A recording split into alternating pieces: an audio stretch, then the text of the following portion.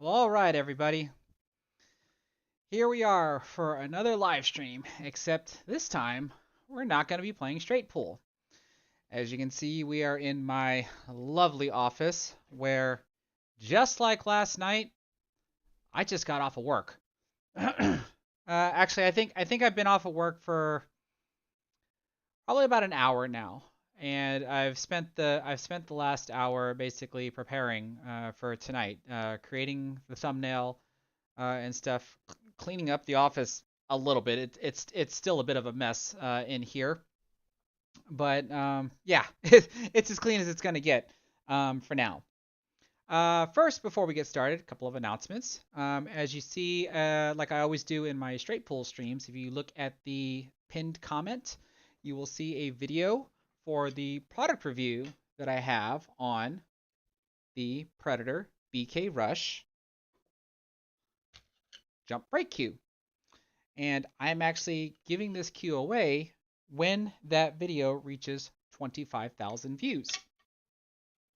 So if you're interested in possibly winning a free Predator BK Rush Jump Break queue, be sure to check out that product review video and follow the instructions that are at the end of the video. And then the second announcement is still my 75,000 subscriber giveaway. Let's have a look. I think when I last looked at it, it was posted on the 5th, I think it was. Yes, it was posted on February 5th. So that means at least until March 5th, that's when I'm actually going to select the winner, see who is going to be the lucky subscriber that's going to win a complete poison package, which includes a poison 2x4 hard case, a poison arsenic playing cue, along with a poison jump break cue, and with a tube of predator chalk and a poison glove. All of it's actually here inside the case. But if you check out that subscriber special, then you'll actually see me demonstrate all the equipment that's actually in there. Now, this is going to be a little bit more of a casual live stream. I don't expect it really to be as popular as my straight pool live streams, and that's fine. People are interested in different things. So one thing I can ask from everybody that's in here is if you would please share the stream. The more people that actually discover me and they learn about all the cool things that I do on top of the giveaways, then the more followers I could possibly have. And if you could also do me a favor and give this stream a thumbs up, it really helps me in the YouTube algorithm, so that way people are able to discover this live stream even after it is cut off. But as the title says, we are here to review 3 of my APA 8-Ball League matches. 2 of them are a little old, probably like almost a month old, and the third one is a little bit more recent. I think the third one is like maybe two or 3 weeks old. So I'm gonna be very surprised if I can remember all the things that I actually did in them, because I am gonna try to review them live, and then of course we can try to talk about different types of strategies that maybe I could have done, or maybe that my opponent could have done, because these not only help me, but they also would help you when I explain my thought processes as to why I chose what I did, what types of spins I do on the cue ball, etc., etc. Now, I have to warn you though that by my standards, these games I didn't play my best. Um, can't really explain why. It's just I don't know, on these 3 particular nights, I just didn't seem to be all there, and the performance was just not up to my standards. I think I made some careless mistakes that I normally just don't make. So you get to see all of that. So those will obviously be some of the things that I could have fixed that might have up the performance level a little bit. But if we try to dive a little bit deeper to see if there is any types of different decisions I could have done, maybe played more safeties, maybe did a different pattern play, or whatever to help me as well as help you figure out how to play the game, or the game of 8-Ball better. This is very similar to what I do with my APA teammates when I review their matches. I basically do the same thing that I'm about to do to myself. So the cool part is that I'm my own worst critic, which is why I say that I don't believe these to be like my best performances. So therefore, I can try to figure out what I can do to play better for next time. Now, let's see here. We're going to go down the line and see who do we got in here. I see that we have Jason Hoyle, Age, Seth White, how you doing? Bonafide Custom Knives. Let's see. Hey, Chris, was glad to see you on the Moscone team this year.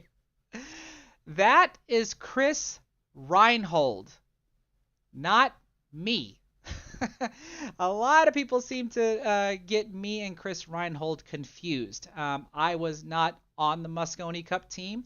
I was at the Moscone Cup event in Las Vegas, or not in Las Vegas, in London. I do plan on going to this year's Moscone event in Las Vegas.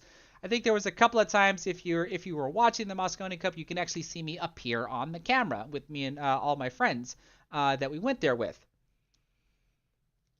But yeah, do not confuse me with Chris Reinhold. That is something that happens quite often. And actually, here, let me do this. Let me find a picture of me and Chris, because I do have a picture of the two of us, and let me show it to y'all. That's just so funny. Let's see here. Where is it? There it is. So let's do. I think it's this.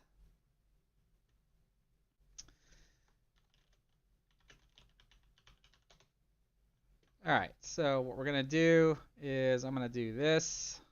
I'm going to get to do some on-the-fly stream edits here. So this should be a lot of fun.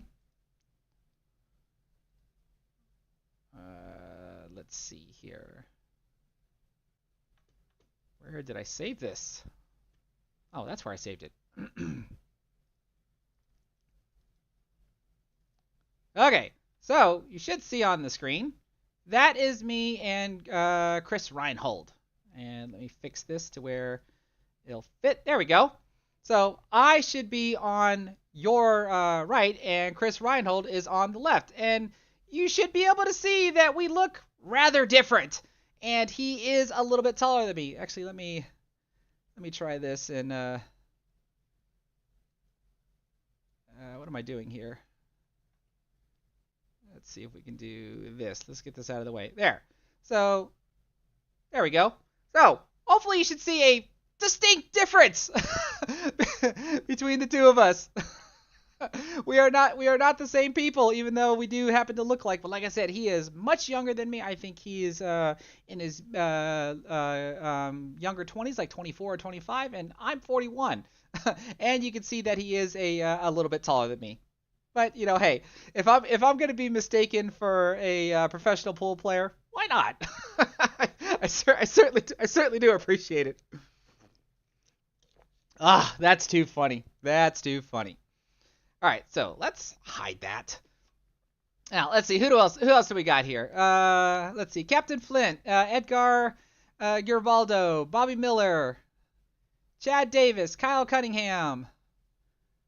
Let's see, Edgar, you're asking me, do I partake in my APA regionals for singles as well as try out for the U.S. Amateurs? Well, I don't try out for the U.S. Amateurs because that's all the way in Florida. Maybe someday I might. But you know, I right now, especially, you know, you've been hearing me that I've been getting off of work late lately, so like I just don't have the time as far as work is concerned to be able to fly out to Florida to be able to play in the U.S. Amateur Open event for APA. But I think this year I am going to try out for singles. Oh, actually, I did try out for APA 8-ball singles last year, but I qualified for regionals, but I ended up missing going to regionals because I just overlooked it. And what I mean by overlooked it, I didn't know it was actually happening. So what ended up happening was friends of mine started texting me saying, "Hey, where are you at? Why aren't you at the regionals?" And I was like, "I didn't know it was today." And so next thing I know, I'm looking through my emails because someone said, "Well, you shouldn't have gotten an email about it." The email that I finally dug up and found was a month old. They gave me a 1-month reminder, "Hey, don't forget to come to regionals." And actually, when I went through that email, it was almost like uncovering a secret message, because it turns out one of the images that was in the email was a hyperlink that I had to click on to take me to another website that shows me like where regionals is being held at, yada yada yada. And it was very cryptic, and overall I ended up just missing the event. I tried to coordinate with my league operator to see if there was another regional event that I could drive to at a later date, just to be able to try to qualify, or am I just SOL and I'll just have to wait for next year? And it turns out, yeah, I was SOL. I had qualified for 8-ball, the 8-ball regional event, and I had qualified for the 9-ball regional event, but it turns out that I actually shouldn't have even played on the singles board for 9-ball because I wasn't an active 9-ball player at the time. I wasn't on a team or anything like that. So like I don't know. Like I said, lessons learned on that one there. But this year, when they're doing I think it's during the city event, they're going to be holding singles boards. Now, I don't have a team right now that's going to the singles event, but I do plan on going to, or I don't have a team that is going to the city event. That's what I meant to say. But I do plan on trying to go to the city event, so that way I can try to qualify on any of the boards that they're going to have there. So we'll see how things go. We'll see how things go for this year. Let's see here. What else do we got going on?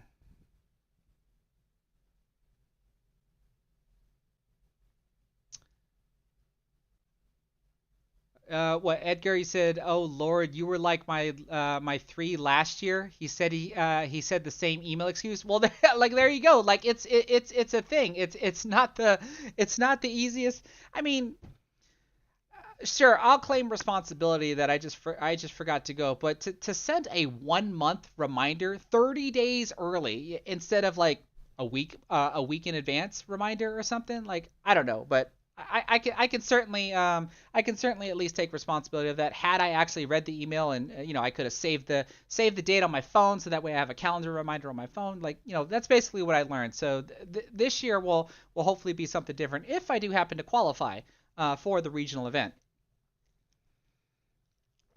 Because then I think at least here in Texas, the regional event is held in Houston. So then I have to drive to Houston to be able to compete in the regional event if I do happen to qualify, and then hopefully win that event, so that way I can go to the national event in Las Vegas. So we'll see how it goes. Okay, well, I don't think I want to waste too much time here. What we're gonna do basically is that we'll review one match, and then we'll kind of come back, and I will try my best to interact with the chat while we're reviewing the match, especially when I try to give a section to where like, hey, let's talk about this area here and see like what could have been done differently, or when a player comes to the table, we'll look at the pattern layout and go, hey, what patterns do y'all think should be chosen, et cetera, et cetera, and then just kind of go from there.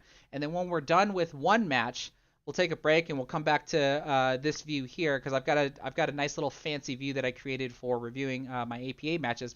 It's very similar to my it's very very similar to my straight pool layout that I have when I do my straight pool runs in my garage. So we're gonna switch over to that view, and then when we're done with the match, we'll switch back to this view and have a little bit of small talk, and then go to the next match, etc., etc., etc., etc. So without further ado, let's at least go to the first match. All right. So here we are. So hopefully what you can see here is that I'm playing up against a skill level 6. Now, the only reason why you should know that is if you follow me long enough, you know that I'm a skill level 7, so that's why you should see that I'm going to 5. And then my opponent, being a skill level 6, is going to 4. Now, what I'm going to try to do for anybody that is new to my live stream, or especially my APA live stream, if you see in the upper right-hand corner, you should see a cue ball diagram. You can see that little red dot. Well, I can move that red dot around to tell you that I'm applying top spin, bottom spin, left spin, right spin, or everywhere in between. It all depends on what the shots are. So the fun part usually about this stream is me trying to remember on the fly what the heck was I doing on the shots there. So sometimes I'm going to get it right, and sometimes I'm going to get it horribly wrong. And then when I get it, if I do get it wrong, we can go, obviously go back and have a look at it and see what's what. Now, What I used to do is I used to actually make recordings of my APA matches and post them, and I would always like put some sort of title against them. So if I were to just do this match here in post production, what I would actually title this match is the Snowball Effect. And what I mean by that, because like I said when I started the stream, like these matches are not my best performances. And the reason why I call this one the snowball effect, it'll be very apparent. And if you're not familiar with the snowball effect, what basically happens is the moment you miss a shot that you definitely feel is a shot that you should be making like 95% of the time, your snowball gets created. And when that snowball gets created, it is completely up to you to not let it grow out of control, because it's going to. Because if that snowball gets too big, then you're going to start getting upset. You're going to start second guessing yourself, and everything is just going to go downhill from there. And your game is going to suffer from that. And that's basically what you see in this match here. I'm not going to tell you how the snowball effect happens, but you'll definitely know when it starts to happen. So I think here, first off, we're going to start with the lag that I have on this one here. This is actually my buddy Wayne. I think he was in my last live stream that I did. Wayne always loves to play against me as a skill level 6 because he's always trying to get better. So he likes seeing the matches. He likes seeing the critiques and stuff that I do. And who knows, he may actually pop in here later on tonight. So you see, I won the lag, so I'm just gonna speed up so I can get to the break. And if I remember correctly, what I'm trying to do on this break here now is, because I have very technical ways that I break, but what I've been doing during this time frame is going for a powerful break. And what I do with that is I kind of have my cue arced downward as if I'm going to put bottom spin. You should be able to see that it looks like I'm putting bottom spin, but what I'm going to do is kind of like what Shane Van Boning does on his 10-ball break. I'm going to come up at the last second and kind of straighten my cue out just so I can try to put as much power as I can into the break, and that's why you see my cue ball hop into the air, but as it flies over to the right side rail, tells me that I didn't hit the head ball as straight as I should, because if I do everything correctly, the cue ball should just pop back and then hopefully halt near the middle of the table. But like I said, since my cue ball flies off to the right, that pretty much tells me that my alignment was not correct. Let's see here. I did make a solid on the break, and it looks like I'm going to be cutting the 5-ball into the right side pocket there. Got nothing but just a little bit of topspin on the cue ball, so the cue ball should just run into the 8-ball like so. That pretty much gives me position on the 7-ball or the 3-ball or the 2, but I think I go for the 3-ball. Yeah, and that looks like I have a little bit of bottom left. I think I'm going to be going to the side rail and spin back out to the center of the table. This looks like it should allow me to shoot the 4-ball, and I'm probably just going to draw it back a little bit for position on the 1. It goes over to the side rail, so a bit of a cut angle. And then I think here, the rest of my run out pattern is supposed to be 1, 2, 7, and then the 8 in the top left corner pocket. I don't think I was able to shoot the 7-ball into the lower left corner pocket at this point. I'm not sure if that 12-ball actually blocked me or not. So bit of a stop shot there. I wanted to actually draw it back a little bit, and I think here, what did I do here? I'm so close to the rail, so I automatically have to be putting a little bit of topspin. So I think I'm going to try to go in between the 10 and the 11, make sure that I hopefully get past the 10. But I think I miscued right there, and you can see the cue ball just dies right over here, and now I'm actually hooked on the 10 ball to get to the 7.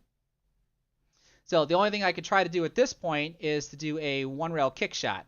You can see I'm going to measure up, go into the side rail, try to kick the 7 right over here into the side pocket if I can. And I actually have the 11 ball and the 15 ball as kind of like helpers. So like if I overkick it, then hopefully the 7 ball caroms off the 15, or if I underkick it, then hopefully the 7 ball caroms off of the 11. That was at least my thought process there. So as long as I'm able to hit close to the midpoint between the cue ball and the object ball, I usually try not to use any side spin, but since I'm so close to the side rail, you can see that I have a bit of top spin on the cue ball. And you can see there I was successful at kicking in the 7 ball. Now, since I'm on the 50-yard line, though, I have to be able to try to shoot the 8 ball into the upper left corner pocket. You can see in this match here, I'm actually marking my pockets. In some of my older matches, you've seen where I've actually tried to, where I've actually just called the pocket.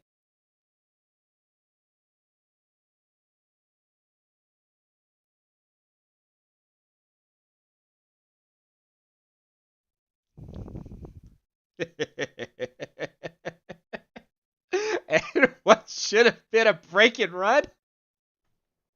And I blow it. So, what do you think?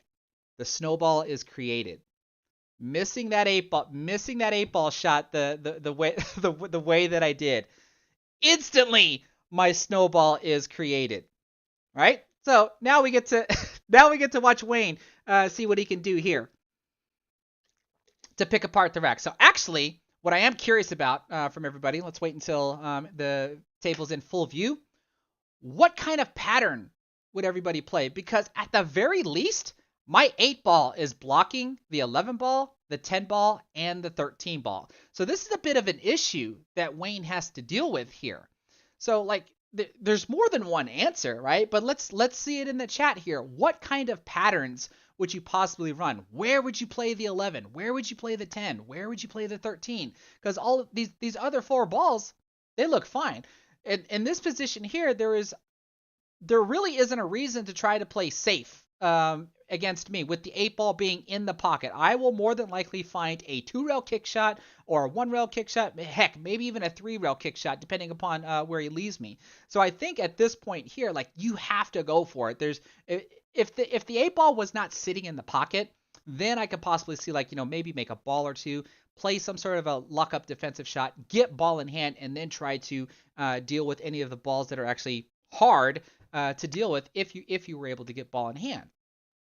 So as this starts to play, ask yourself, do you run the layout the same exact way Wayne does, or do you have something completely different? So let's see what he does.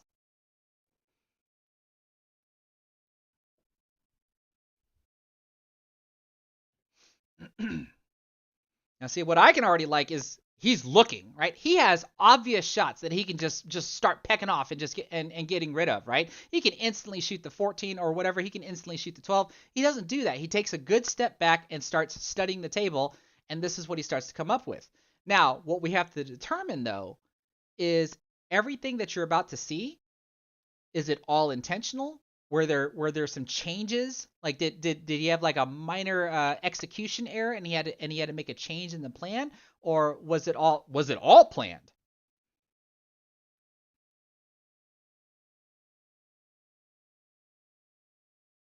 So like that right there, was that planned? Did he want to back cut the 15 ball into the side pocket, or did he want to at least have a shot at the 15 ball to go into the side pocket?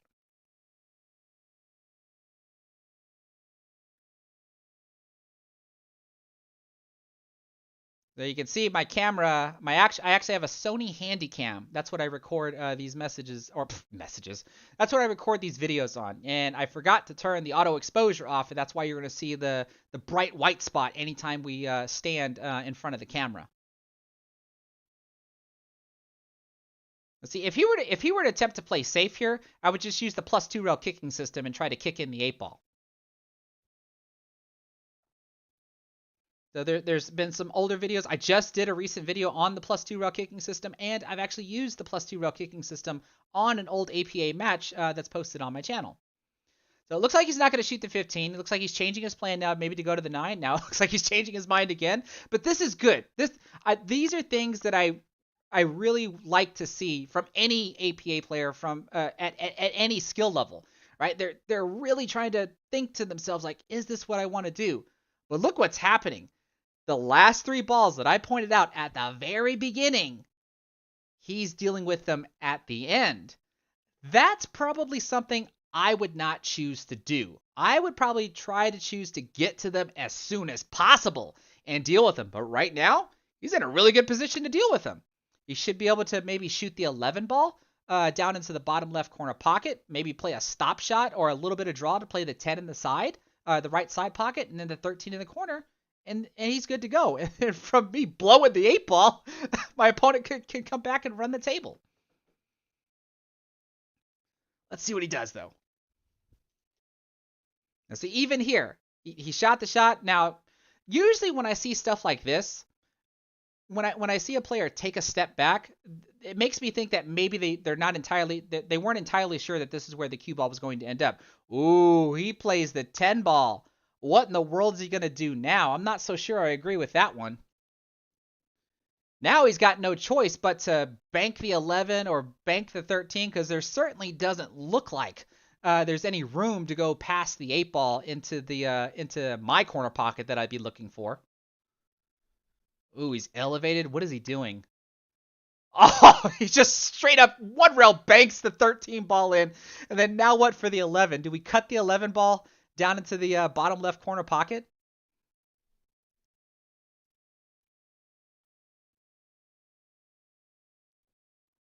Let's see here. What do we do? And actually, when his turn ends, we're gonna go back and look at his pattern. Oh, he cross banks the 11 ball into the side pocket. That was amazing. Holy cow! From me missing a break and run, and then Wayne answers with this kind of a run out. Holy cow! That was incredible. Now, but come on. Let's go back and look at this. There's got to be an easier way. There's got to be an easier way to do this, huh? Like what do we think here? What should we have done? Let's see here. Man, like to me, like the priority would be to try to get the cue ball over here as soon as possible, so that way we can just pick these 3 off, and then these balls are basically insurance shots here. So how do we do that? What's the best way to do that? Like, do we shoot the 9 ball now, and then try to stun the cue ball back over here like this? And like I said, to me, it almost doesn't matter where we end up. Now, maybe the 9 ball's not, because I think we have to get this ball out of the way.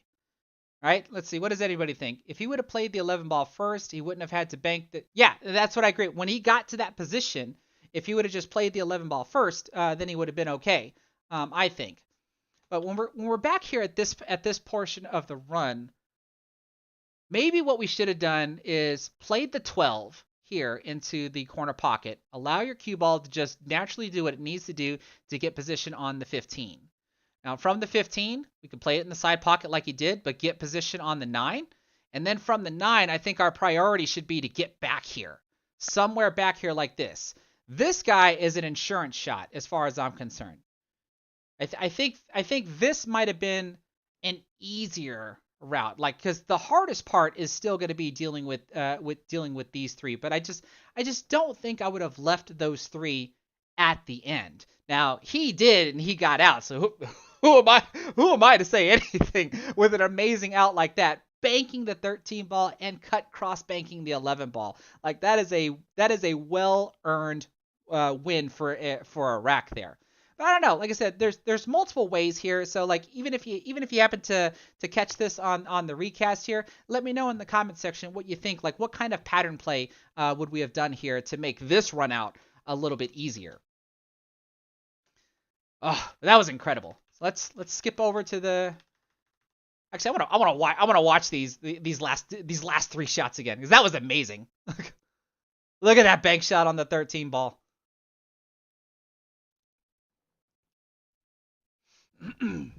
And then my favorite shot. Like this is my favorite shot here. I hardly ever miss this shot. I go for it almost any time it comes up. I usually don't even measure this shot here either. I've done it so much to where like I can almost naturally see the cut angle and stuff to just naturally cross bank the ball like that. You can see he definitely had some left spin on that ball, because when it hit the short rail, it just flung over to the side rail there. Oh man, that was such an amazing out. It was a hard out. If I were to grade that out as far as like its easeability. It's not the easiest out in the world. It definitely could have been a lot easier. All right. So he's going for the second ball break. Usually when I see this, that means we're trying to make the 8-ball on the break. We'll always see that the 8-ball comes loose. It looks like he made I saw a stripe go in. Two stripes went in. So he stripes. Because in APA you do play, or in APA 8-ball you do play what you make, unless you make one of each. If you make at least one of each, then the table is considered open. And of course, if you break dry, the table's open. But he made two stripes, so therefore he stripes on this one. All right, so let's see. Actually, let's analyze this before he starts shooting. Do we see an issue on the table? If I had to guess, I would probably say this is kind of an issue. It only goes into 2 pockets, and so therefore we have to have our cue ball either be here or here in order to make it. But everything else looks kind of out in the open. The questionable part is going to be, where is this guy gonna go? When you look at how, like, almost any pattern that you construct here, like, what's the last ball you're gonna play before you shoot the 8-ball, and then where are you gonna shoot the 8-ball? Right, so that basically kind of helps determine the order in which you're going to shoot the balls in.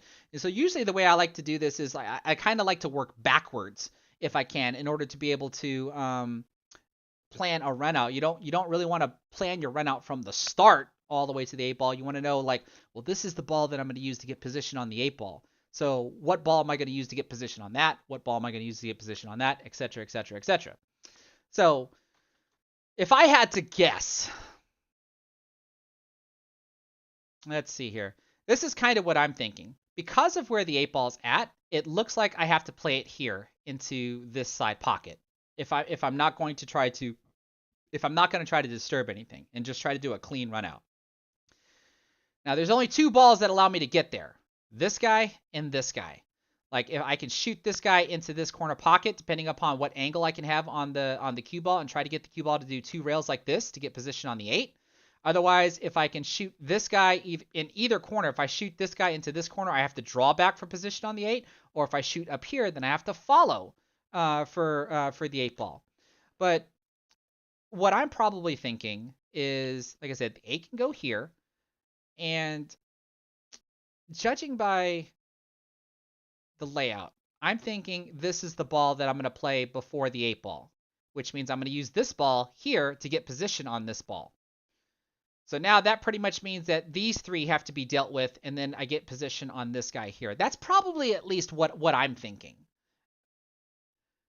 Is if I had to keep going, let's see here. This looks like you would play this here into the side pocket. You can kind of just stun up to the 3-ball maybe, so that way you have position on the 15 to go here. That allows you to roll forward. You don't want to get flat on the 9-ball. You do want a little bit of an angle on the 9-ball. So that way you can play the 9 into this corner pocket, come off the side rail, and then get position for this guy, and then do the last 3 balls like I was talking about. That's at least what I see there. Are there other routes? I mean, of course there are. It's just a matter of which ones do we think are the easiest. And right now, this is pretty much what I see. I'm not sure what everybody else sees, but let's see what Wayne sees. Okay, so he cuts the 10-ball, he lets the cue ball loose and comes up for the 14-ball. So this is interesting. I mean, I think it looks like his 12-ball. I might have called it the 10-ball, but I can see the purple now, so that's the 12-ball. He could shoot the 12-ball, but then what is he going to use to get position on the 14?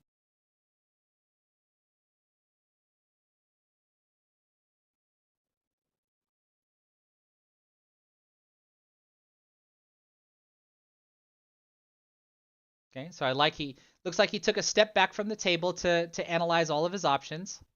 He's going to shoot the 14-ball. Looks like he's going to have to barrel through my 4-ball and my 6-ball. Oh, he almost threads the needle. Ooh, that frees up the 8-ball. That helps out a lot, actually. So does that mean you go 9-ball, 12-ball, 15-ball, and then the 8 in the corner? Because here's the 9 ball, like I said, and the cue ball comes off of the side rail, and that should give you position on the 12. Pretty much like I talked about. So looks like he's doing a little bit of a different pattern there. Got a little fortunate that he was actually able to move the 5 ball out of the way, because this should be just pretty much a stop shot, and then a stop shot, and then the 8 ball goes into the corner.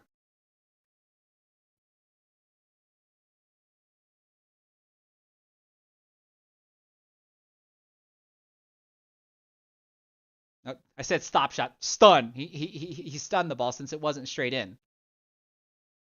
Is this a break and run? I missed the 8 ball. He runs out and then follows up with a break and run. Oh my goodness. He's only got to go to 4. Oh, what a nice follow shot. He's got a good position on the 8 ball. And he's going to end up breaking and running this rack. So long as he makes this 8 ball.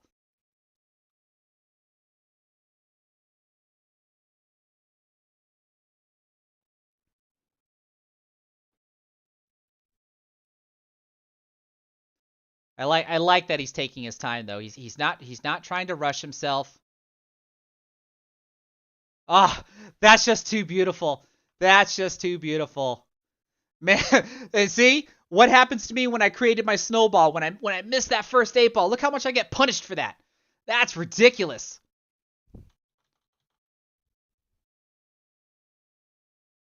Man, did I get punished for that. All right, here we go. Rack 3. I'm down 0-2.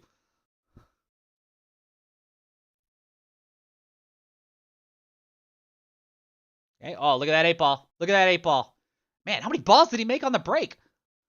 Looks like he made 3 stripes. 3 stripes and 1 solid. He made 4 balls on the break.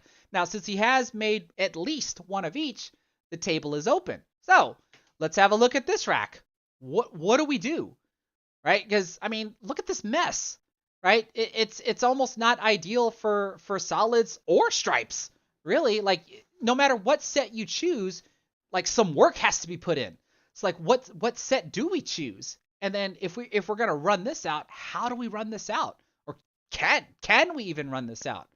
Like, I'm honestly not sure at this point. Because if we look and see what his options are, he has the 14 ball here. He can play it into this corner pocket. And it looks like he has the 3 ball that he can play here into this corner pocket. And that's really it. Like, because if he chooses the 14 ball, how does he get the 13 out? If he chooses the 3 ball, how does he break this open? Because the 3 ball is really the ball that you would want to use to break this open in the first place. Because you can't really break it open with the 4, not with these 2 stripes being here, and you certainly can't break it open with the 2. So, like, this doesn't seem, to me, this doesn't seem like a rack that can be broken ran on, unless of course, like, just some miracle happens. I don't know. Y'all would have to let me know what y'all think. Let's see what Wayne does with it. But like these are the things that, like, when I'm at the table, this is what I do. Like, I'm sitting there trying to figure out, like, if I'm going to break and run, how can I do it? And if I come up with the idea that I can't, then what's the most important thing is I need to claim a set since the table is open. I need to claim solids or stripes, and then I have to know when I'm going to play a defensive shot.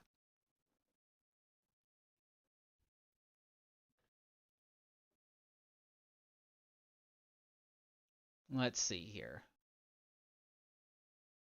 Now, it's hard to tell what kind of an angle does he have here on the 3 ball here. Is it a straight in shot? Is he cutting to his right? Is he cutting to his left? If he's cutting to his left, he might be able to stun into these. But if this is like a 7/8 hit, or like a rather full hit with just a slight cut, you have to hit the crap out of that cue ball just to get it to stun over and possibly break out that 3 ball clutter. Looks like he's got some bottom spin. Oh, you see how the cue ball dragged off to the right? He probably could have broke it out. He had to cut the 3 ball to his left. So if he would have just maybe put a little bit more pace in that cue ball, he probably could have broke out the 1-5 and the 7. It's hard to tell if the 2 ball goes here into the corner pocket, but you'd have to shoot the 4, bump into the 12 to be able to shoot the 2.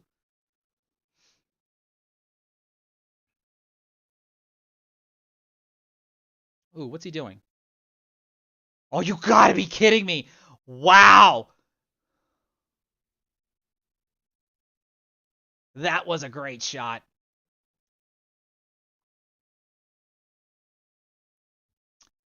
But did he hook himself behind my 13? Can he see his 5 ball? I better not get broken ran on again. Ooh, he's going for the 2. Okay. Nice. Ooh, did that 12 ball move far enough for him to be able to cut the 4 ball?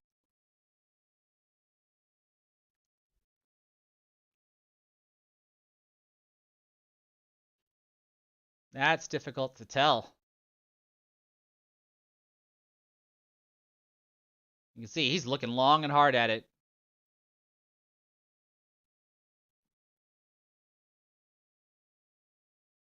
Okay, now we're looking at the 5. What are we looking at the 5? I can't tell if the 5 passes the 13. I mean, you can probably certainly bank the 5 in the cross corner pocket. We already know Wayne can bank after what he did on the first rack. Yeah, I think that's what he's looking at. He's looking at the bank. Does he really want to bank the 5 into the side pocket though? That's flirting with the 8 ball.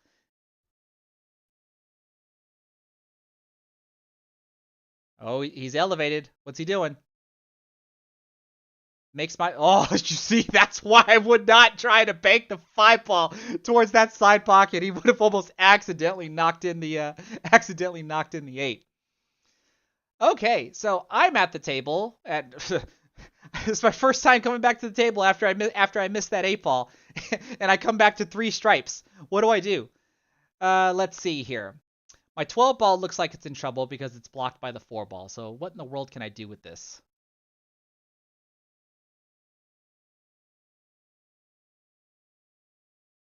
If I move the 10 ball out of the way, at least my 12 ball can go down here into the corner pocket.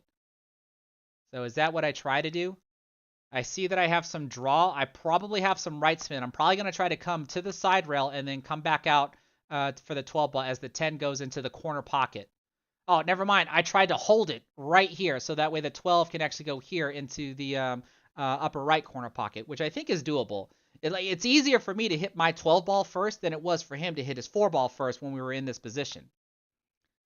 So now it looks like I can just try to draw over to the side rail. The 4 ball is going to help me back the cue ball up from my 14 ball into the side pocket. And then from here, I should just be able to just roll forward, have the cue ball come off the side rail, and I'll have a straight shot, or I'll have an open shot for the 8 ball to go into the side pocket. As long as I get past the 5 and the 7, I should be fine.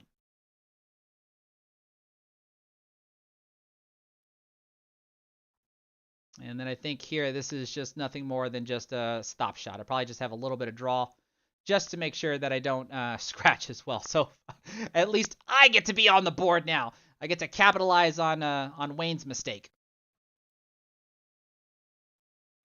Let's see. Craig Downey, you're saying, thanks for my first bank technique video. Very helpful. Awesome, man. Awesome. Don't forget to check out the second bank video that I did. It was actually the very first system that I actually learned on how to do banks, and I've been finding myself using that system more and more lately rather than the first bank video that I did.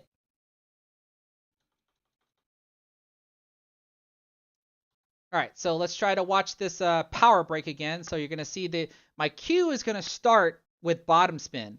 But when I pull back, I raise my elbow, and at the last second, I try to drop it all and level out so that way I can hit the cue ball slightly above center. The cue ball pops into the air like that, and you see it tried to hold near the middle of the table, but I guess I didn't have enough topspin on the cue ball to really hold it near the middle of the table. Nonetheless, I broke dry. Scott C, you're saying Wade looks like Kid Delicious's brother. All right.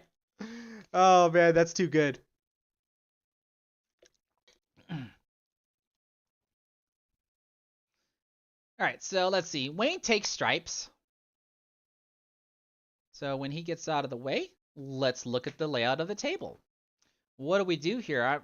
I tend to think that he might have neglected his cue ball on that shot there because it doesn't look like he really has an open shot after this. he might be able to cut the 9 ball here into the corner pocket, but that means his cue ball is more than likely just going to come over here, move the 8 ball possibly, or disturb the 10 or the 14. Let's see here. If he at least makes this shot, he can get the 11 ball out of the way. That's going to free up the 13. So if he makes this shot and bumps the 8 ball out of the way, I mean, he might be able to solve the rack from here. There'd probably be a multitude of patterns to go from here. It's just a question of when do you come down and deal with this guy? Maybe after you make the 11 in the side, even though you opened up the 13.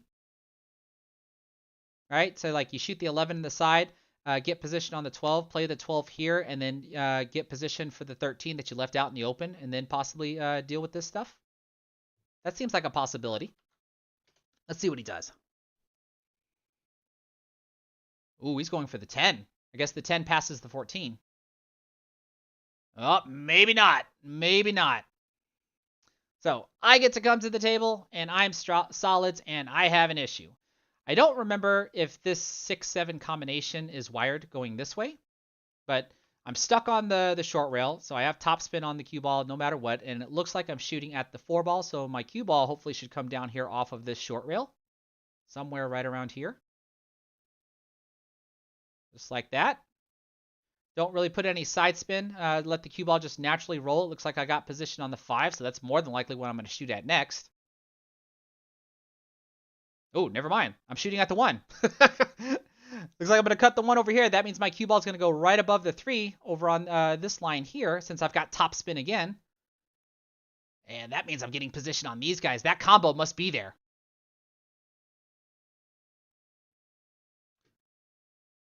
Let's see here. Am I going to put some draw on this so I can try to get position on the 6 as well? Maybe a little bit of right spin.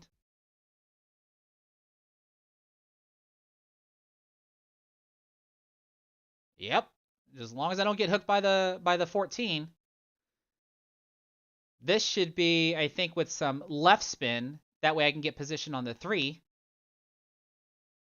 Spin over to the side rail like that. That looks good.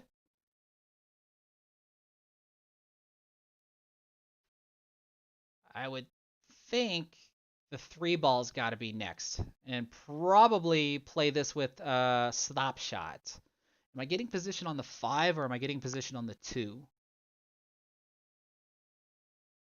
Okay, that's got to be for the 5 ball. Because then I can play with some top spin, roll forward for the 2.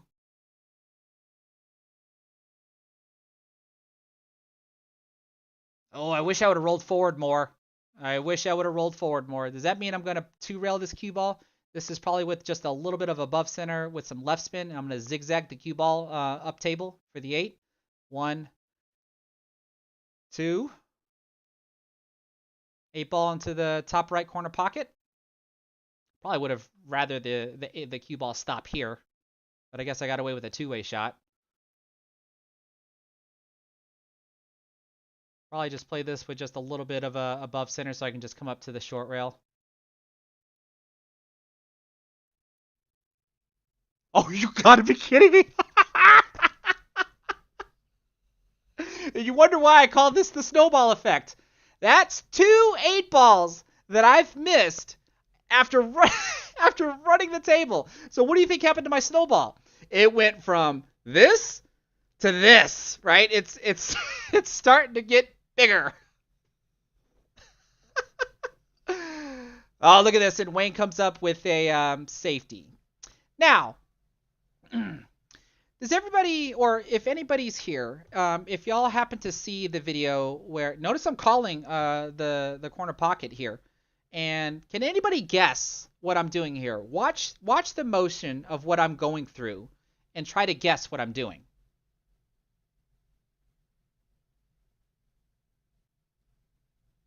Does anybody have any idea what I'm doing here? I'm going to go back and do it again.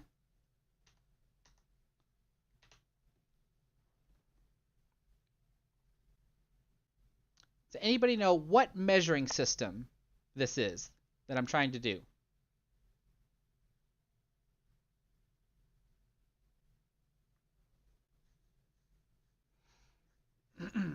I see split the difference. That might be a nickname for it, but it's not really the name that I'm looking for. Craig Downey is saying the first bank video, not exactly. Bang time pull says 2 rails to the 8. That is what I'm going to be doing.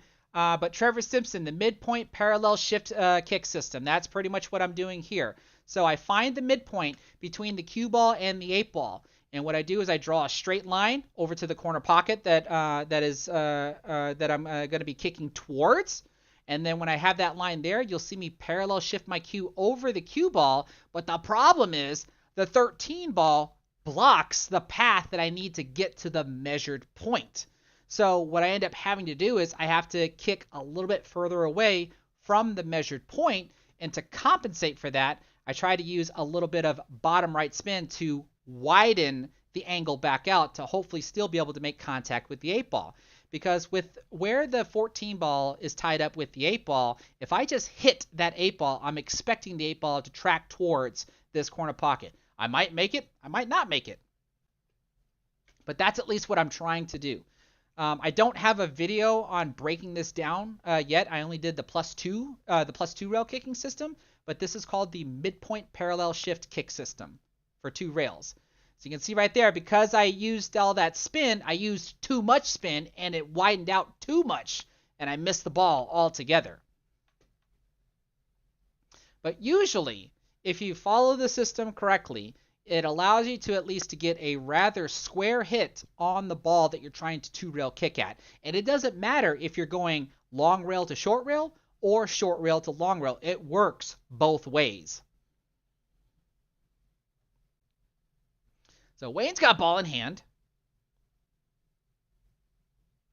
What would you do here? Do you go for it?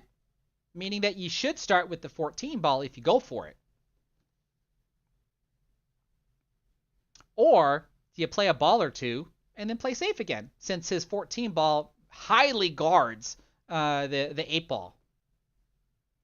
What would y'all do here? Would y'all go for the run out, or would y'all like peck a ball or two off and then play safe?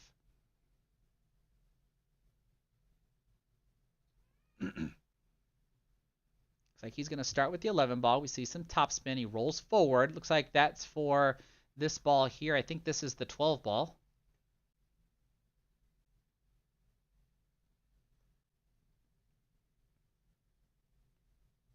Nope. Ends up playing the 13 instead. Never mind. Oh, no. He didn't play it. He played the safety.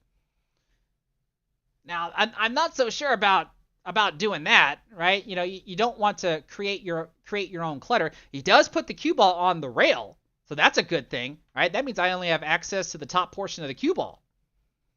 But what do you think I'm going to do? Now that I have a free path, I'm going to do the same exact thing. So watch me measure out the midpoint parallel shift, the 2 rail midpoint parallel shift kicking system.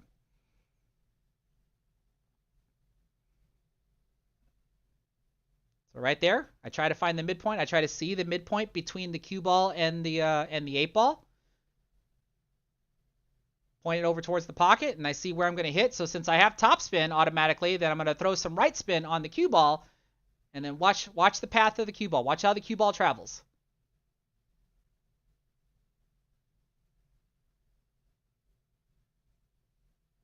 Bam! But I didn't make the shot. Now, I did at least block that pocket, right? What did I block it from? We're back to the same thing that we were in rack 1, right? He's got 3 balls that are in trouble. And actually, they're in more trouble than they were last time.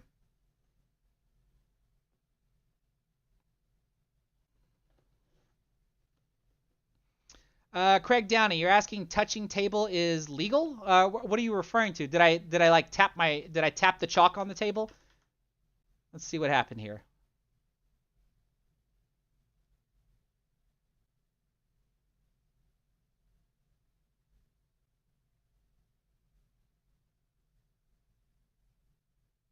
Well, I didn't touch anything. I went and grabbed my pocket marker and I grabbed my chalk.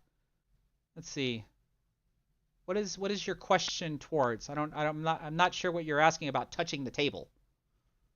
Oh, you're talking about when I measured. Yes, that is perfectly legal. I'm allowed to use my cue, or a player is allowed to use their cue to do any type of measuring. You just can't like pull out another ball or something to be able to like if you're trying to see if a ball will fit past an object ball and the side rail. You can't do like that type of measurement, but you can use your cue to do any type of you can use your cue to do any type of measuring.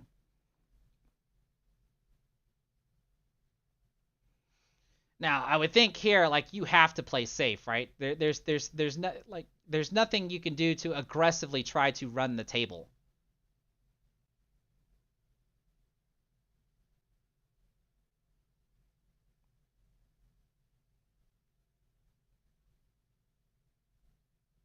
Let's see, what does he do?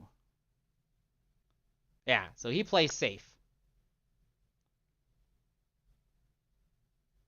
So I think I just try to do a one rail kick. The cue ball and the object ball are basically in a straight line, so therefore I can just try to just kick at the midpoint and hopefully be able to kick the ball in.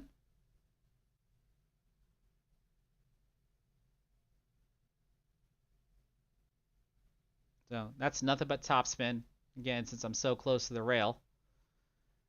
And look at that, I kicked short. Now I'm certain that I hit the right spot. Look where I hit on the rail. Where did I hit on the rail?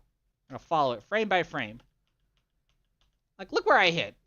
Like, that's pretty much like right in line where I think I should have been. So clearly, since I kicked short, I had to hit just a little bit higher. So like I hit here.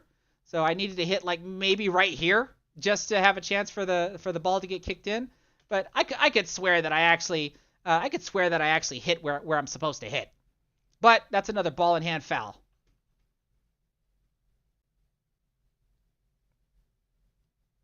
Or he's got ball in hand again. But still, what do you do here? You can obviously take out the 10 ball. That would be a good thing. But what do you do with the 9 ball?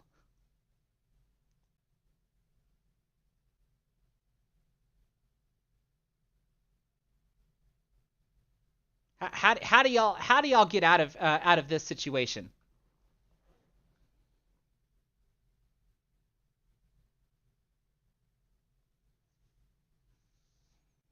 Because initially, what I'm thinking is you probably have to put the cue ball fairly straight, a little bit of a cut angle on the 10 ball, and you want to shoot the 10 ball into this corner pocket, and with some bottom right spin, try to break out the 8 ball and the 13 ball, and hopefully have a shot at the 14 ball. That's at least what I'm thinking, because you want to push these two here away from the 8 ball. You certainly don't want to hit at them and have them go towards the 8 ball. Because if you're not going to try to be aggressive at some point, then the only thing I can see happening here is you have to force a stalemate. If he can get his stripes to just cover up the 8 ball to where like I'm not going to shoot at anything and he's not going to shoot at anything, then this rack would end up being a stalemate. Let's see. I see Stewart saying kick out the 8 with the 9, leave the white behind the 9 and the 8 on the top rail. I could see that being a thing. I see that maybe as a possibility. This is a tight window, though, to squeeze in between the 13 and the 9 ball, but you're suggesting to try to push the 9 ball up to here and get it behind the 8 so that way the 8 ball can hopefully hit this rail and then stick itself right here while the 9 ball guards the pocket. That's what you're talking about. I can see that being a thing. I'm just not so sure about how much room he actually has right here with the 13 ball. But judging by what Wayne's doing here, it looks like he's going to try to play safe again.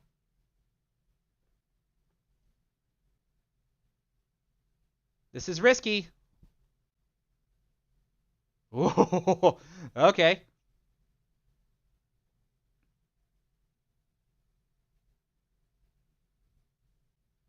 Now, this is super risky for me, right? If I try to one rail kick this, if I touch any of Wayne's stripes and knock my 8 ball in, I lose.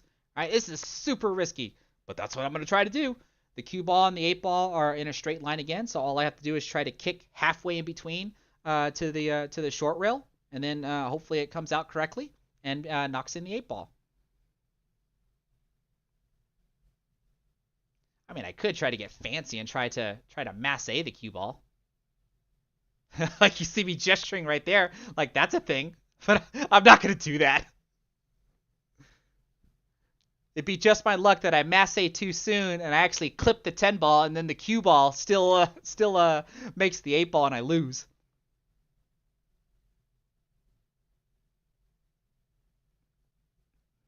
Let's see. Craig Downey, you're saying put the 14 on the rail. That's at least a decent safety, or decent foul safety.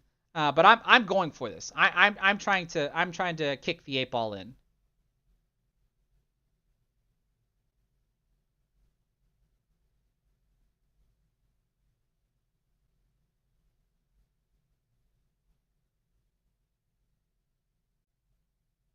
Look how much time I'm taking. Look how soft I hit that. And look at that. Is it just me, or did the cue ball roll back? Like when it came off that first rail, did it look like it was right on target? And then the cue ball kind of just rolls away? Now I clearly didn't hit it hard enough. I didn't even get there. But does the cue ball look like it rolls back towards what would be our left? I think it did. But that's how scared I was to actually kick it harder, because I didn't want to touch the 14, I didn't want to touch the 13, and I didn't want to touch the 10 ball. Because if I do that and I knock in the 8 ball, I end up losing. So I tried to very carefully one rail kick it in. And I was okay with doing this because I'm thinking, like right here, like what do you do? Because still, like that 9 ball's in trouble. Like what do you do? And see, Wayne ends up fouling, trying to separate his 13 ball from his 8 ball. So I found my moments to try to patiently wait, kicking the ball in, waiting for him to make a mistake. So I get ball in hand on the 8 ball, and I'm able to take that one down. 2-2.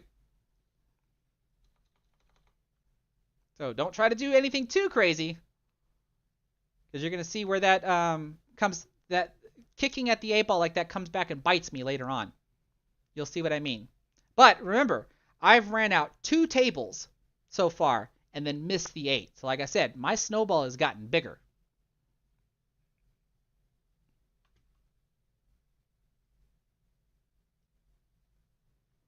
Here we go again. Like I said, I start with bottom spin, but then I try to end with top spin when I try to do this like cranking motion of a break.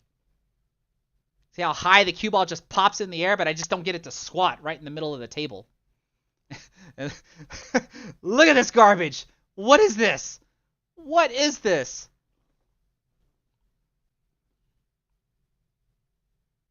I think we're going to see some safeties in this rack here. Let's see here. I've got over 140 people in here. Thank you so much for being here watching. Like I said, you're watching me doing some mediocre 8-ball play, just like if you were to watch me do some mediocre straight pull play. But I would ask a small favor. Can we keep the likes at least at a 50% ratio? So if you haven't done so already, like the stream here. Give this stream a thumbs up. Let's see if we can get the likes up to at least 70, so that way it's at a 50% ratio of how many people are in here. Especially if you at least like what you're seeing here. Like I said, I'm over here, just showing like I myself can have a bad night. I'm a 7 in 8-ball. I have a 636 Fargo rating, but I'm certainly not playing like I'm a 636 Fargo in this match, in my opinion. Missing 2 8-ball shots on a run out. Like who does that? Clearly I do. But man, look at this mess. Wayne ended up claiming solid, so I'm stripes. And this is a mess. Like, how in the world am I going to get my 4 stripes out of here? You can see, I'm looking. I want to see if it's possible. And if it is possible, I'm gonna either come up with a route that can do it, or I'm not going to do anything. I'm going to set up a ball somewhere near a pocket that's going to allow me to shoot that ball in and then drive the cue ball into that cluster and then hopefully open it up. So the question is going to be, am I going to make this 11 ball? Am I going to bank it? Or am I just going to bank it closer to a pocket?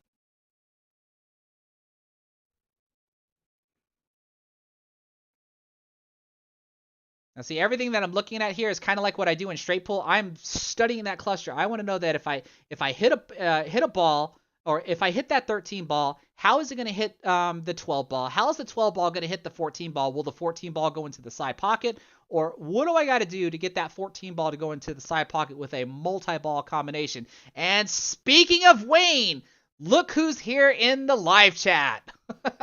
What's going on, bud? So far, everybody's enjoying your performance, man. When I missed that 8 ball in the first rack and you ran the table and then broke and ran the second rack, I managed to snag the fourth rack when you unfortunately miscued with ball in hand, and I had ball in hand on the 8 ball.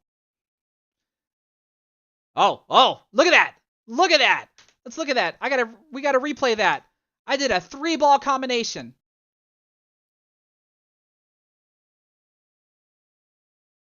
Woo! I'm pretty sure I meant to do that.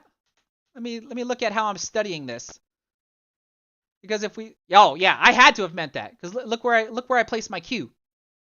So I'm sitting there studying everything. So this definitely was on purpose. The moment I lay down my cue, right there, that's me looking to see how the 13 ball strikes the 12 and how the 12 strikes the 14, which means the 14 is going to go over here. If I would have come like, if I actually laid my cue down more over here like this, that means I'm trying to cut the 12 like this, to cut the 12 this way to send the 14 ball into the side pocket. But I'm not. Since I'm coming at it from this angle, that means I'm intentionally trying to get the 14 ball to go here into the upper left corner pocket.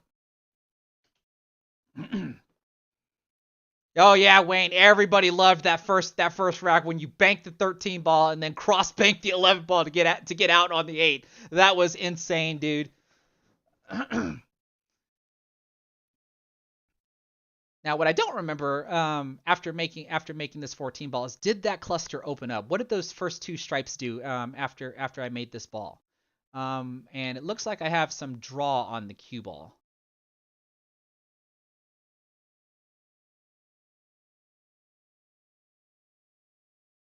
I don't know if this goes. Like I think the 13 ball may be in the way.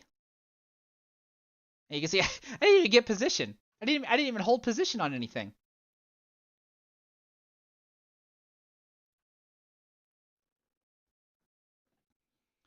Let's see here. Am I gonna rail first the 11 ball? I see draw on the cue ball again. What am I doing? Yeah, that was a rail first shot. All right.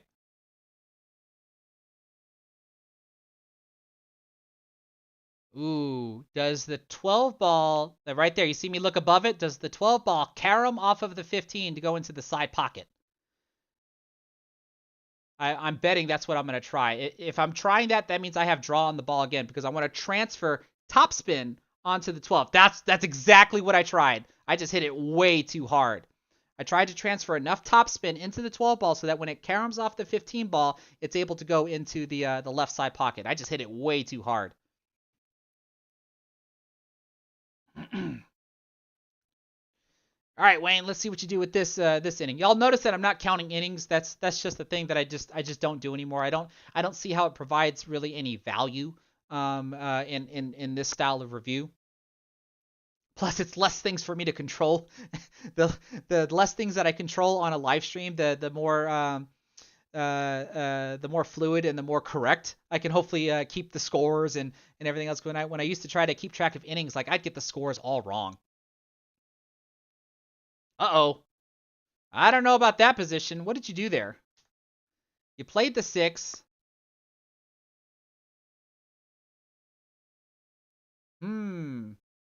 Let's go back to the first shot. So, because you started with the 5 ball, and then you played the 6.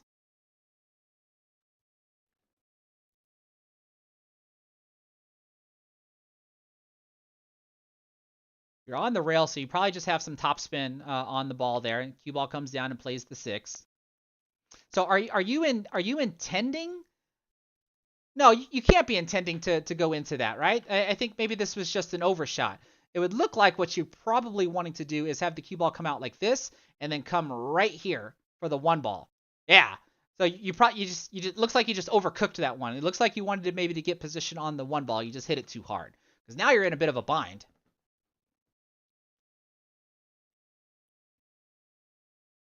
But what? Looks like you might be able to combo the 3 into the 7. That looks like what you're looking at.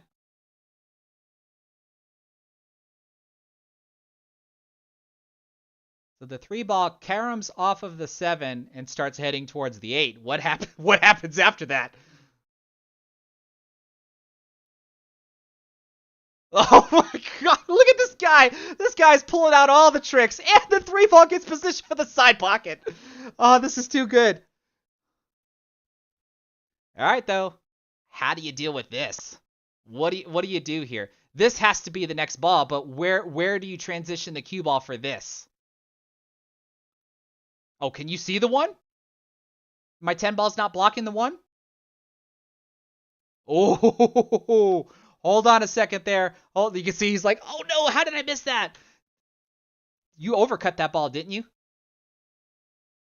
Yeah, you overcut that ball. So maybe my 10 ball was in the way. Because from here, it looks like it was in the way.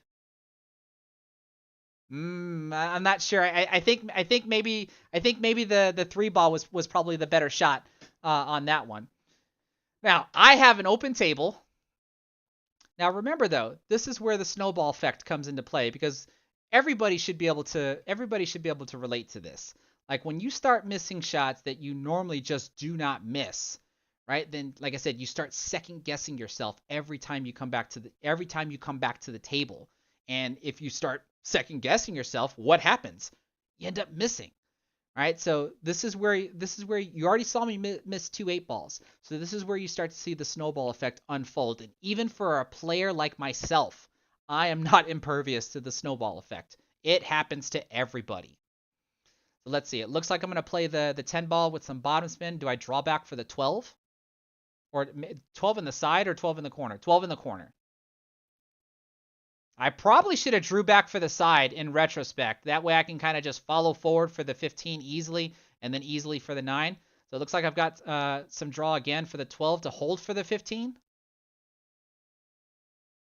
Now see, I don't like this angle that I have on the 15. I'm probably going to be playing this with some right spin. So that way hopefully I can get to the short rail as soon as possible and have a shot at the 9 ball. But if I was at least flatter on the 15, it's easier for me to transition to the 9 ball. See, like that right there? That's no bueno. I don't like that. I don't like that at all. So if we go back and look right here, I played this shot wrong. I should have drew back for the 12 ball to go into the into the side pocket, or when you look at this, I could have let the cue ball roll forward with some topspin, just a little bit. I could have let it roll forward to here, play the 15 ball, get position on the 9, and then get position on the 12 for the side pocket like this, and then play the 8 here into the corner pocket. I could have done that. So it's either I could have done that, or I should have drew back for the 12 to shoot the 12 into the side pocket, then play the 15, then play the 9, and then play the 8. So when I look at this in retrospect, this is something I should have done differently. I did not play the best pattern route here, in my opinion. Because otherwise, if I'm dead set on shooting that 12 ball into the corner pocket, I needed to draw back just a little bit farther. That way I can stun my cue ball slightly over to the left, a little bit closer to the side rail, so that way my shot on the 15 ball isn't that bad of a cut. It's a little bit more flatter. All right, so like I said, on this shot here, we have some right spin, but it didn't really work for me because I bumped into the 1 ball.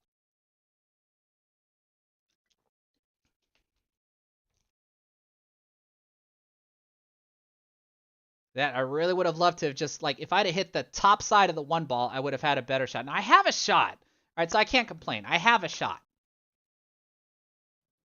So that's at least a good thing.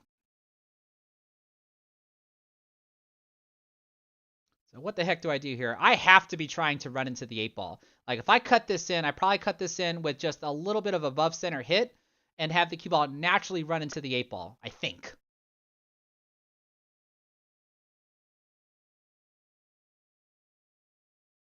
That stinks. I wanted to run flat into the 8 ball. So now, we're going to stop it here.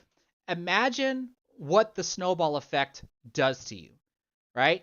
I just missed 2 8 balls, and I have a relatively difficult cut shot on the 8. So it should be no surprise that I am going to miss this one. The 9 ball was not frozen. It was a little bit off the rail. So spoiler, I missed this one because this is the snowball effect unrolling it, unveiling itself. I'm already doubting myself. By the time I got to this point, I'm already doubting myself, and negative thoughts yield negative results. If I'd have just, tried to keep my mind clear and not worry about those two 8-balls that I missed, like I probably still could have made this shot. Like if those two 8-ball misses didn't exist prior to this shot, I could probably make this shot. You see, I end up overcutting it. You can see how the cue ball is reacting. I have right spin on the cue ball. Why do I have right spin on the cue ball? Well, look where the cue ball is going. I don't want the cue ball to come off this side rail and come over here and scratch. So the right spin widens the angle back out, but all that crap that I'm doing with the cue ball being on the side rail, like that, especially a little bit elevated, doesn't help. Doesn't help me at all. So three 8-balls that I've missed. And that snowball goes from here to here, right? It's hard to recover from that. It's really hard to recover from that. But fortunately, I don't know if y'all saw when I was walking away, I'm smiling at this point. I mean, I'm having fun. I'm frustrated, but I'm still at least having fun. Just like when you guys and gals watch me play straight pool. Every time I miss, like I'm always like laughing or I'm just shouting golly or whatever because I'm still having a good time.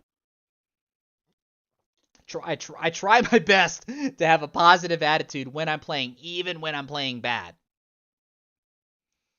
So here, this should hopefully work out to where if Wayne shoots this one ball, you probably should just gently roll this ball in. You want the cue ball to just hit the one into the corner pocket, have the cue ball just come over to the side rail, and just come off of it slightly. Just slightly. Oh, but like, I don't know. Whoa. What? Oh my gosh.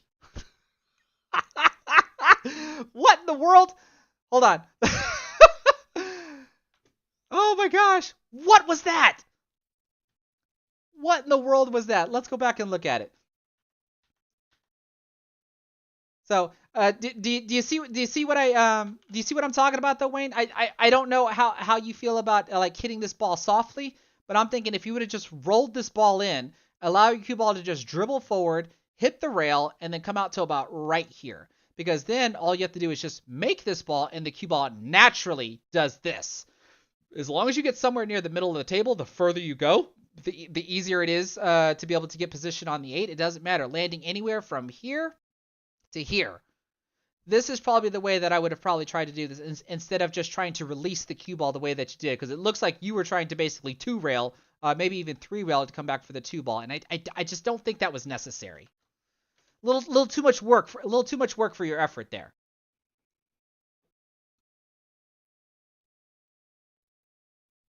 What the heck is that? What is that? APA. Now, do you bank this one in? We already seen you do some hellacious banks in this match here. Who banks this in, and who plays safe? Right? Because if you miss the bank, you almost sell out the match, right? Because if you're going to go for the bank, you have to go for the bank and play shape on the 8, right? Because why bother banking it if you don't have position on the 8? Otherwise, can you get the cue ball behind the 8-ball to where I have to bank the 8-ball? Because you certainly don't want the 8-ball to be in front, or the cue ball to be in front of the 8-ball, because then I'm just going to shoot it into the top right corner pocket. So who goes for the win, and who goes for the safety? I'm just curious, like how many of out there would do that? And what kind of bank does everybody do? Who does this bank, which means your cue ball goes this way, so you have to make sure that you spin the cue ball over to the short rail and come back out, or who does this bank? And then try to get your cue ball to do this and stay above the 8-ball, so that way you can shoot the 8-ball into the top right corner pocket. Who banks to the corner and who banks to the side pocket? You see, he's pointing at the side pocket.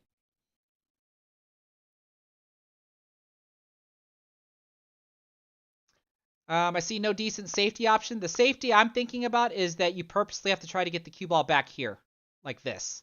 Or at least somewhere underneath this line. So that way I'm forced to bank the 8-ball, whether I'm banking it here or I'm banking it here. It does not matter. Just make me bank the ball. because then I have to earn banking the 8 versus giving me a shot.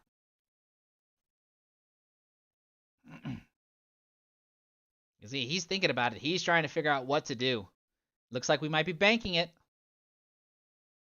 There it goes. Now see? He got away with it. Now, imagine if he would have made it. And be in this, like, this is what you wouldn't want to do, right? You don't want to bank the ball in and then not have a position. But look what I do. I just got done missing 3 8-balls.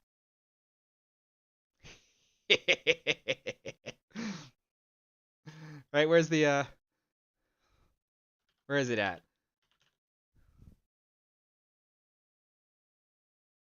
That's what I do. I missed 3 8-balls. I am not about to try to bank the 8-ball in after getting something like that. So if I get ball in hand, actually it doesn't matter if I get ball in hand or not, right? Because if he successfully hits the 2-ball, he would have to hope that the 2-ball gets in the way of the cue ball, because otherwise, anywhere that cue ball lands after contacting the 2-ball, I have a shot at the 8-ball.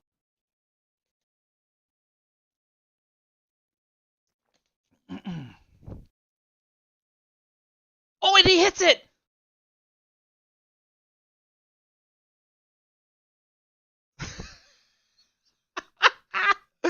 Oh my goodness! Woo! I can make this! I can make this! Y'all know I can cut a ball. I have no fear at cutting a ball.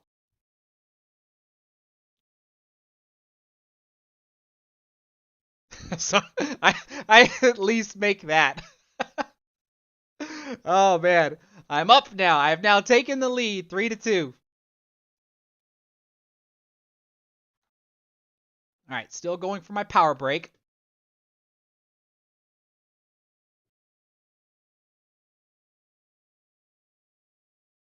Oh, look how much topspin I had to have had on the cue ball. The cue ball flings to the side rail and then bends up to go towards the short rail. And what? I didn't even make a ball.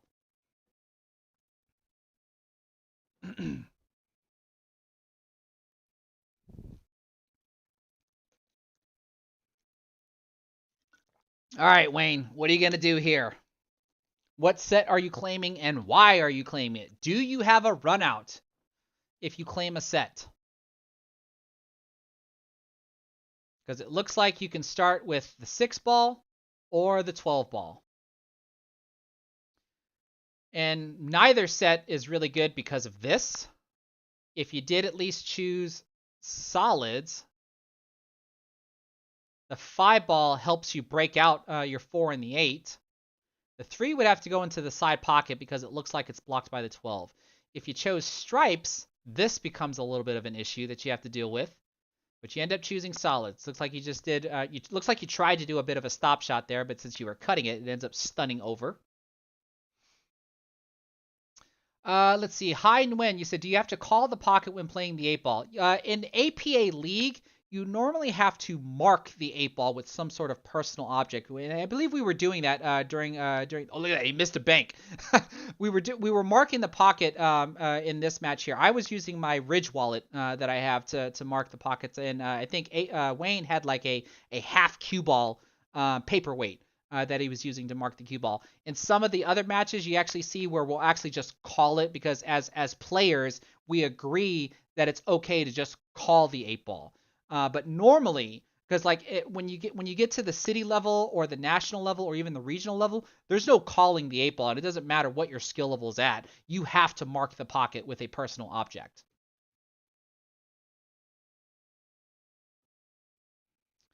Let's see here. So I'm striped. So like I said, now I have to figure out how to deal with this. So let's see. I'm looking at the 10-ball. This looks like some bottom spin. I'm probably just going to draw over to the center of the table. Oh, I've punched that ball. Did I overcut that? Did I hit the side rail?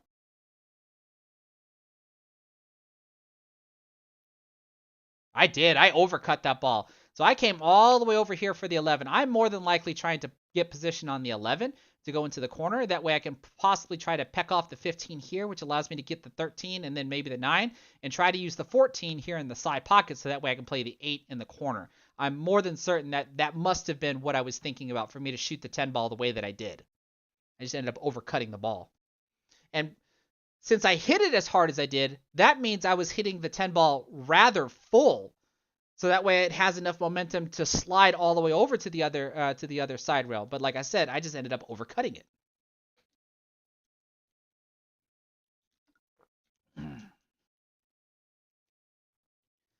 So now I've got my work cut out for me. Let's see here. 10 ball. That looks like top left. Am I going to use a high inside 2-railer? Maybe 3-railer? Yeah, there's the 2-railer. Does it get to the 3rd rail? It does not. But I have to think I'm playing the 11 so I can still come up and deal with this. I think the 15 ball still goes. So lots of topspin. There's that. Maybe a little bit of left spin as well. So this should allow me to play the 15 ball. I'm probably going to play this with a little bit of topspin so I can bump into the 9 and push the 9 away, kind of like that. That should allow me to play the 13 ball.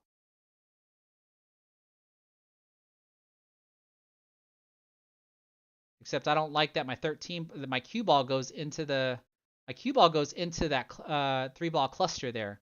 Is that why I changed my mind?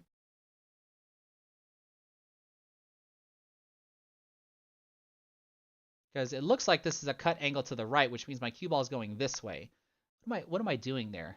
See, that's my hesitation. I'm running into this cluster, and I got to figure out how to pull my cue ball out of it.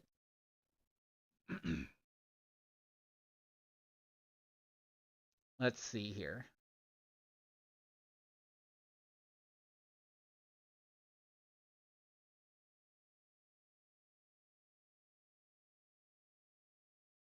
Oh, that's some bottom spin. Am I going to try to draw out of it?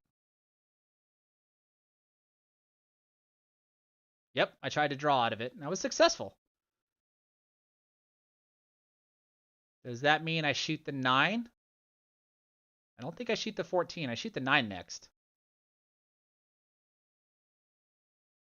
This looks like a little bit of top spin. Ooh, top left spin. 2 rails out for the side pocket. I wish the cue ball would have came out just a little bit farther, like right here. Then I could just draw straight back for the 8 ball. So now my cue ball has to come down here. I have to avoid scratching, and I have to avoid the 3 ball.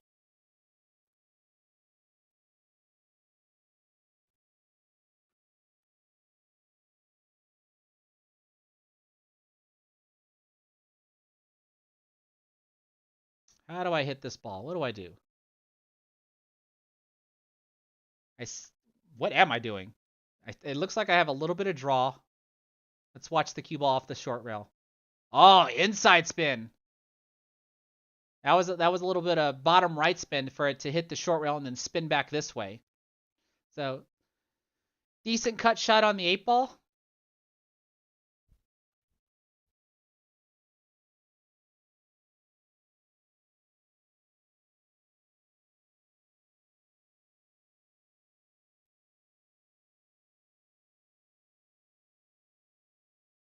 Oh, right? You see that? I was like, I made it!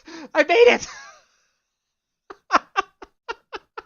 Actually, I don't remember exactly how this night played out. I actually thought I missed that one, but I forgot about my celebration. I finally made the 8 ball without missing.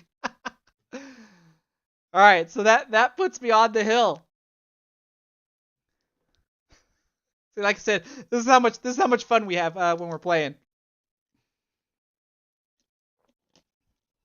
Oh my goodness. So I'm on the hill. So normally, in between, as each session goes by, you saw where I was doing breaking from the box. When I break from the box, my first few matches, when I get on the hill, I try to go for an 8 ball break. So now I move the cue ball all the way over to the side rail, and I'm breaking this with a little bit of bottom. I think at this point, I can't remember. There was a point where I always explained that I used bottom inside spin because I want the cue ball to come over to the side rail and then spin back into the rack. But there was a point where I started using just bottom spin. And I don't remember if it was during this session or not. So that way I can come to the side rail and then just come down towards the middle of the table. But I don't remember if this was I don't remember if this was when I started doing it. Let's watch the cue ball. If the cue ball goes back into the rack, that means I have bottom inside spin.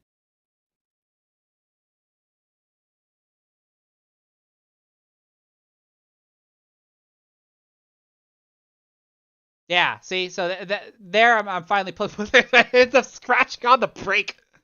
So actually, that might have looked like a little bit of bottom left spin with the way the cue ball reacted. But look how far the 8-ball comes out of the rack. All right, so I'm actually glad that you see that. I look at the camera. Why me? Oh my gosh, that's how much fun I'm having on this night.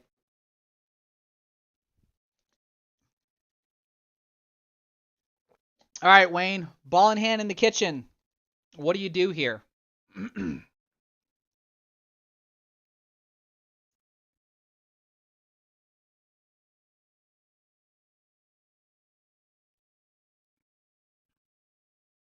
Are you looking at the Are you looking at the 3-7 combo?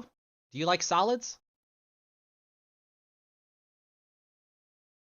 Looks like you do. Okay.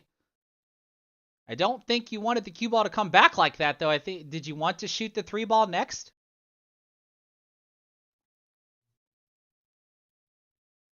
So it looks like you have to use the 4 now to down for the lower left. Oh, beautiful shot. Don't scratch. Don't scratch. Uh-oh. Whoops.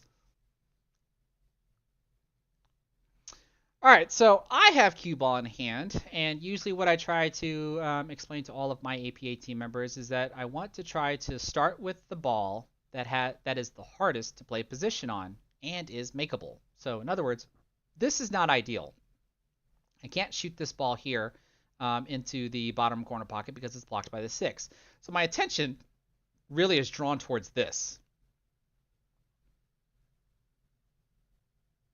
At least I think that's what my attention is drawn towards. Because like the 14 ball can't go anywhere but here. The 9 ball at least can go here.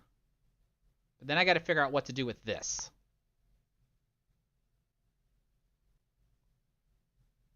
So what do I start with? Like if I had to guess, I'd want to start with the 14 ball. Shoot the 14 ball down here, roll forward for the 9, and then try to figure out how to deal with this. I can at least bank this guy at the very least. But I'm not gonna take my ball in hand and start with a bank shot. That's less than ideal. So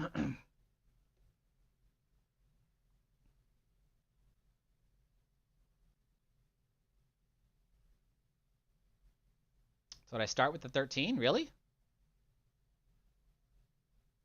Oh, in all actuality, I forgot about this guy. I've got 3 problems to deal with.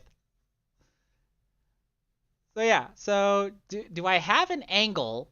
Am I giving myself an angle that allows the cue ball to track towards this 15 ball? Nah, maybe not. I don't know. I don't know what I was doing there, but I at least made the 13 ball.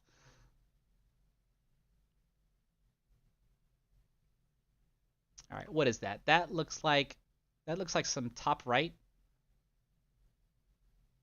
No, that's top left. I'm trying to get over here to break this out. That's top left. That's what that was, and I just missed the shot.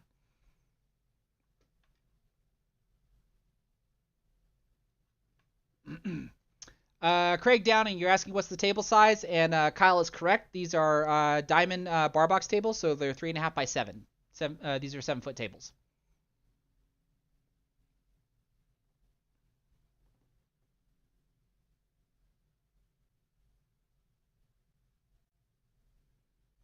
All right, what do you do here, Wayne?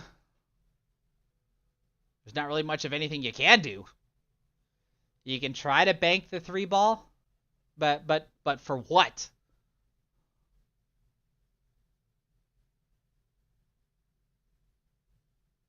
Oh, he tried to cut that ball in.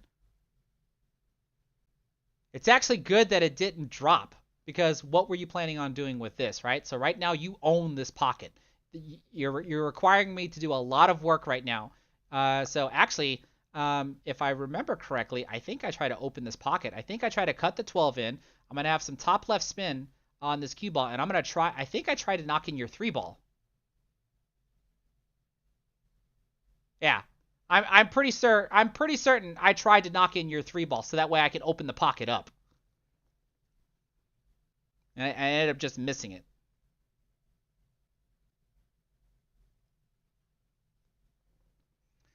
So what do I do here with that 15 ball? I can try to cut cross bank this one, or I can just try to cut it all the way up. And it looks like I'm trying to cut it all the way up. So if I'm doing that, that's probably just with a little bit of center right, so that way I don't scratch in the side pocket.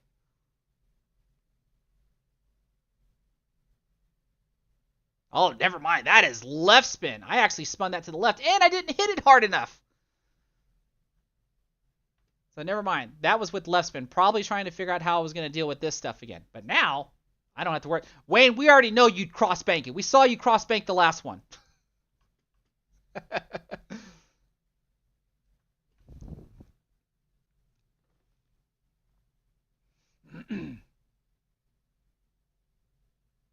All right, so what do you do here? Looks like you're aiming at the 1. Uh-oh. Are you starting to spiral out of control here?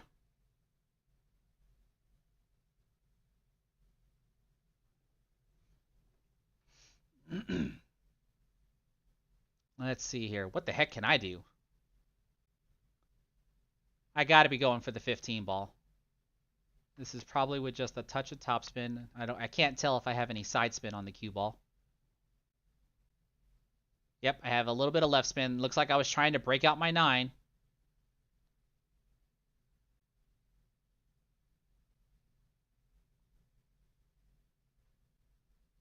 So I probably needed more left spin on that one.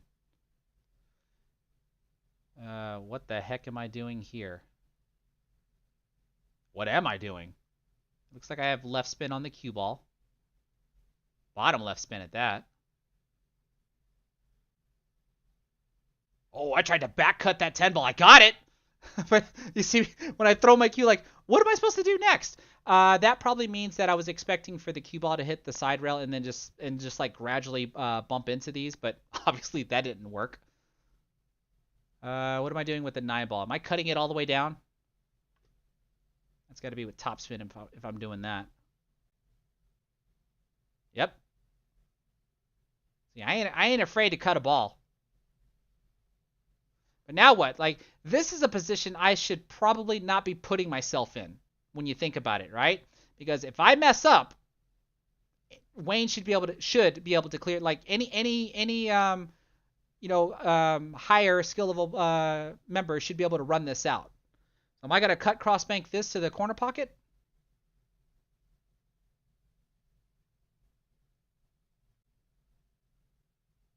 Oh, I tried.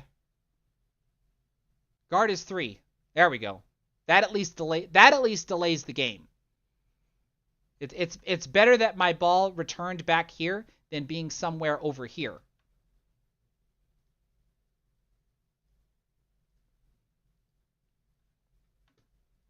Because that'll hopefully allow the game to last a little bit longer as I try to figure out what I'm going to do.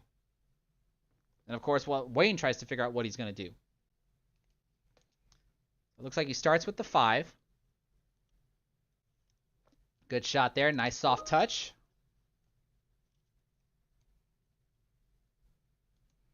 And there goes my work laptop going off. I thought I had it on mute. Yeah, it is on mute, so I don't know why the audio kicked on. All right, what'd I miss? Just had my attention diverted. In case y'all are wondering, like, here's my personal desktop with all my monitors, and my work laptop is right over here. So this is where I also do my actual job.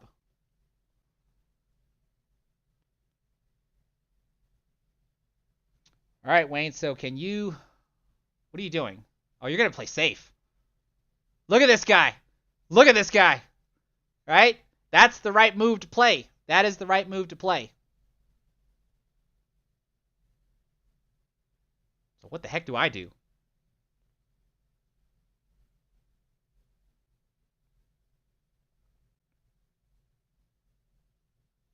Too Short Gaming, what do I do for work? I'm a software developer.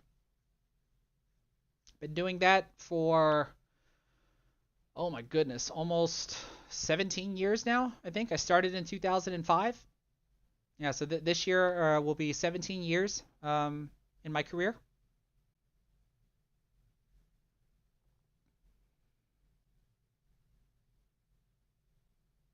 Ooh, so I'm going to try to kick his three ball in. I have to be trying to do that.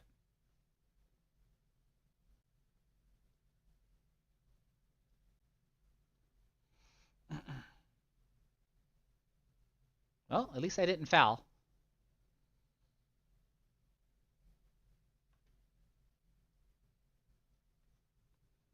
Like I said, this delays the game longer. Now, how many of y'all would try to draw off of the 2 ball, hit my 14 ball, and hopefully pocket the 3 ball?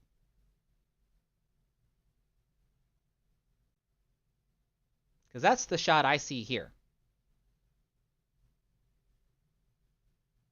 Because you can clearly, it looks like he can clearly shoot the 3 in, but why do that? Because it doesn't look like you can get decent position on the 2.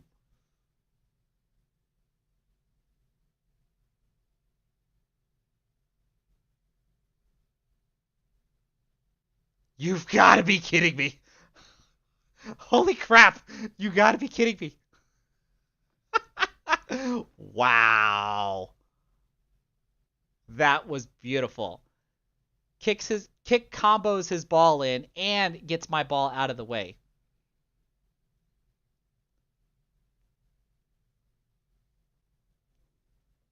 This is great. This is great.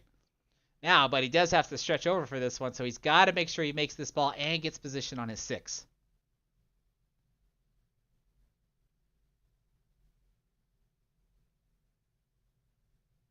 Wayne, judging by the joint of the shaft there, is that a white carbon? If you're still here in the live chat, do you have a white carbon shaft on your cue there? Yeah, Danks, Danks 9000. I'm already ahead of you. If he's in here, if he's still here, hopefully he can answer that. It is a white carbon. Let everybody know in the chat, like how does it feel in comparison to like you have other. Uh-oh. Why did you turn the cue ball loose like that? Even though you're shooting left-handed. Look at that. We could you fling yourself into that. Do you think that was necessary? You only needed the cue ball to come down here. You ended up just flinging the cue ball too much. I think that pretty much cost you the game there, bud. All you needed was the cue ball to come halfway down. But let everybody know in the chat what do you think about the white carbon fiber shaft? Because I haven't hit with one yet. Did you say you have no control with your left hand? Well, hit it softer at least. Now watch this. If I remember correctly, look at this, look at this, look at this, look at this. That is ridiculous. My cue ball should not be coming anywhere near that 6 ball. Anywhere near that 6 ball. I am fortunate that I have a shot at the 8 ball and I'm able to take this rack down for the win. That last shot there was ridiculous. Oh, my goodness. But man, after those first 2 racks where Wayne erupted on me with that, taking the first rack away from me after almost doing a break and run, and then he follows up with a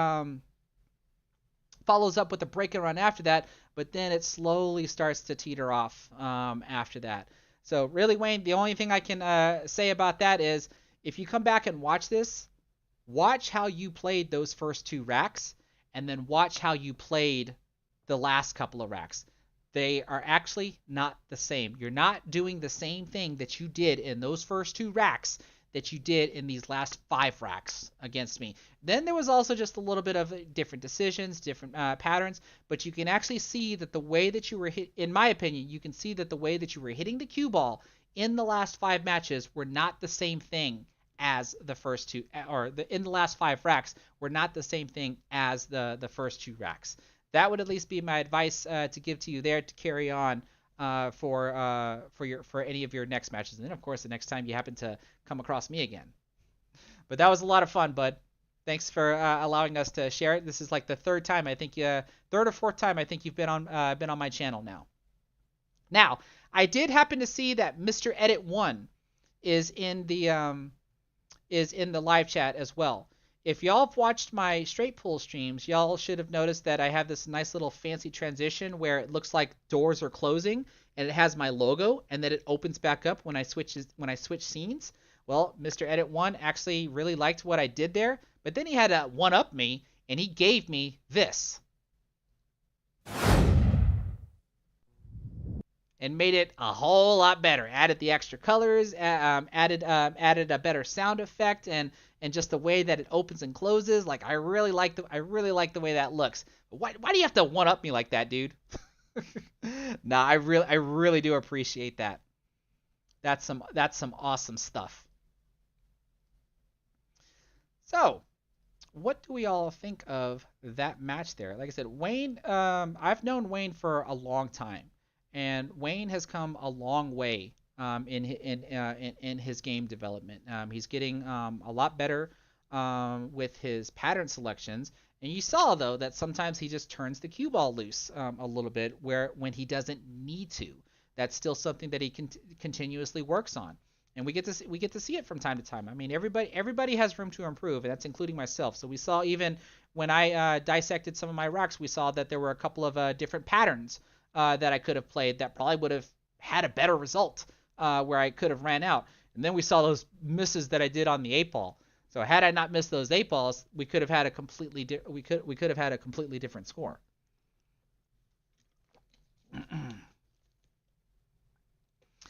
Let's see, Wayne, you're saying that the white carbon fiber shaft sounds solid compared to the Revo, and there's hardly any deflection. So that's pretty cool. Like I said, I haven't had a chance to get my hands on one myself. I hopefully will here in the near future. So what I'm doing right now while we're here is I'm setting up for the next match. Yeah, does anybody have any questions? Because if not, we can just roll right into the next match. Let's see here. I'm going to go back and look through the chat.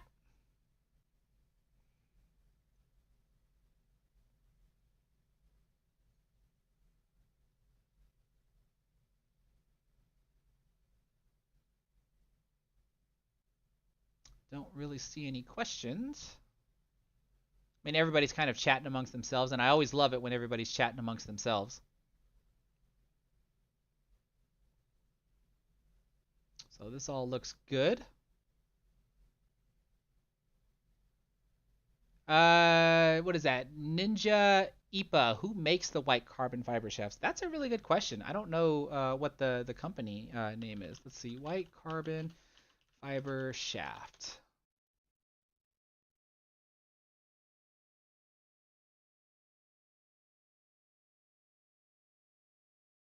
Interesting. I don't really see a result. Are they not official? I saw them at Vegas. They had a booth. Are they not officially launched yet?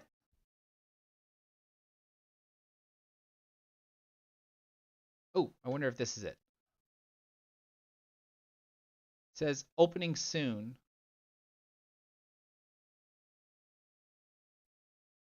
I don't know if this is their website. Yeah, I don't know if they have officially launched anything. I'm not seeing anything on Google. I see a whitecarbon.com, but it looks like it's just a login page. Trevor, that's a good idea. You're saying check Facebook. Let me see what Facebook has to offer.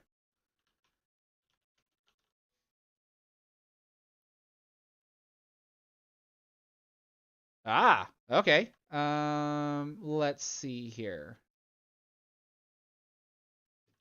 So they do have a Facebook page.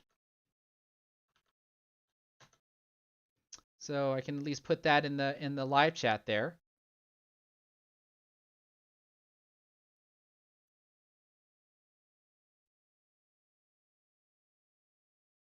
But their last post was October 4th.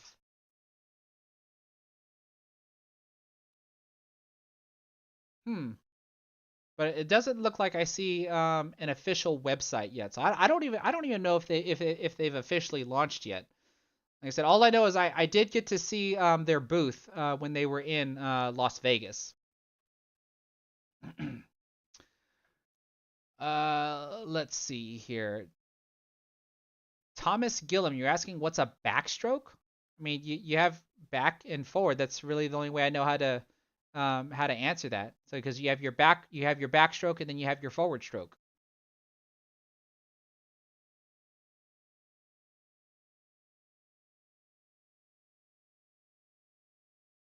So let's see here. Okay, so shippage, you're asking what kind of cue it was, and Wayne did answer. It's a white carbon fiber shaft on a Predator bottom.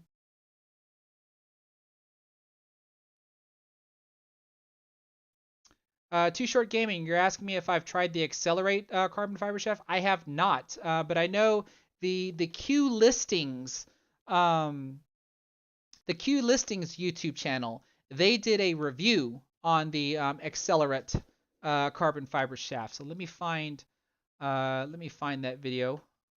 I never have an issue promoting other people's YouTube channels. Let's see, where is Q listings at? Here, and let me find the one they did on Accelerate. Where is it at? Here we go. So let's queue that up and let's share it, copy, and paste. So here is a review on the Accelerate carbon fiber shaft. You might want to check that out if you need any information on it. Let's see, Chris Witten, you're asking how hard is it to transition to a carbon fiber shaft? You've been playing off and on for 34 years. So I played with a wooden shaft for like a good, like I've been playing pool for what? I've been playing since I was 17. So what is that? 24 years, and probably the first 20 some odd years I was using regular maple shafts because I had like a Sean. I've played with Muchis before, Josses and stuff. And when I finally changed over to my Predator Black 405 with the carbon fiber shaft, I literally spent 2 days, 2 good full days shooting with that cue to get adjusted to it, because I would basically try to shoot as if it wasn't carbon fiber, like as if it was just a regular shaft. But I was and because of the soft tip, and of course I think the shaft, I wasn't able to feel the hit in my arm, like the vibration of the hit from the cue ball to the shaft, or to the cue to my arm. Like I couldn't feel it as much as I used to when I was using wooden shafts. And so since I couldn't feel it as much, it was difficult for me to tell if I was hitting too hard or hitting too soft. But when I look at the results of the shot, I knew that I was basically hitting too hard. So it took me at least 2 good full days until I got fully adjusted to being able to use it as well as I use it now. Some people might be able to do it sooner, and some people I know it takes them longer to be able to make an adjustment. But an adjustment does have to be made nonetheless.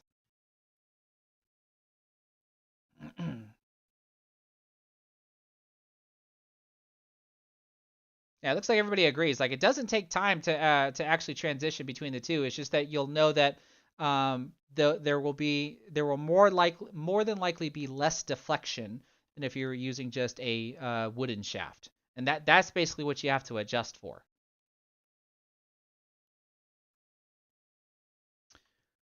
Alrighty then, let's see here. Let's get ready for the next match. What do y'all say? So watch this cool transition that Mr. Edit One gave me. Isn't that awesome? All right, so we're here with the next match, and in this matchup here, I am playing up against another skill level 6.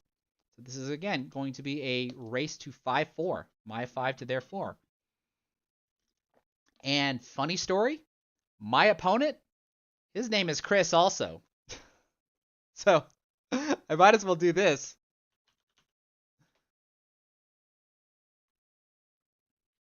So one way or the other, I bet you Chris is going to win.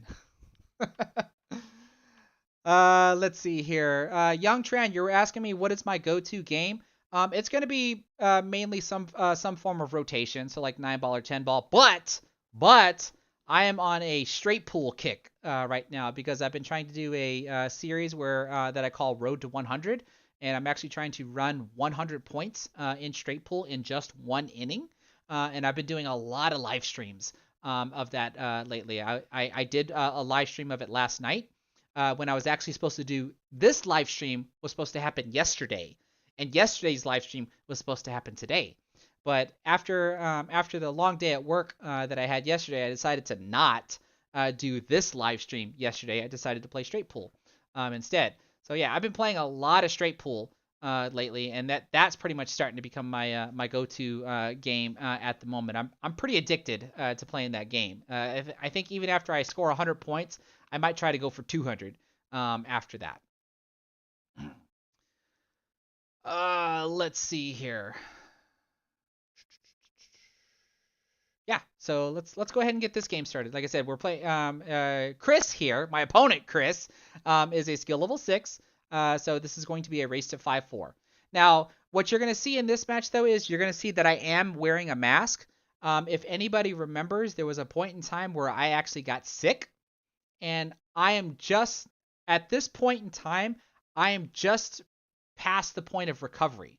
So I put on a mask when I went out in public for myself, not for anybody else, because I'm still kind of what do you call it? I still kind of had like a reflexive cough, and so I didn't want to keep having to put my hand up to my face, so I at least have the mask on just to kind of help me with my little kind of like a little kind of cough there. That's why you're gonna see me wear the mask. So don't ask me why I'm wearing a mask, because that's why I'm wearing a mask.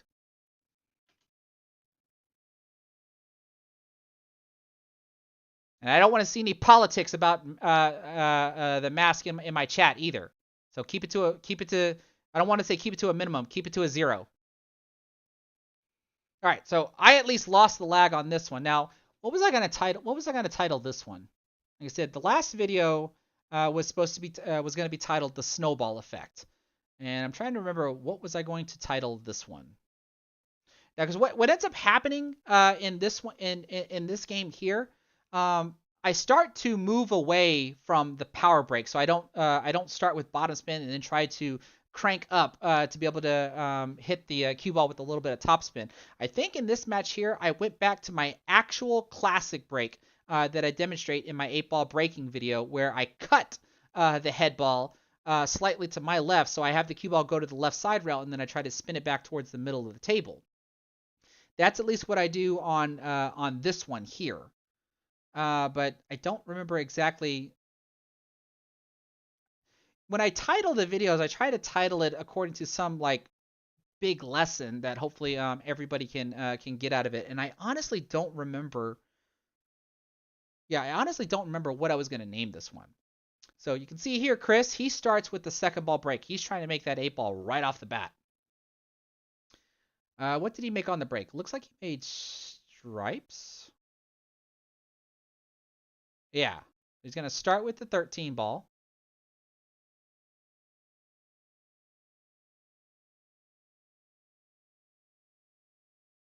Okay, decent 2-rail shape shot. He has position on the 15 or the 11. I don't think I would have hit it that hard. I probably would have had the cue ball just stop right here without having to go towards this side rail here. But I mean, it works. Play the 15 ball. That means you should be playing the 9 next. Oh, he hit that one with some pace also. Knocked the 9 ball a little closer to the corner pocket, so he at least has position on that. So I've done this before. When I see my opponents do this, the whole entire time I'm wondering, what is he going to do here?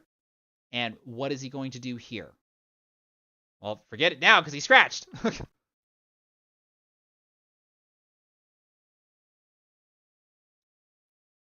But basically, you have to ask yourself, if you don't have a plan for this stuff here, then more times than not, you probably shouldn't be running the balls that are down here. Because then all you're doing is just clearing off the table. Now, at least in his defense, it's kind of fine because none of my balls are down here, right? All my balls are up here. I'm playing half table pool, in this case here. So it's kind of okay that he does this.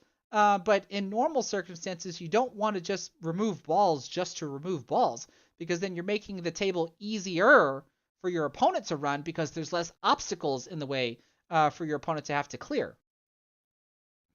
So there it looks like I played the 6 ball with a little bit of bottom spin. I drew the cue ball back either for position on the 5 or position on the 3. And it looks like I'm shooting the 5. That's some bottom left spin. I was probably trying to get position for the 3 ball, but I clipped the 7.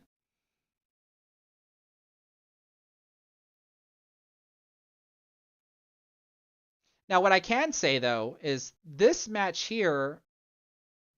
happened after I started my Road to 100 series. And what I have been starting to notice from this match on forward is that my mechanics of how I'm playing straight pool, where I'm like very smoothly moving the cue ball around with little to no effort, starts to transition into my 8 ball game, and it starts to transition into my 9 ball game with some pretty good success. And then I happen to find that whenever I have to really, really move the cue ball, that's when I start risking missing the shot. Anytime I have to try to force something to happen because I need it to, that's when I end up the risk of me missing becomes higher.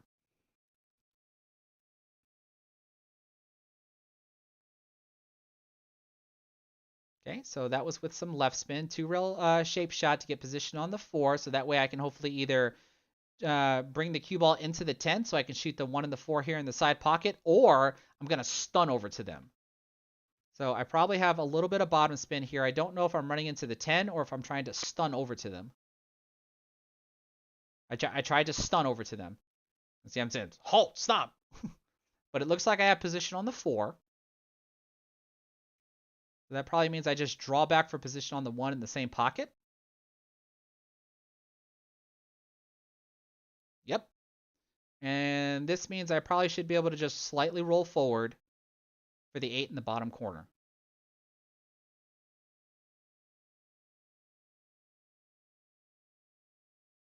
Now, fortunately, the snowball effect doesn't exist in this one here. I don't remember if there were some 8 balls that I might have missed in this rack, but I was playing a lot better in this match here, from what I remember.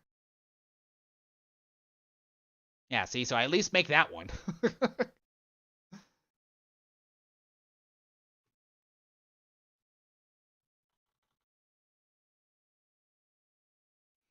So like I said, here I'm not doing that seesawing power break anymore. Now you see that my cue ball will start, I think, right a little bit of bottom and a little bit of left. You're going to see me cut the head ball. The cue ball goes over to the side rail, and then I try to spin it back towards the middle of the table.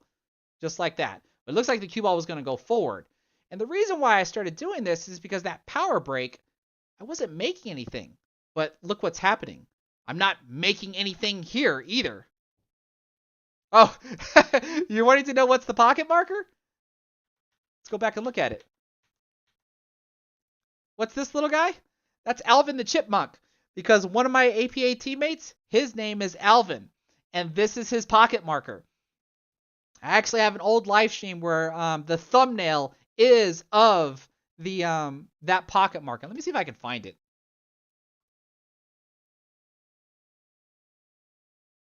And actually, you know what? Hold on. I want to show y'all this. I will be right back. I want to show y'all my new pocket marker. This is the joys of a live stream.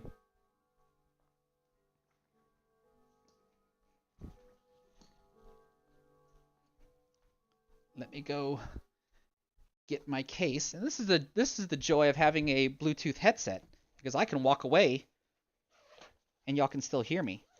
But check out this pocket marker. Tell me this is not the coolest thing in the world. Y'all ready for this? This is my new pocket marker. How cool is this little guy?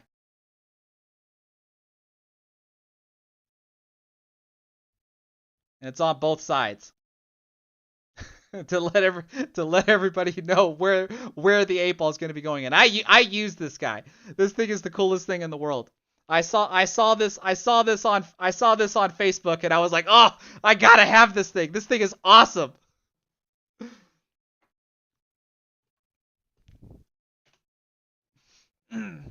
I'll probably make like a little gag short, a YouTube video of this in use with this guy just sitting here pointing at the pocket.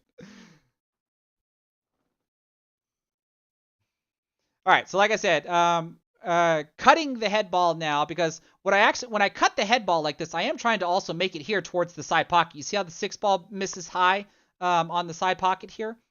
So I am trying to make it into the side pocket as well as try to get the corner balls to go 4 rails and fall into their respected corner pockets. But I found out real quick that even my cut break wasn't helping either.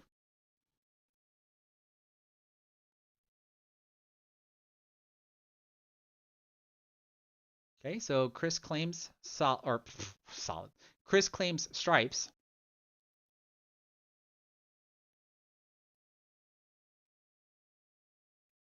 So immediately I'm thinking about this. Looks like he's going to take the 10 into the side pocket.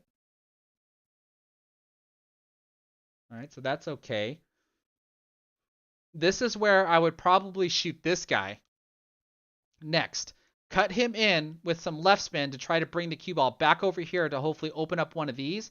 This is an insurance shot, and this is an insurance shot. See, I would not be taking this. I would not be taking this ball away unless he plans on playing a 14-9 combination. Like that's an option he can do.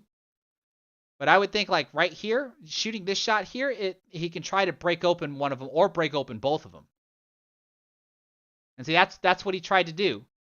Right? So imagine if he was successful and still had this ball on the table.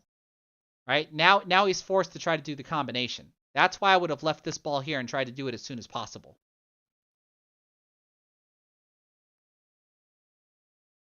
Okay, unsuccessful with the combo. And then because of what I was talking about before, like when he did this combo, look what happens. It opens up my 1 and 3 ball. Like this is what you don't want to do to yourself. Against any skill of opponent, like period. Like you don't want to run down to where you have less balls than your opponent and not finish the table. Because then if you're playing up against a smart opponent, they're just going to make a couple of balls and then play safe. Now, sometimes though, strategies like that work out just fine because your opponent is most likely going to try to keep up with you shot for shot. And when that happens, that's where it's okay to do stuff like this. But really on any skill level though, you should be very mindful of how far you actually run into the rack if you can actually say to yourself, I can't run this out. Well, but so therefore you shouldn't like say to yourself, I can't run this out, but I can run these 5 balls, so let's run these 5 balls. Because then now you're stuck on 2 balls and you have to wait for your opponent to miss just for you to have a chance to be able to shoot at those 2 balls. Or think about it like this. Think about like you get all the way to the 8 ball and you don't make the 8 ball because you didn't break it open, like it's stuck it cluttered up with your opponent's balls or something. And so now you're waiting for your opponent to miss just for you to have a chance to be able to shoot at the 8 ball. Well, if your opponent is smart, they would hopefully not make some sort of careless mistake and give you that chance. They're going to make you earn it with like some sort of safety or do whatever. Right? So you got to be careful sometimes, even though you have like you can look at the layout of the table and you can see that, oh, I can make 3 balls or I can make 4 balls, but I don't know what to do with the rest. Well, chances are you probably shouldn't make all of those balls that you can make. You can probably make one or 2 of them, and then play some sort of a defensive shot or try to figure out how you can put in a better position the balls that you have left. Now you saw there, I was trying to make the 4 ball into the corner pocket, and I ended up undercutting it as I caught the side rail there going to the corner pocket.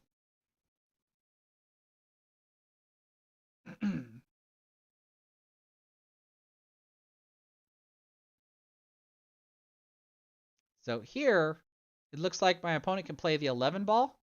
maybe come to the side rail and get position on the 9, and then play the 14 ball. But then what about the 8? I don't. Maybe the 8 scoots past the 4 ball, or you can knock the 4 in and go past it. Okay, this is not bad. Maybe just hit it just a little too hard, because now when he shoots the 9 ball in, the cue ball tracks towards the 7, which is okay. The 7 ball can hopefully pause the cue ball, and you have position on the 14.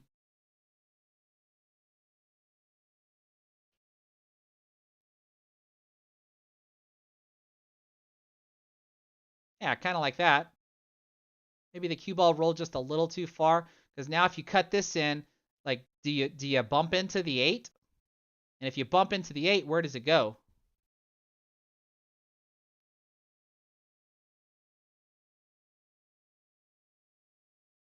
Ooh, all right, makes my 4. Oh my goodness, I remember this rack. This is unfortunate. Why am I spoiling it? Let me just shut up. Watch what happens.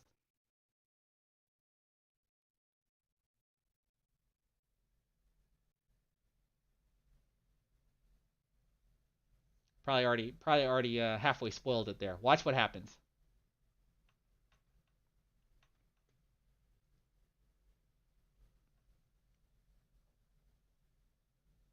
I think he called this corner pocket here.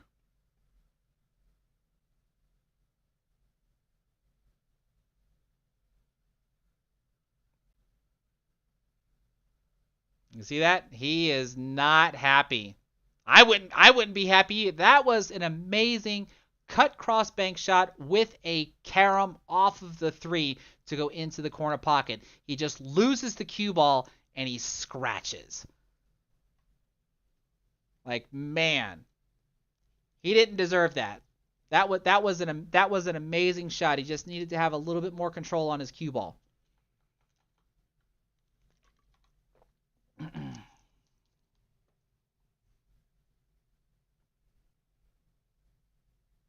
Craig Downey, I'm actually going to pause this. I actually do not agree with that statement. You play to the level of people that are facing you. So I'm a skill level 7. If I'm playing up against a skill level 2, are you telling me that I should play as a skill level 2? So that's kind of why I don't agree. That's kind of why I don't agree with that statement. Now I'm giving you an extreme case in that as well. But what isn't an extreme case is when a 6 plays a 5, or a 5 plays a 4, or when a 7 plays a 6. Right? So like that statement doesn't work both ways. I basically do the reverse of it. You should always play like your opponent is better than you. And how would you not want an opponent that's better than you to not win? Because you have to be able to play smart on top of being able to use all the tools in your toolbox to be able to maneuver around the table.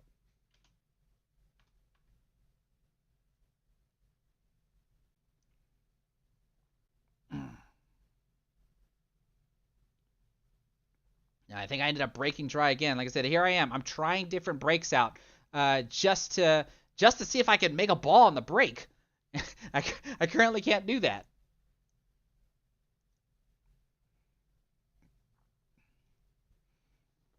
All right, let's see if Chris has gathered himself back up after man, just an unfortunate scratch on the 8 like that with the beautiful cut cross bank shot with the carom off the 3. So it looks like he's going to try to claim stripes. Oh, and he overcuts it. So maybe he hasn't recovered yet. He might still be frustrated. All right, so I believe that means that the table is still open. So what I typically do is I have to come and study the table. I want to know what set I'm going to choose, because I have to understand what set is runnable. And if there are clusters on the table, then I have to know what ball I'm going to try to use to be able to make and break out the cluster at the same time. So when I look at it, like, this is a mess. Like, how do I fix this mess? Right? Maybe if I'm stripes, I use the 11 ball here to open this stuff up. Maybe. So is that what I do? Looks like I might be going after stripes. I'm going after the 12 ball, it looks like. Should run into the 6. Oh, I overcut the 12 ball. Look at that. Never mind. So here we are. What is it? Break, shot, shot. So we're 2 innings into the match, and no one's claimed a set yet.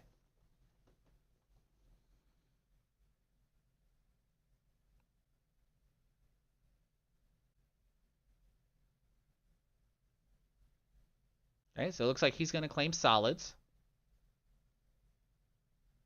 Okay, takes the 6 out. I don't know if I would have let the cue ball move like that for position on the 1. I mean, it still works. I would just be a little bit closer. Okay, good stop shot on the 3. Uh, well, I said stop shot on the 3. I meant just stop shot. He is playing the 3 ball. I probably would have allowed the cue ball to just roll forward a little bit.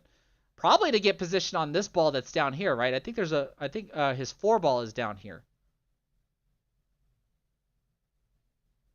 Okay, nice try on the 3 ball. It at least blocks it. Yeah, his 4 ball's down here. So when he shot that 1 ball, I would have, like, because you have to ask yourself, let's go back and look at it. When he shot this 1 ball, since he's planning on playing the 3 next, when does he plan on coming down here for the 4 ball? Right, so here I probably would have allowed the cue ball to roll forward, play position on the 4, and then from the 4, come back up to the 3. Because if you make the 3 ball, again, when are you coming down here for the 4? And this is a strategy that I typically just don't like to do, and I usually don't advise it. When you're playing 8 ball at least, you want to try to be able to deal with the table in sections if you're able to. So in other words, when that 4 ball is gone, all he has to deal with is the upper half of the table. But in this case here, with the route that he's choosing, he has to come down table to get the 4 ball, only to return back up table to deal with the rest of the solids that he has left. Right? That's a whole lot of cue ball movement, which means there's a large room for error to occur. So that's probably what I would have suggested differently for that one. Play from the 1 to the 4, and then go from the 4 to the 3.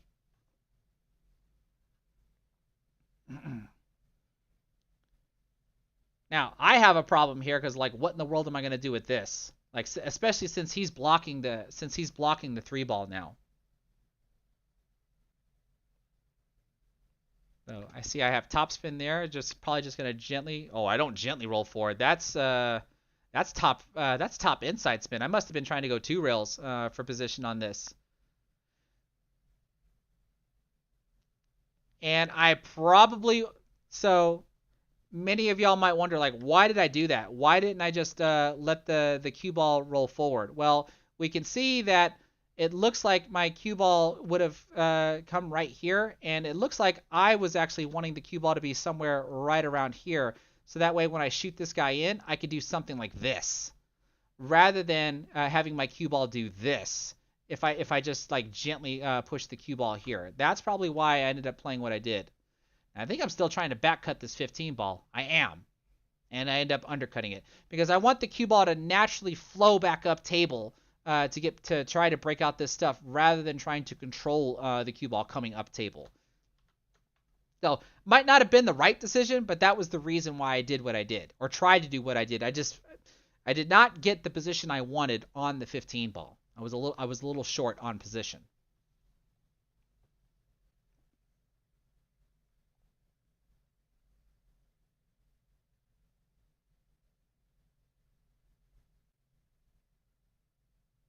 Okay, bit of an overachiever there. Does he have position on the 5?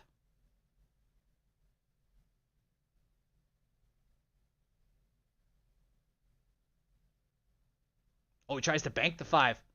Oh, and he almost makes it, but then he blocks the pocket again. Golly. So I don't really have a shot. I've got this long shot on the 15 ball here. I think I try to cut it here into the corner pocket. I think this is with a little bit of bottom left. Yeah, I think it's bottom left spin. Cue ball should come 2 rails like this. Yeah, but I end up undercutting the ball. I could have gotten an APA if the ball would have fell here in the corner pocket. Now, I at least like where my cue ball ended, because what would have been my next play had I made the ball? I probably would have taken my 12 ball and knocked my opponent's 5 ball in, and then leave the cue ball up here.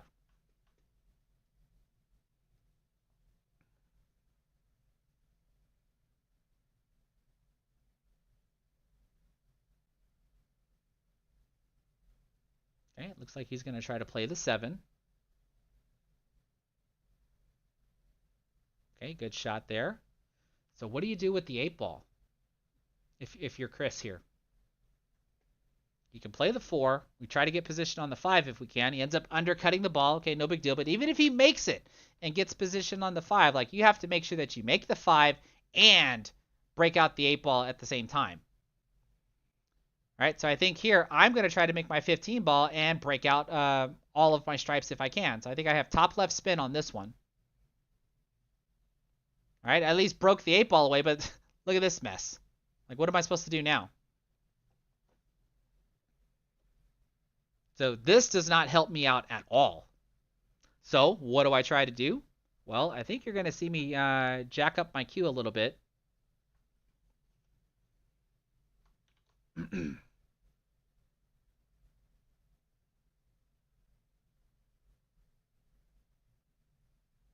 So all I did there was make sure that that 12 is not going to touch the 8, because you see I'm elevated because I'm going to try to do this. I want to make my opponent's 5 ball and leave the cue ball up table. See that? And I messed up, right? Because if I make my opponent's 5 ball, I don't care. What is he going to do with the 4 ball? And the reason why you saw me look at the 12 to make sure that I wasn't going to touch the 8, because you saw how close it came to the 8, so I certainly don't want to accidentally knock it in. So, like, this was the best move that I can come up with. Force my opponent to be able to make something happen with his 4 ball, and then all my stuff is broken apart. But since I failed at doing that, he plays the 5, comes down table, almost scratches, but gets good position on the 4 ball. He could probably allow his cue ball to go forward 2 rails to get position on the 8.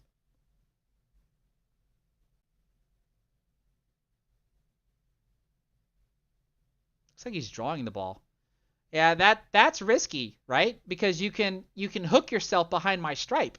I don't think I would have gone that. Now it worked, right? He can see the 8 ball. He calls the 8 ball here into the upper right corner pocket. I just don't think I would have risked this. Like, this is super risky.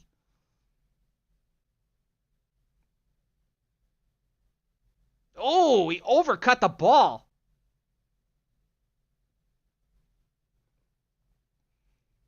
So what does that mean that I do? Looks like I've got the 11 ball into the top left corner pocket. Am I playing this with some right spin? I have to be, right? There's the right spin. Looks like I have position for the 14 ball.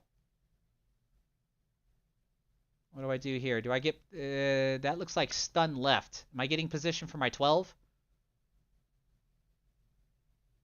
Oh, I bumped into my 13. I don't think I wanted that. I think I was trying to get position on my 12, and then I would transition back to my 13. But because of where my 13 ended up, I think I'm going to cut it into the side pocket. This looks like I have top spin.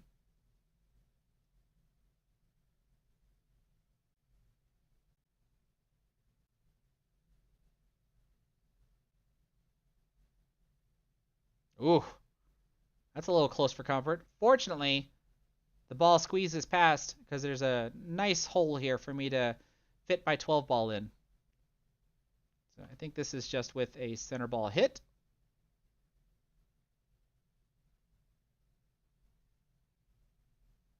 Yeah, that worked out nicely. Right into the heart of the pocket, and the 8 ball goes into the same pocket.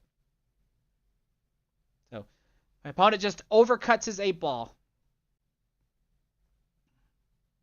And I take that one down for the win, or for the win. So I think right there he was just apologizing. So you saw when he made the 8 ball and scratched, he kind of plopped the cue ball on the table, and the cue ball flew off the table. So he was just shaking my hand, saying, and just apologizing. I told him that was no big deal. Like, you had every right to be upset, and that was just an accident. It's not like you threw the cue ball across the pool or anything. You kind of just wanted to just slam it down onto the table, and it caught the point of the cushion, and then kind of just bounced off the table. That was just an accident. No big deal. Now, let's see. Am I still doing my cut break, or do I change and go to a flat break?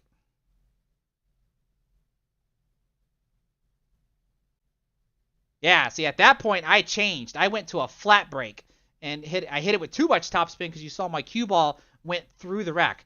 But I at least made a ball. I at least made a ball.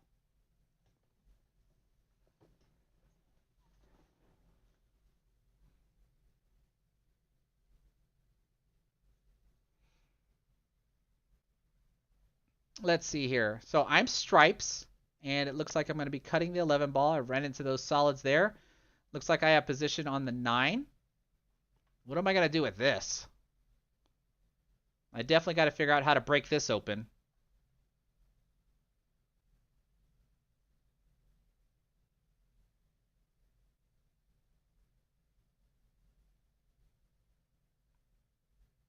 So there I am. I'm thinking about it. I got to figure out what to do with this. Otherwise, I have no run out.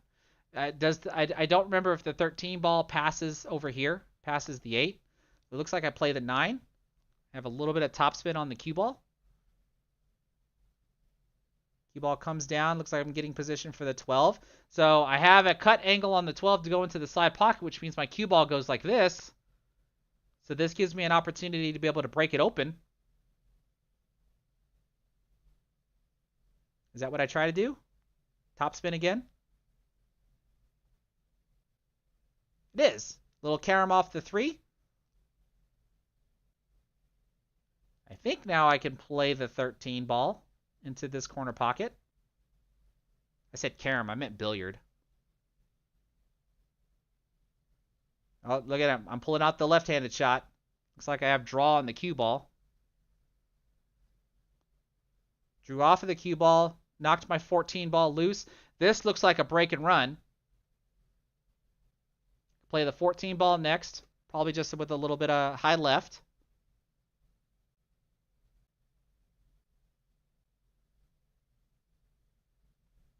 And probably just play this one with some high left.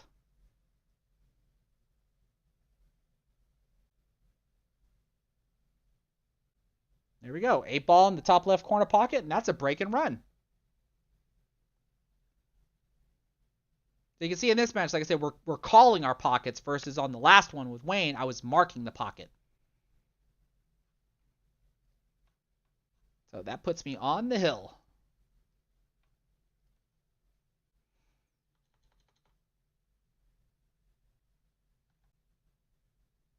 Am I on the hill? Normally I would think I would go for an 8 ball break.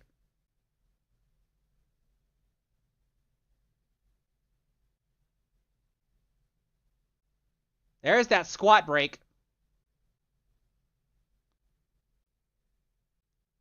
Now I'm confused. Am I on the hill? I would. So I thought I won the first rack. Then he scratched on the 8. Then he overcut that 8 ball. That gave me 3. And then I broke and ran this rack. That gave me 4. I think on this night I must have not have known that I was on the hill, because if I knew that I was on the hill, then I would have gone for an 8 ball break.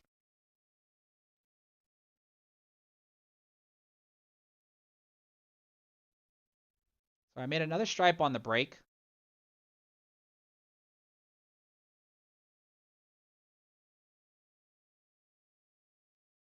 Okay, this looks like I have to try to elevate my cue to draw off of the 15 to be able to shoot the 9 ball next. Okay.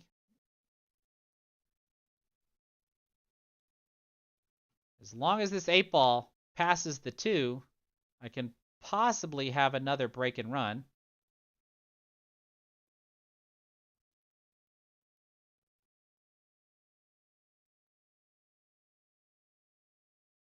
I don't know what I got on this one. Okay, that was just a little bit of stun. Just come off the side rail. Nothing fancy. Just make the ball and come out off of the side rail. I at least have position for these two here.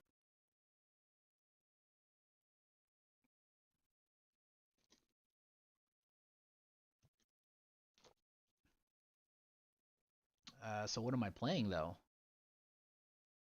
Which one would y'all choose? Would y'all choose the 10 or the 13?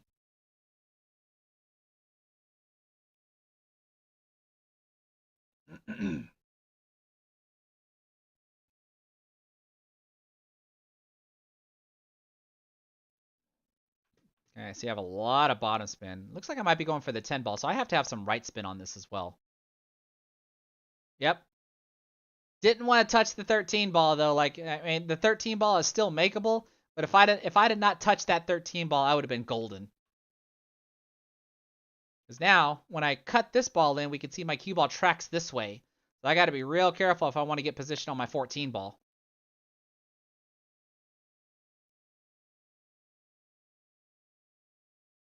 So I think, what am I gonna do? I can't tell what spin I have. I would think I would try to go to the side rail and then run into the 4. Yeah, kind of like that. I didn't want to touch my 14 ball. I wanted to hit the side rail and then run into the 4 ball, and I would have had a shot. So that had to have been with a little bit of bottom left spin in order to do that. Let's go back and look at it again. So I have to have some bottom left spin as my cue ball comes out over here, and I want the left spin to pull the cue ball back, not touch my 14 ball, but bump into the 4 ball, and then I have a direct shot at my 14 ball. Now, I still have a shot at my 14 ball. It's just a really thin cut shot, and I have to use the bridge. Which I actually keep forgetting. I have a 12-inch extension for this Predator cue here. I probably should have used that instead. This is just with a high ball, it looks like. Now, the fun part about doing this is picking up both the cues right after the shot, right? Because look, the cue ball's coming right back at me. And look at that. I barely missed the freaking ball. That could have been another break and run, except I don't know what the heck I would have done with the 8 ball from this position.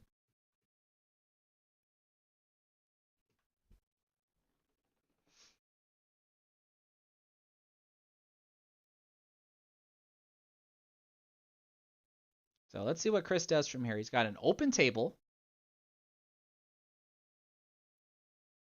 I think this is pretty much a situation where you want to run the table. This should be the priority, though. Like, he wants to get down here and deal with this as soon as possible, so that way he's just playing half table pool.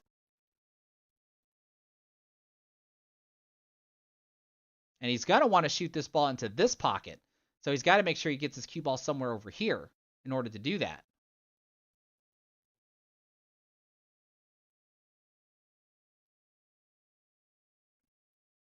Okay, so it looks like he wants to start with the 3.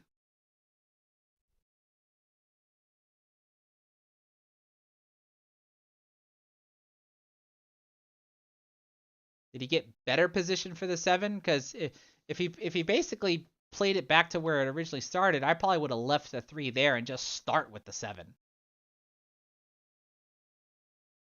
But looks like he's shooting the 2 now. Now, the angle that he has on the 2 is going to allow him to deal with the 4 if this is what he's intending on. Oh, no, he overcuts the ball. So, I mean, that at least looks like he had the right idea so he could try to do something with the 4 ball.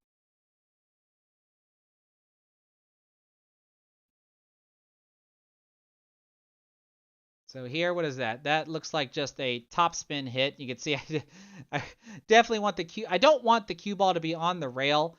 And this is a straight in shot. Dead straight in shot. And what do y'all do when you have dead straight in shots and you have to put topspin on the ball? You hit it so soft. And I hit it so soft that I didn't even hit it straight. Right? And I ended up freaking overcutting the ball.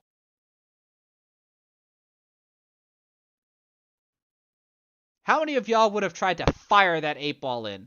Or try to do what I did and just try to just gently roll it in?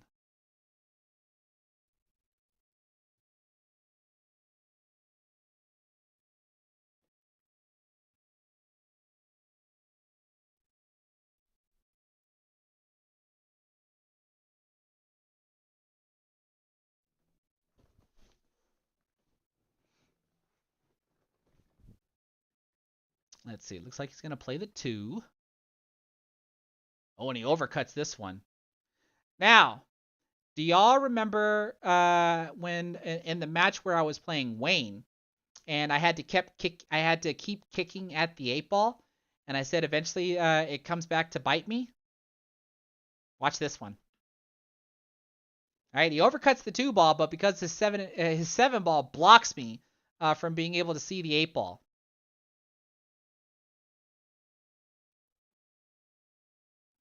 So you see, I call that corner pocket.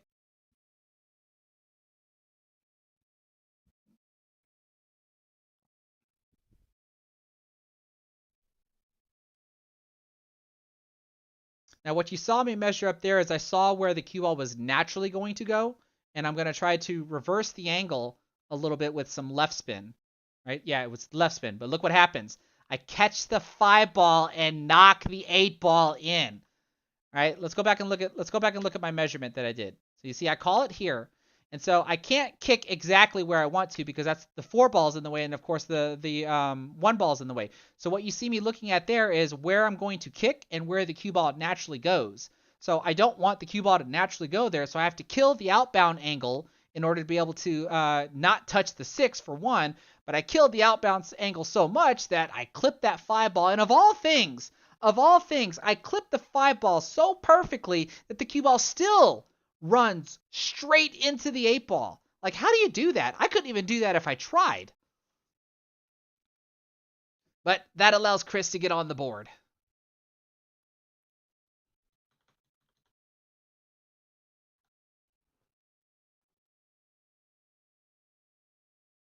So much for a shutout. Look at that 8 ball. Look at that 8 ball. Oh gosh. But I think he ended up breaking dry.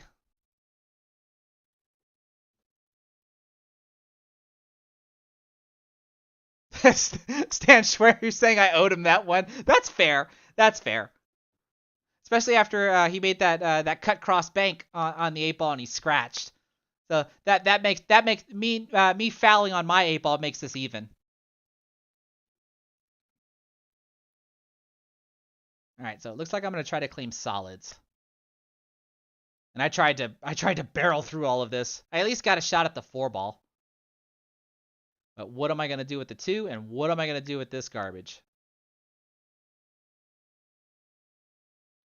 Am I gonna try to draw through it? Do I have bottom spin on this? Yep, that's what I tried to do. I tried to draw through it. You can see that was with no luck. That didn't work at all. What's next here? Is this the 5 ball? And it looks like I have a little bit of topspin. Am I going to run into the 10? Okay, that frees up the 2. So what do I do here? Let's see. I'm usually a rather aggressive player when I play APA 8 ball because I'm looking for all different types of ways to be able to solve the rack. Let's see, what do I do here? This looks like top left spin.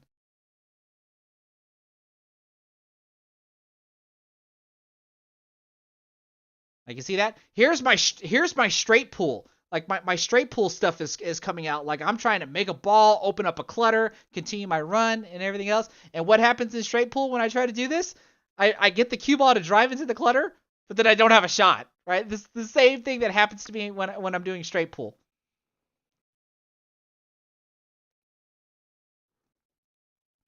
Decent breakout, but I don't end up with a shot, like, at all.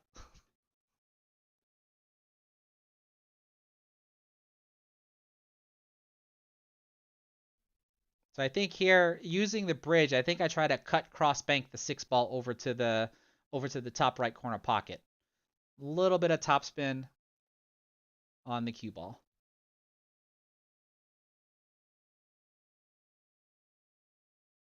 Okay, so and the 15 ball was in my way, but at least my 6 ball is free and it can go towards that pocket as well. Like, there's nothing really else I could have done there that I think. So now I gotta figure out how I'm gonna get my 7 out too. But I can use the 6 ball to try to get the 7 ball out.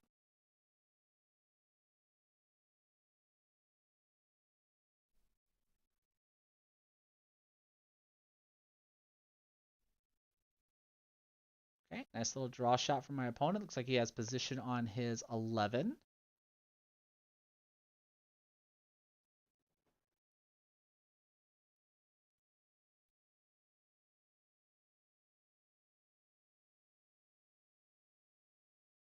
Okay, softly plays the 11 ball, but hits it too flat and drives it right into the point.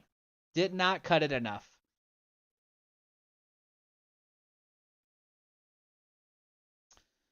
So does this mean I try to shoot the 6 and then break out my 7? This has probably got to be with a little bit of top right spin. A little bit more than that. Yep, that's what I tried. I broke out my 3 ball. The 7 ball is at least accessible. Let's see, what do I do here? Looks like I'm cutting the 3 maybe. That's got to be nothing but just topspin if I'm doing that. Is my cue ball going to run into my 7?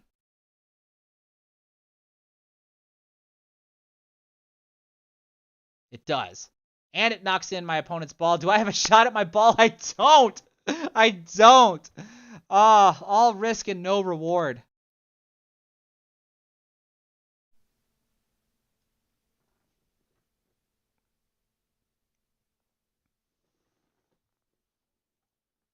Now this is a position that I really don't want to be in, and that's regardless of who my opponent is, because like I said, I'm now, if I don't make my 7 and if I don't get out from this position, I'm now in a position where I have to wait for my opponent to miss in order for me just to have a chance at being able to shoot my 7.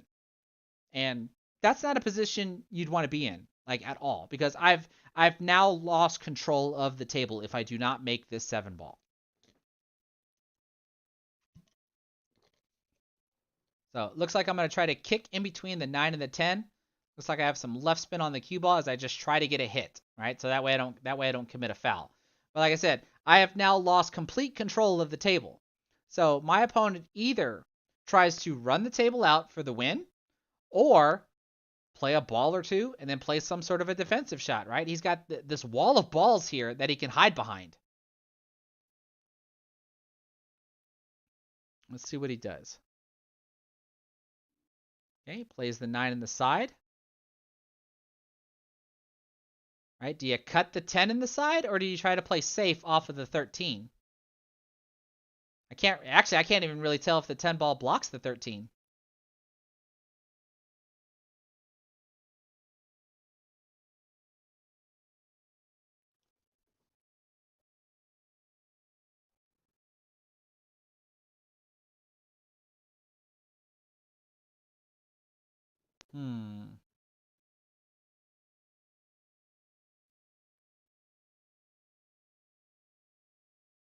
Don, I'm a skill level 7, and my opponent is a skill level 6.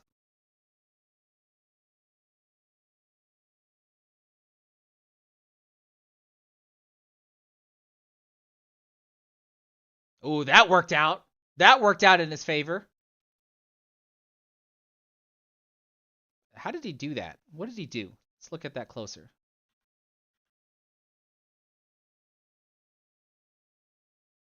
He played the 14 straight into his ball.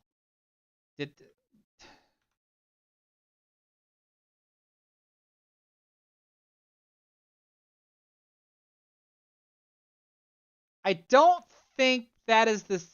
Okay, he's got to be playing safe, but I kind of feel like he wanted that 12 ball to go over there. Would y'all agree with that? I think this is just a lucky. It's a safe. He wants to play safe here, but I think this is a lucky safe. I think the 12 ball is supposed to go over there, not the 14 ball. I think the 12 ball is supposed to be where the 14 ball is at, and he would still have a safety. Oh, what does this look like?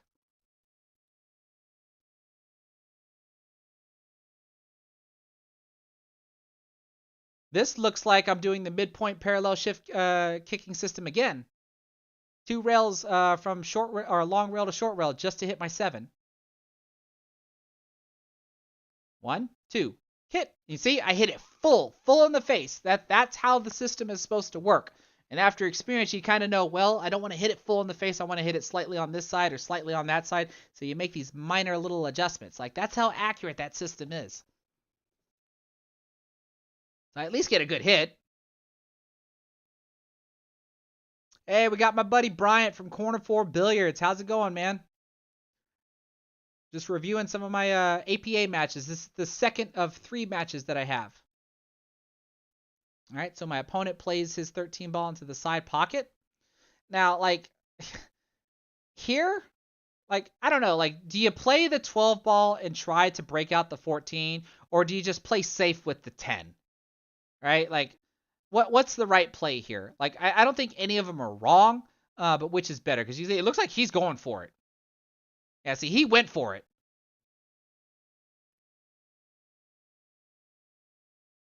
I don't know. Who would have played safe with the 10 ball instead of going for that?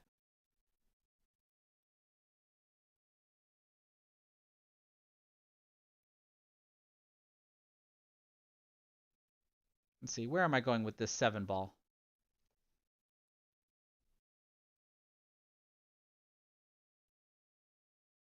Looks like I have a little bit of topspin on the cue ball. Am I playing this in the corner?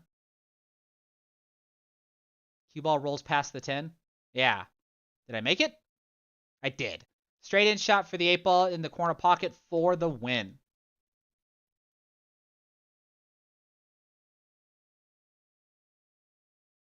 Oh, I hit the outside of the pocket.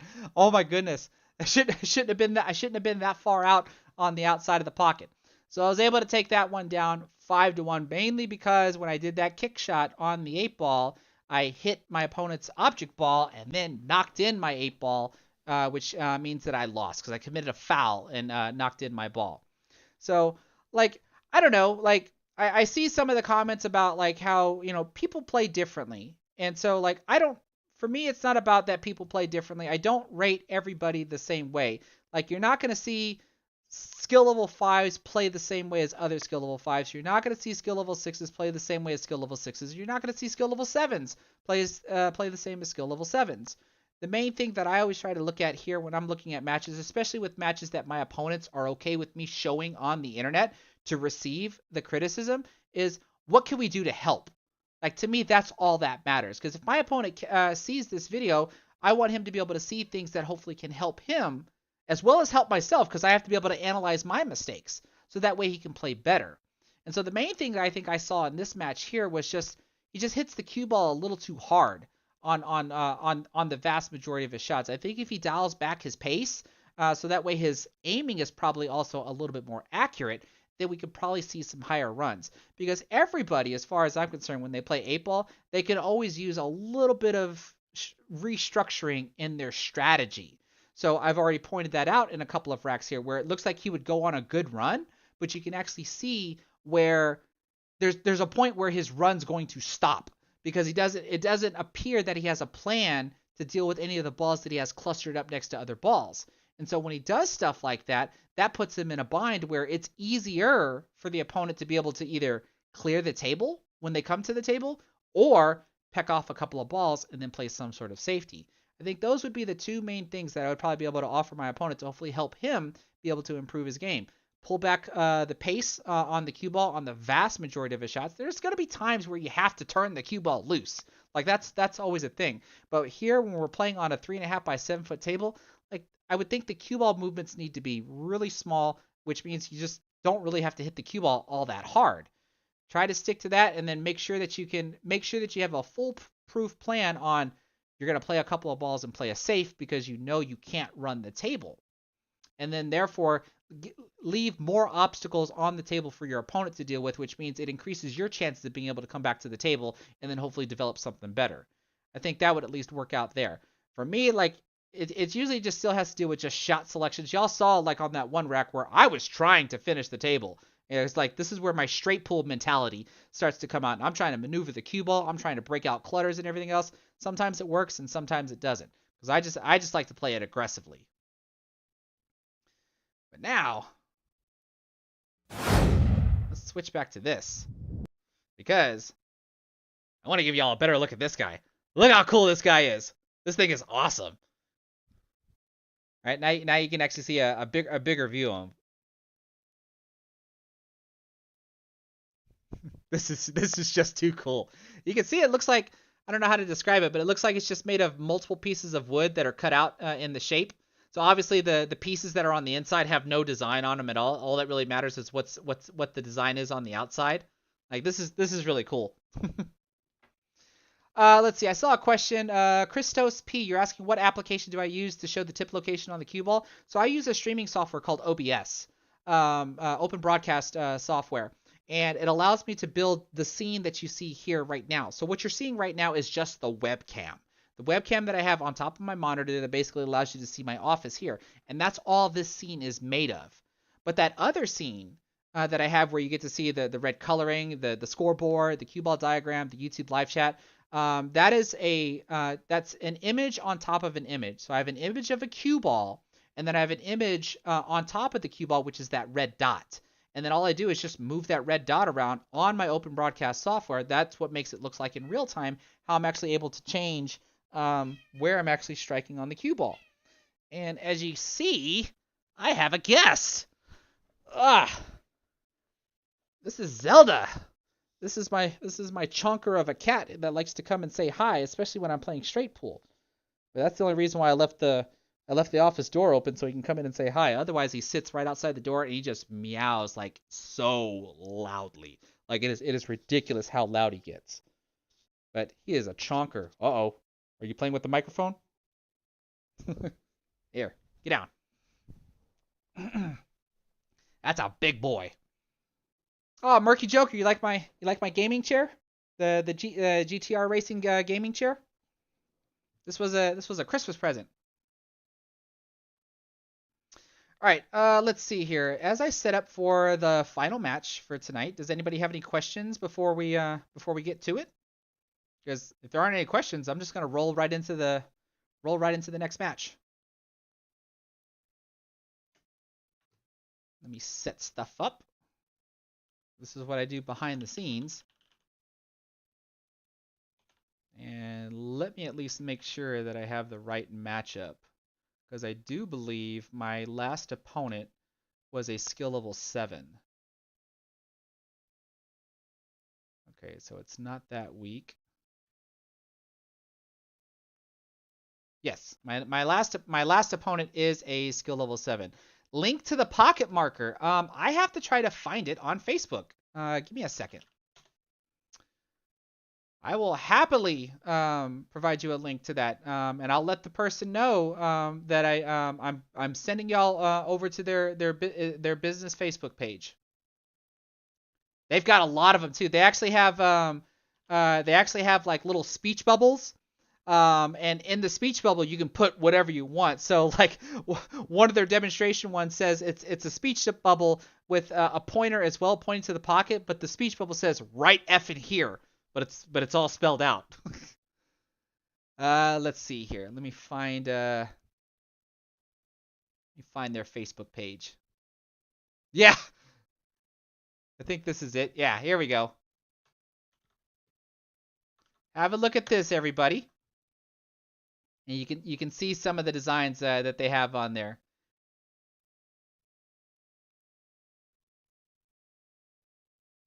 Be sure to let them know that Lil Chris referred you to them. I think they're based out of Florida, so Bang Time you might be able to get one sooner if you just want to have a collector's item. But I think it took like a week to get here to Texas, mainly because of the bad weather that we've been having. We had those ice storms that came in, so it took a little longer than expected to get here. But I was very happy when it got here because, like I said, look at this thing. This thing is cool. Definitely start using this now when I play 8-ball. So you hopefully will see this little guy pop up in some of my next 8-ball matches. I actually do I use him in this one? I don't remember if I use him in this one or not because I don't remember if I had him yet in this next match that I'm gonna have.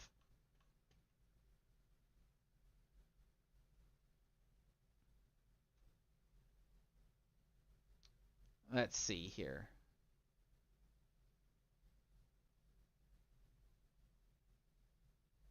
Matthew Bryson, you're correct. In APA, it's not always about matching skill level versus the same skill level. That is absolutely correct.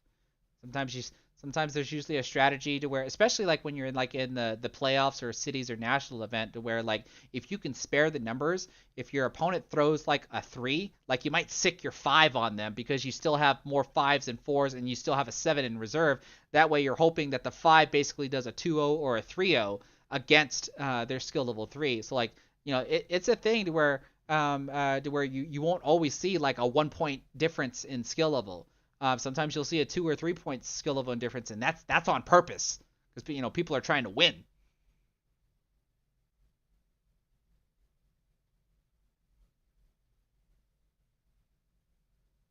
Will, you're asking me how much does politics play into APA captains picking players to play others?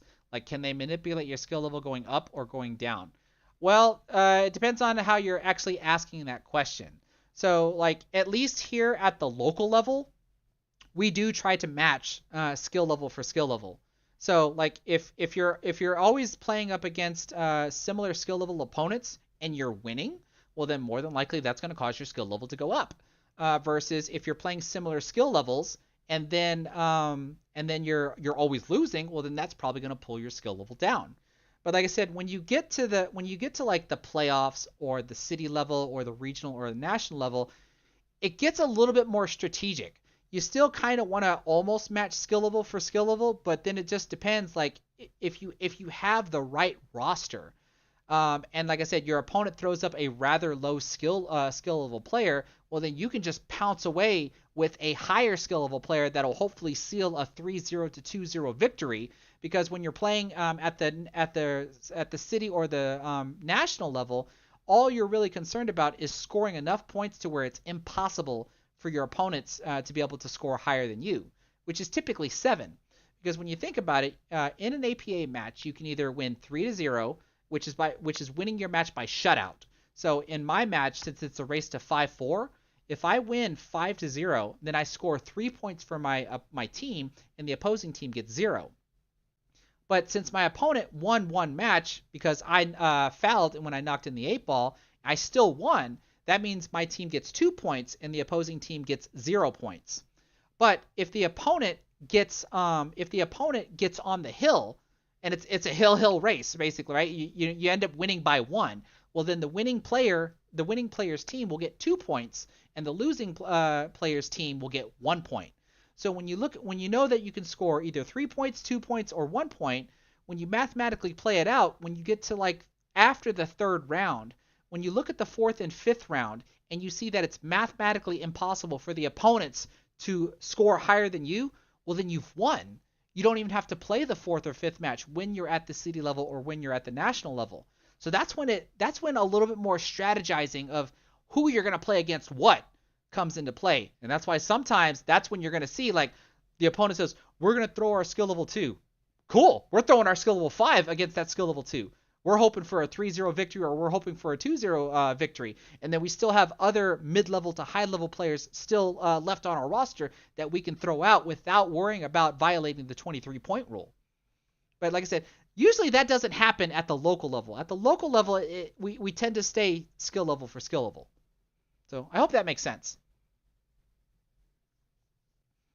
Because like what Alex Martinez is talking about, sandbagging, we do not do that on my team, like at all. We know it's a thing, and we know how it works, but I do not promote that at all on any of my teams. we play to our skill level.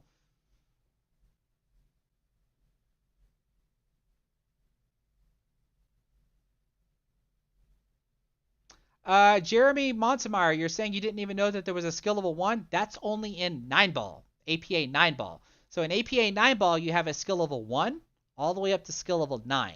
And in APA 8-ball, you have a skill level 2 all the way up to skill level 7. So I'm a skill level 7 in 8-ball, and I'm a skill level 9 in 9-ball.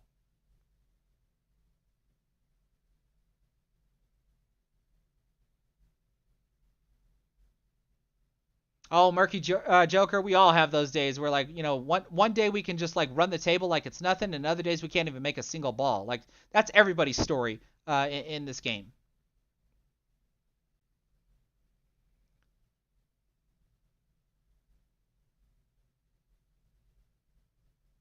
Murky Joker, you're asking me what's the most I've won in Vegas? Well, when I went to Vegas last year for APA 8-ball teams event, I actually wasn't able to play because my team members, their skill levels went up so much due to COVID that the delays of being able to go to Vegas allowed the APA system to have, I think it was 2 years worth of data in there versus 1 year worth of data. And that 2 years worth of data basically caused our roster to get to a point to where there was no roster at all that we can build that allows me to play.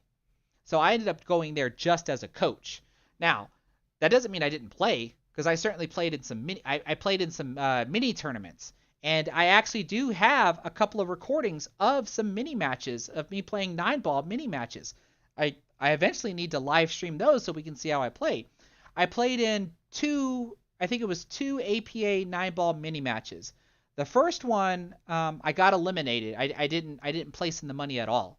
But the second one that I played in, I ended up splitting first and second place. I went undefeated, got to the hot seat match. Or no, actually no, I went, yeah, no, because it was single elimination. It wasn't double elimination. It was single elimination. I got all the way to the finals, and my opponent, as I was going to turn in my score sheet for my last match, my opponent, who was also a skill level 9, intercepted me and said, "Hey, you know, I'm your opponent for the final. Do you want to just split it?" And I was actually exhausted after playing through the matches that I played. That I was happy to split it with this guy, and we ended up splitting like $300 a piece for first and second place. So that was a good win as far as I was concerned. So, but I have them, and I also still have my last year's Texas State 9-ball open matches that I can eventually live stream and review, but I just never seem to find the time to do them. So like I have videos all queued up sitting on my computer that I have to either edit, figure out what format I'm going to live stream them in, or do whatever, on top of doing my straight pool live streams that I've been doing, on top of trying to figure out what's the next recorded video I'm going to do, and do my 9 to 5 job. So like I am like stressed for time. Like I have like this much free time. So I can't complain. I'm never bored. I'm never bored. I'm just always busy. All right, so it looks like everybody's having a good time here. I don't really see any questions, so we're just going to roll right into the final match. Whee! Here we are. Who was the one that asked me about the cue ball diagram? Yeah, Christos, if you're still here. So like I said, this is what the open broadcast OBS streaming software allows me to do. Like I have all these fancy scenes and stuff that I'm able to switch back and forth from. And so this one here, like I said, the cue ball diagram is an image, and on top of that image is that red circle.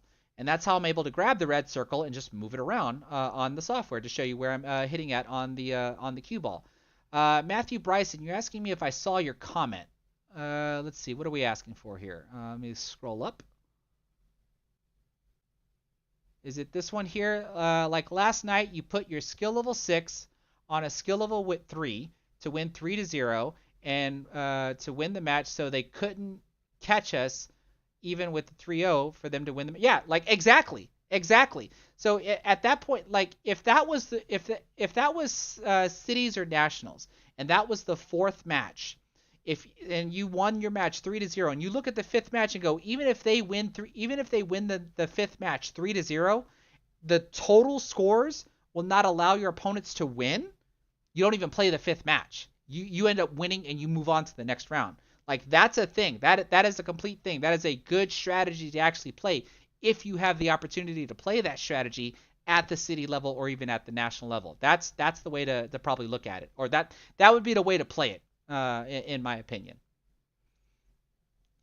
All right, my voice is starting to get shot with all this talking that I'm doing. I'm usually always excited to be able to explain everything to everybody. You know, like I said, everybody gets to watch me, you know, play decent, play bad, play mediocre, watch me make silly mistakes that I shouldn't make, watch my opponents sometimes do really cool things like Wayne did, and then of course we get to see like how different people play differently. Like that's a thing.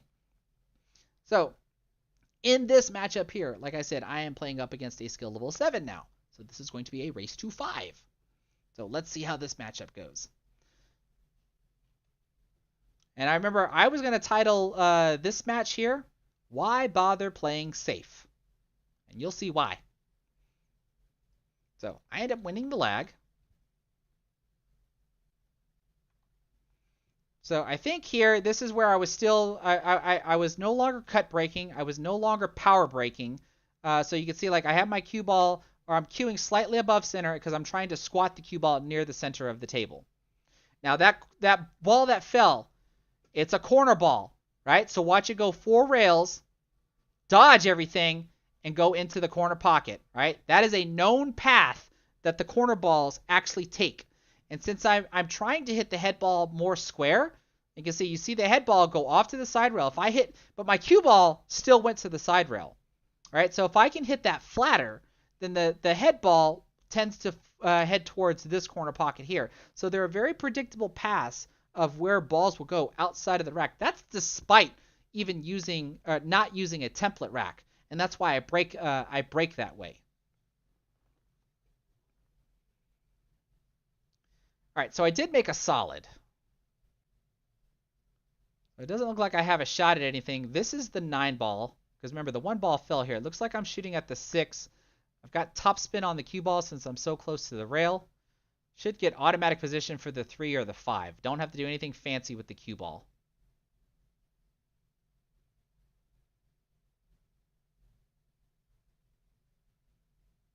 You can see here now I don't have a mask on this week because this is when I was completely over everything that I was sick with on the last match. That's why you don't see me wearing a mask on this one. Fully recovered by this point. So it looks like I'm going to play the 3. Looks like I have a center ball hit. Am I going to feather this in for the 5? That's what I tried to do. It falls.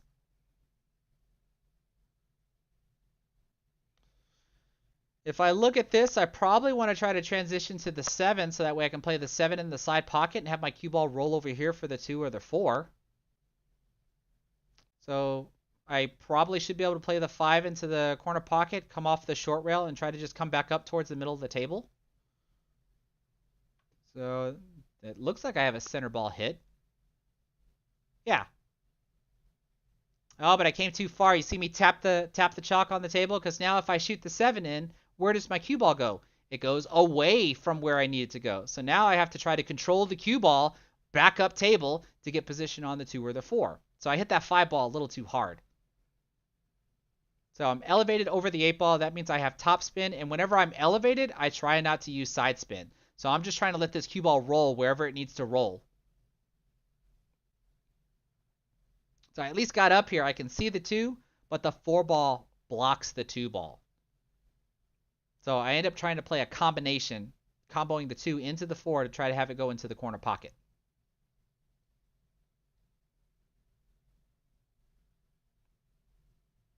So you can see here what I do with the 2 ball there. I pretend the 2 ball is the cue ball, and I see how do I need to strike the 2 ball into the 4 in order for the 4 to go in.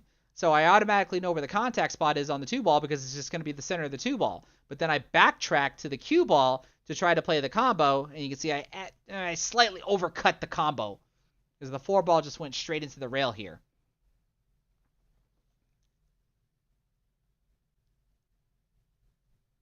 So let's see what my opponent can do. He's got a bit of work to do here and here.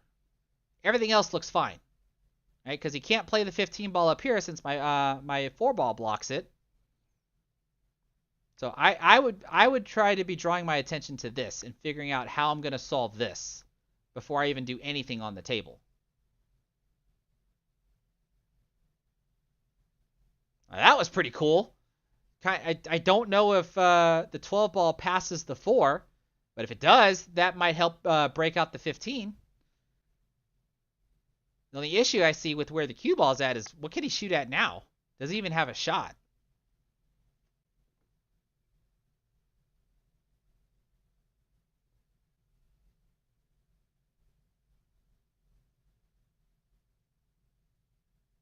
It doesn't look like it. So it looks like he wants to try to kick at a ball. He wants to leave that 12 ball there to serve as a blocker. So that's not a bad play. Normally I would sit there and think like, wait a minute, you can see one of your balls. So why don't you just clip off of it? But and there are always exceptions. And to me, this was one of the exceptions. Leaving that 12 ball there is a smart decision, in my opinion. Now, he didn't really control the cue ball off the kick. That's kind of a hard thing to do. So I have a shot at my 4 ball. Right? But then I got to make sure I get position on my 2 ball. But him leaving that 12 there, I think, is a smart decision.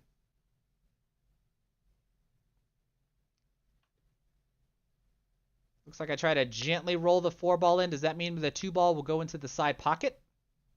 So I probably did a drag shot. A little bit of bottom spin so that way the cue ball back spins first, slides, and then slowly rolls forward to be able to make my 2 ball. Or make my 4 ball. Now it looks like a rolling cue ball, so a little bit of top spin. Kind of like that. Yeah, so I'm not using the pocket marker yet. So hopefully my next recorded match we'll see the pocket marker. I called the 8-ball here into this corner pocket.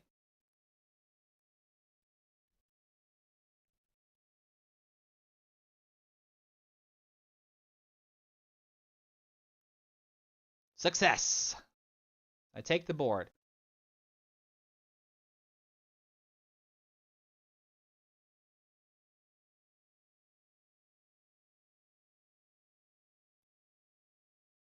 That's interesting, Alex. You're saying you were accused of what were you accused of? Were you accused of sandbagging? This is because you played defensive. You went up to a 7 with only 2 break-in runs and 2 8 on the breaks. Lifetime with 500 plus games. But now you're a 6. So are you brand new to APA, but you're not a brand new pool player? So you came in as a skill level 3, but then like erupted.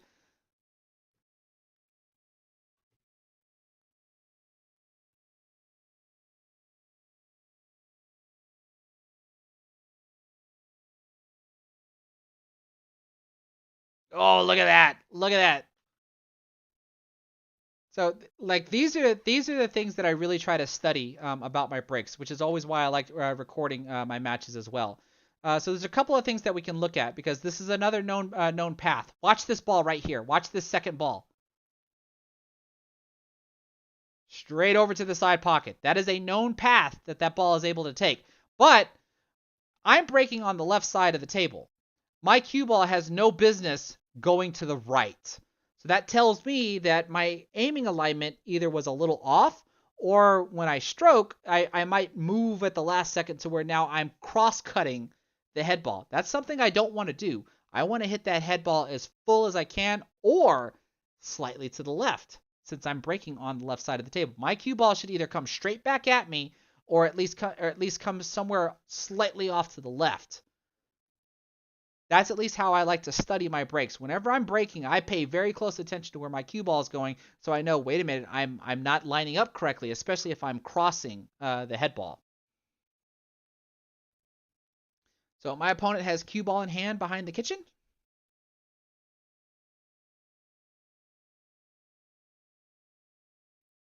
Oh, that's cool, Will. You got inspired to play because of my stuff. That's awesome. So what's your skill level? Since you've never played before, what skill level have you gotten so far, or how long have you been playing? All right, so my opponent claims solids. Looks like he gets position on the 4. I mean, on the 7. I probably would take the opportunity to break out the 8 right now. That's exactly what he did. Does he get a shot somewhere, though? 5-ball looks to be a little bit in trouble.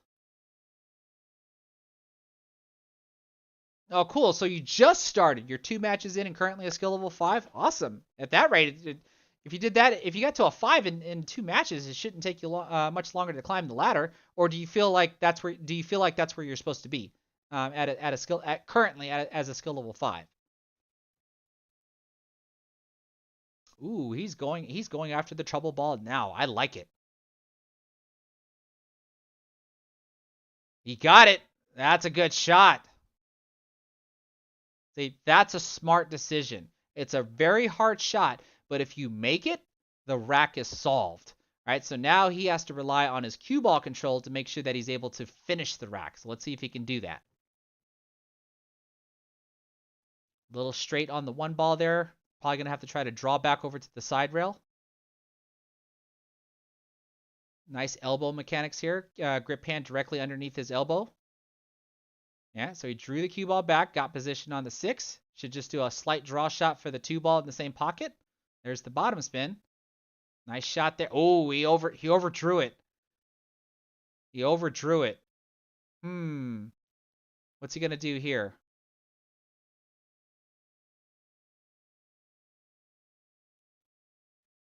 What do y'all do here, folks? Do y'all cut the 2 in and allow your cue ball to do this? Or do you cut it in and allow your cue ball to do this? I'm pretty sure I have some of y'all that will choose one or the other. I don't think everybody will agree on the same shot. Let's see what he does. We saw initially he started with bottom spin, but then right there when he got down on the shot, he moved up to top spin.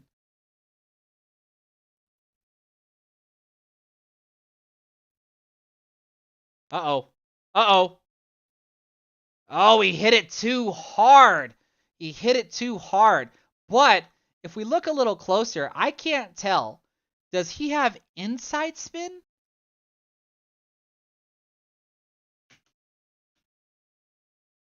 Like I can't tell from this camera angle because I would have expected the cue ball to come somewhere over here, like in between the second and third diamond. The fact that it went from the third diamond to the side pocket, that makes me believe he has a little bit of left spin on the cue ball. It looks something like this, where this or even this would have caused the cue ball to come somewhere over here, and he's guaranteed a shot so long as the cue ball doesn't roll obviously too far and gets tied up next to my stripes.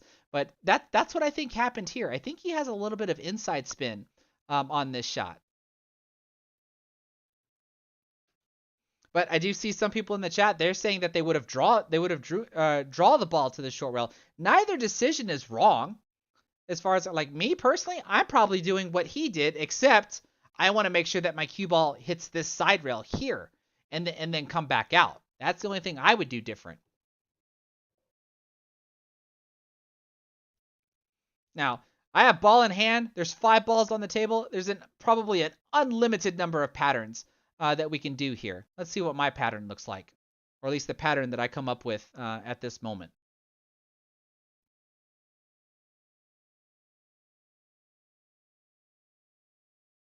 I can't even tell what ball that is. I think it's the 10 ball. 10 ball into the side pocket. Rolled forward slightly with a little bit of topspin for looks like the 9 ball. Looks like I have a little bit of topspin again. What am I doing? Allowing the cue ball to roll forward. Looks like I got position on the 12. A little bit of bottom spin. Should hold position for the 15, I guess. I can choose either one, really. It would have to be the 15, though, I would think.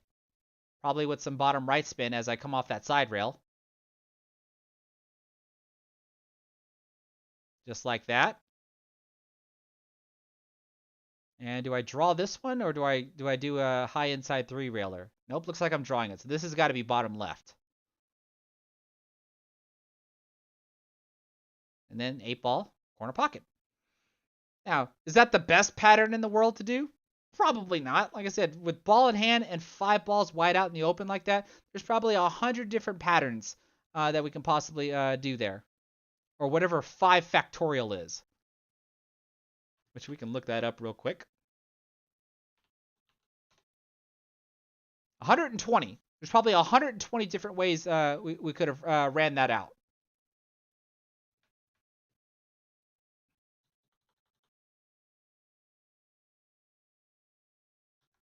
All right, let's watch this break. Haven't been able to squat the cue ball yet.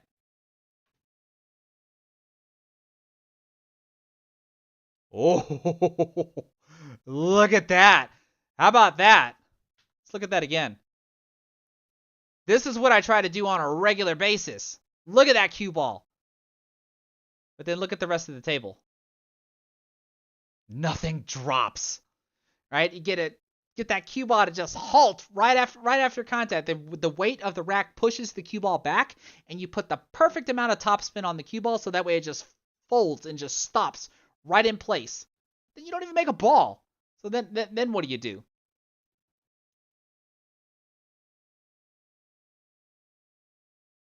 Murky Joker, you're asking if I've selected the winner for the BK Rush yet? No. That video I think is sitting rather low. It's got 7,427 views, and I would like that video to get to 25,000 before I select a winner. So that the video that I'm talking about is in the pinned comment in the live chat here. It's a product review video that I did on the Predator BK Rush jump break queue. And that is a queue that I am giving away when that video reaches 25,000 views. Not 75,000, Will. Only 25,000. Only 25,000. So when that video gets at least 25,000 views, then I will randomly select a comment out of that video, and whoever's comment I select, after I verify that they're a subscriber, they will be the winner of that queue. Matthew Bryson, you have yourself a good night. Thanks for stopping by, bud. All right, let's see here. What the heck is my opponent doing?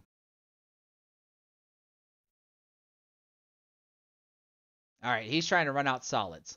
We got an issue here. What are we going to do with this 4-ball?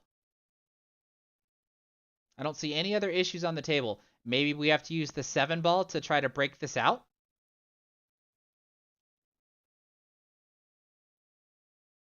Checks to see that the 3-ball passes the 8. That's a good thing. You notice at first he was going to shoot the 6, but then now he double checks and he sees the 3 and then decides to choose the 3-ball.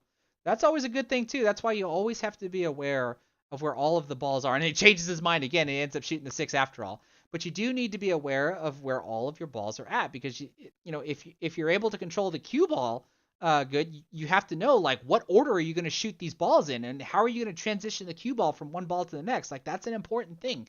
You don't always want to go for like the most obvious shot. So like when we look at this, like I have to think he has to use his 7-ball in order to break out his ball that he has over here. All right, so he's going to play his 3-ball. Looks like he's got some bottom spin. Power draws it. Look at that. Look at that cue ball fling off of that. So how do you play the 7 and then get position on the 4? Right? I would hope that he had that in mind long before he got here. And then let alone, should he have gotten here sooner rather than at the critical moment? Right? Because if he messes this up, now he's in the position that y'all hear me talk about all the time. He has to wait for me to miss in order for him to have a shot. Right? Looks like he accidentally moves my ball and puts it back. No big deal. This stuff happens in APA. He has a shot at his 4-ball now. Let's see what he can do. What the heck was he measuring? He measured a line this. Like, is he going to try to bank his 4-ball into this corner pocket?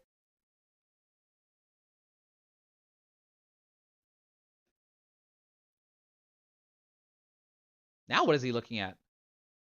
Oh, it looks like we got a timeout. This is the other skill level 7. I can tell y'all that. Both of these players are skill level 7s. I believe this is the captain of the other team. And I think he just made his teammate aware that he can carom the 4-ball off my 11 to go into the side pocket. So this is always good. Why it's good to have other people watch and give you things that you can do. Do you carom it off of the 9 or do you carom it off of the 11? Like it's always good to have an extra set of eyes, and that's what's good about having these timeouts. I think he's going to try to carom it off of the 11. But even when you do that, look at the cut angle. How do you get back down here for the 8?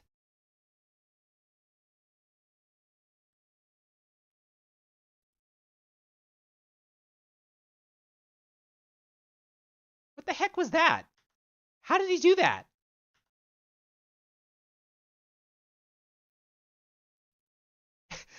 It looked like the 4-ball caught this point right here and almost slid right down the table. Look at that. Let's look at that one more time.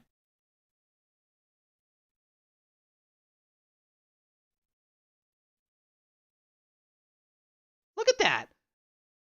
That was kind of cool.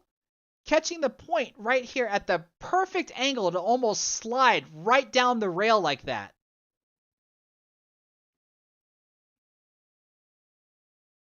All right. Well, my opponent was not able to run out. I've got some work to do. Let's see what I do here.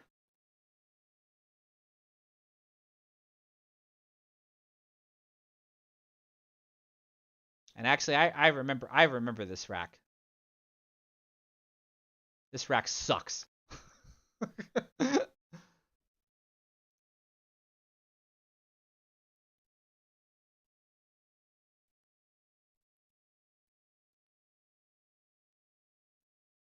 All right, so it looks like I'm starting with the 10 ball.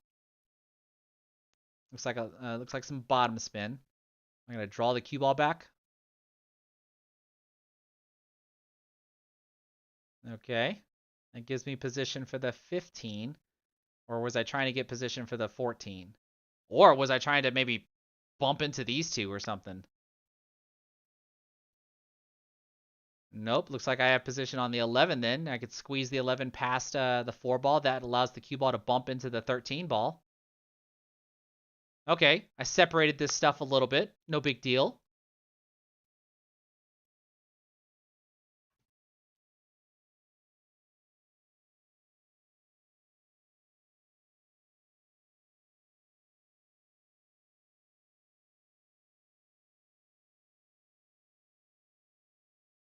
What do y'all play here, folks? Do y'all play the 13 or do y'all play the 14?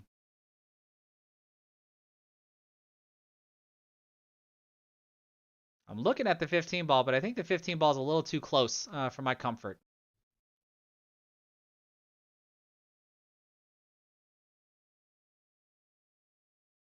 It looks like I go for the 14. Bottom spin again. Do I have left or right spin? All right, that's left spin. Bottom left spin for that. Gives me position for the 9 in the side.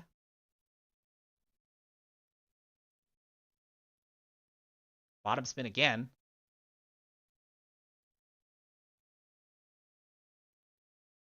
Draw back a little bit for the... Am I going to play the 13 or the 15?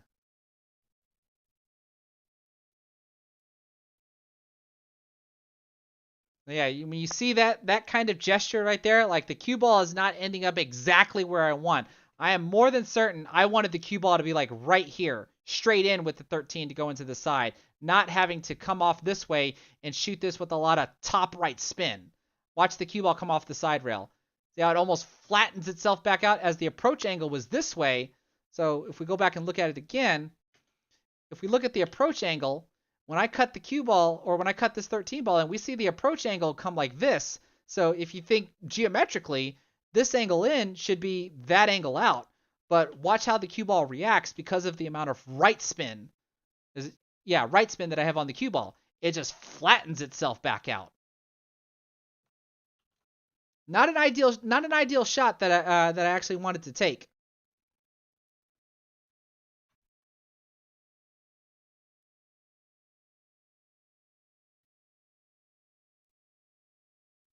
All right, so now it looks like I'm going to shoot the 12 ball. My cue ball is naturally going to come over here, so I'm trying to get position for the 15 to go here into the side pocket. I think I have probably just some top spin and a touch of left spin. All right, so I get a little too close for comfort. And here's why the rack sucks. All right, all I gotta do is just cut the 15 ball into the side pocket, and I get automatic position for the 8. And it doesn't matter if I overcut the darn ball. Sell out! Just accidentally overcut the darn ball.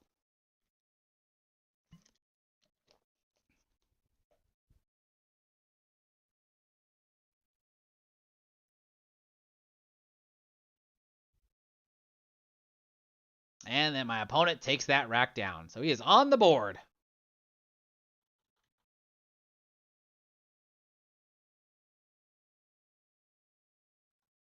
All right, here we go. Nathan Gittins, you're asking how long ago this was. I think this was like 2 weeks ago, 2 or 3 weeks ago. Oh, look at that 8 ball flying off of that second ball break. Opponent makes a lot of balls on the break too. What do you got? 1, 2, 3, 4, 5. So 2 solids are gone, and then 1, 2, 3, 4, 5, and 1 stripe. So we got an open table.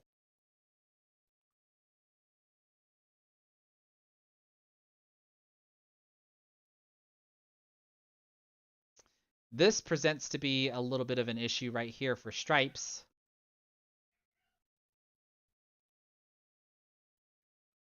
What, do you want to come in and say hi to everybody again?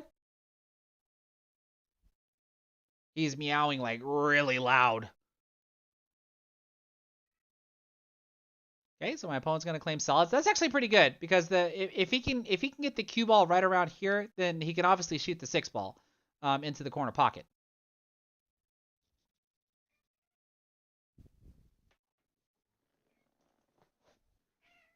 Here,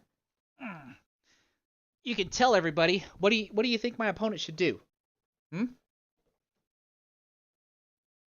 Look, what do you think my opponent should do here? Looks like he's cutting. He's gonna thinly slice the 2 ball into the corner. You can give 2 craps about what's going on right now, huh?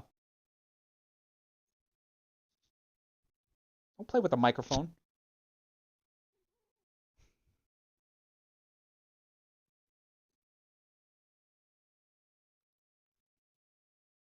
Oh, don't worry about it, Trevor. This cat's well fed. He's actually supposed to be on a diet so we can get him to lose a couple of pounds. Ugh. All right, what the heck's going on? I got sidebarred by my cat.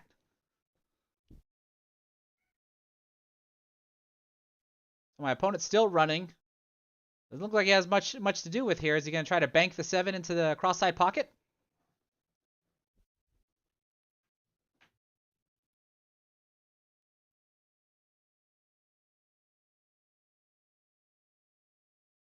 I don't really see any other option. Can't tell if he can see his 1 ball or not.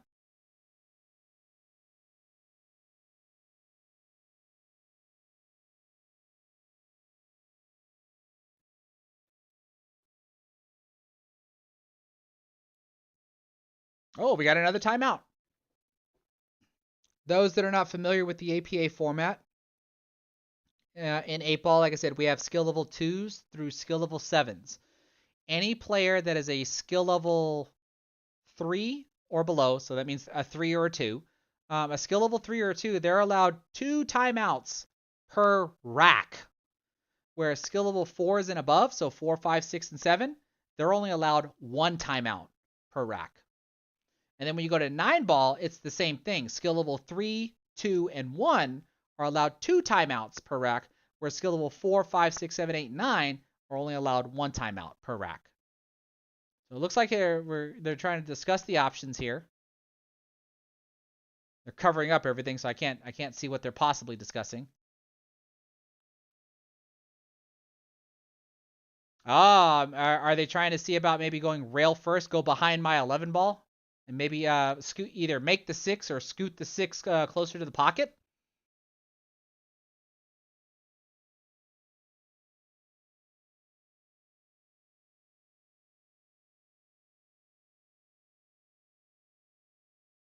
I don't know. I like the bank shot because the 6-ball blocks my 11.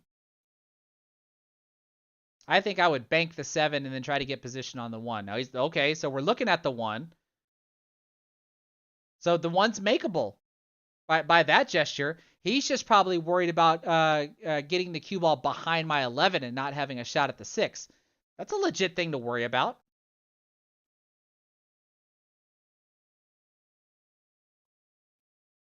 I don't know. If that 1 ball goes, then I'm more than likely going to shoot the 1 ball. And I will take the risk. I would want my cue ball to come off of the short rail and run into the 11. So that way I can have a shot at the 6. I think that's more than likely what I'm doing, if that's the case. But that unfortunately means that I have to go up table to shoot the 7 and then come back down table to shoot the 8. It looks like he's going for it. It looks like he's going for the 1 ball.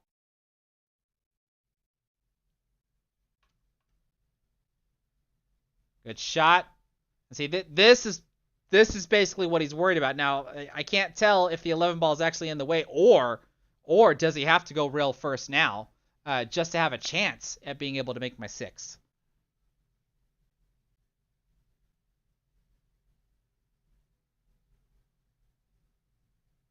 And if he goes rail first, he's flirting with that 8-ball. See that? That was close. That was close.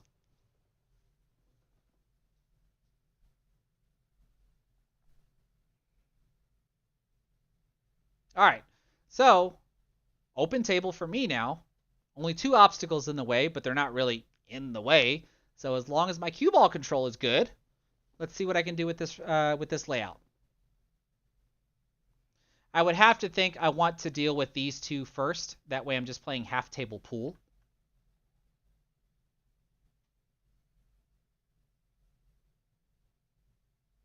Okay, maybe not.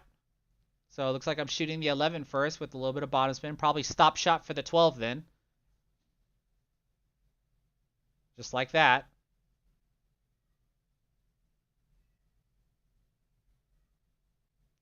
Bottom spin again. Am I drawing back for the 10 ball?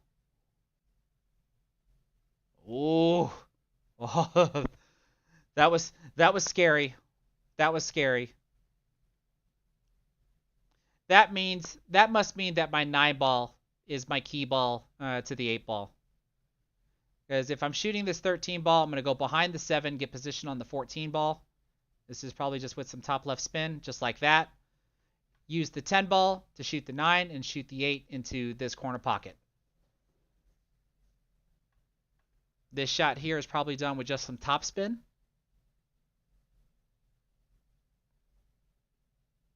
And I probably have a small angle to where I'm going to stun the cue ball below the 7. So a little bit of bottom spin, just like that. Get relatively flat on the 9 ball. Can play a stop shot on the 9 ball and play the 8 ball into the opposite corner pocket. Ooh, never mind. That was a stun run through. So that means I hit the cue ball right around here, just barely below center. So that way, by the time the cue ball gets there, it's slowly rolling forward. So when it hits the 9 ball, it kind of dribbles forward the way that it did.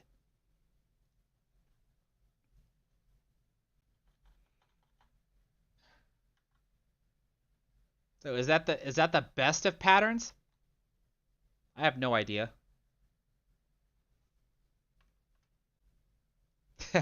Perky Joker with your Happy Gilmore reference.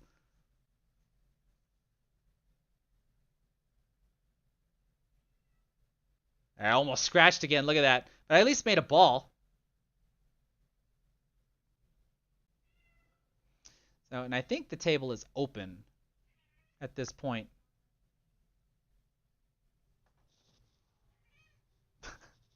You can't make up your mind, can you?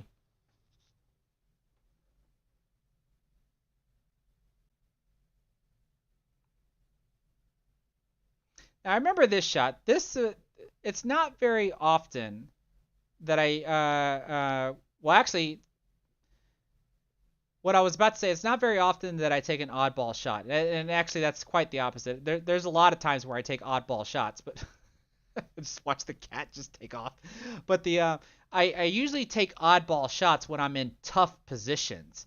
So like, look at what I'm doing right now. Look how I'm looking at these 3 balls, right? Because right now I really like solids. I think the table is open. 1, 2, 3, 4, 5, 6. So I dropped 1 stripe and 1, 2, 3, 4, 5, 6, and 1 solid. So the table is open, and I actually really like solids. So this is an oddball shot that I end up taking just to try to claim solids. I could try to cut the 2 ball, but that's a really thin cut shot. So what do y'all think I tried to do there? This is an oddball shot. Clearly I'm not trying to do a combo because the combo's not there, but do y'all see what I tried to do?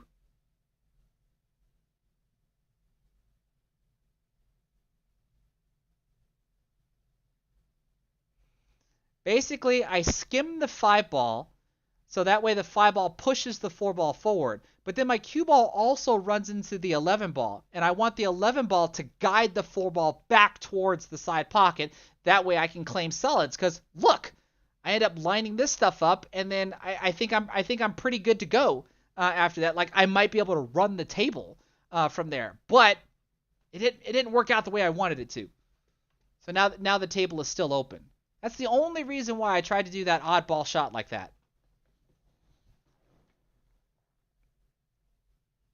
So probably not the smartest of decisions, but had it worked, then I think I would have had the table solved at that point.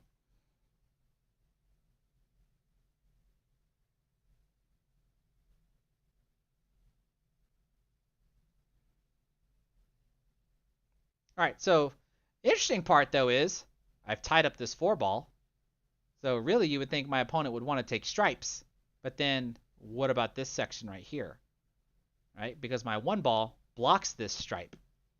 So if you take solids, you got to deal with this. If you take stripes, you got to deal with this. And there's really no ball around here, no decent ball around here that allows you to deal with this. I mean, maybe this guy, right? So there's a lot of things that you have to really think about when it comes to claiming a set. So he likes stripes. Looks like interesting.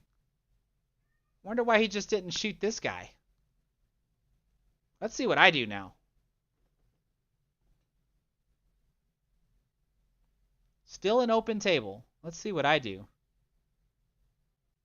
See, I think I just looked at this ball here and I see that it doesn't pass the 1 ball. So right now, both solids and stripes are just like, what do you do? Like literally, what do you do?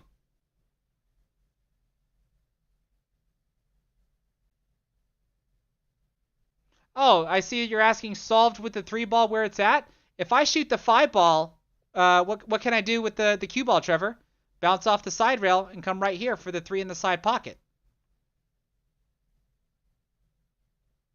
That's how it ended up solving the record. Or it doesn't matter, right? Because I have both the 5 and the 2 to possibly move the 8 ball out of the way. Like I'm not saying like I would just like dance around the table, but like there's really no issue for me to really have to deal with, except for maybe comboing the 7 into the 1.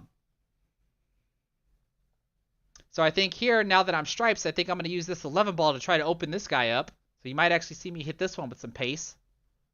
There it goes. And I messed up.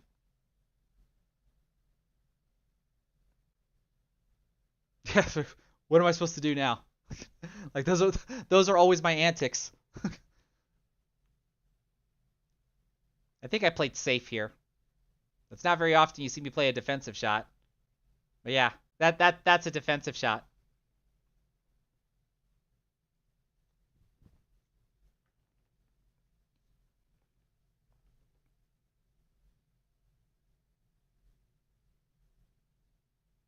It's even my opponent. He's like, what the heck am I supposed to do?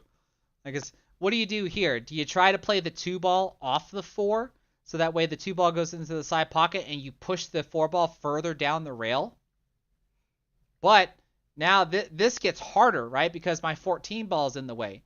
Now he could still use the 5 ball like I originally planned, which is to come off the side rail and try to play the 3 into the side pocket. Oh, but see, he chose the 4 ball all the way down here. I don't think I would have done that. I think I would have tried to free the 4 ball. I certainly don't think the 4 ball goes into the side pocket. It's too far past the point.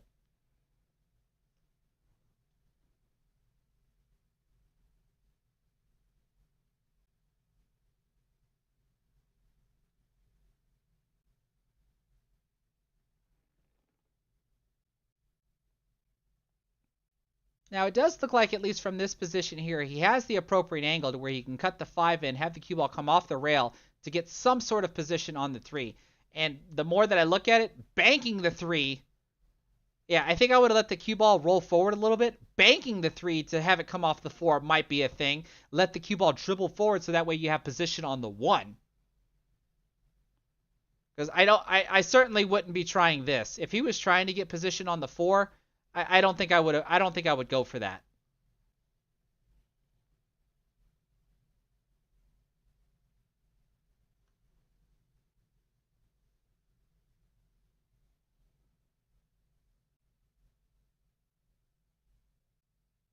Nonetheless, even for me as stripes, what the heck am I going to do here? I have 3 stripes up here. Like, there's no way for me to maneuver down here. Oh, look at this. This guy plays safe on me. Look at that. Now, what am I really going to do? And him as well.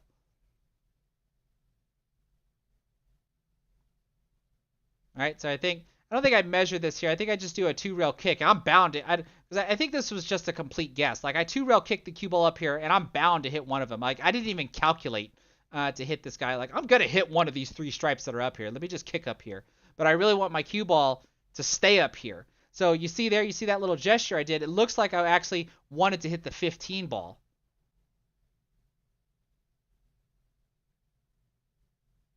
Right? If I hit flat into the 15 ball, then hopefully my cue ball stays right here. So that's my own mistake where I probably should have calculated that kick to make sure that I actually kick. I think I kind of just eyeballed it and look and go like, if I kick here, it looks like it's going to go here. It looks like it's going to go here. And completely wrong.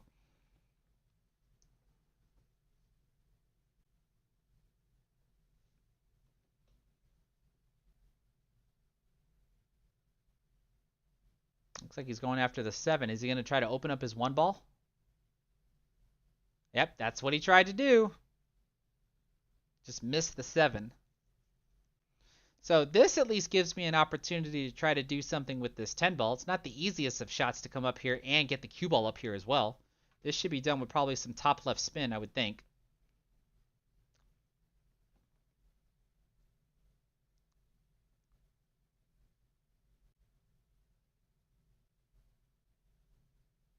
Oh, and I undercut the ball. Look at that. And I didn't even get position. I mean, look at my cue ball.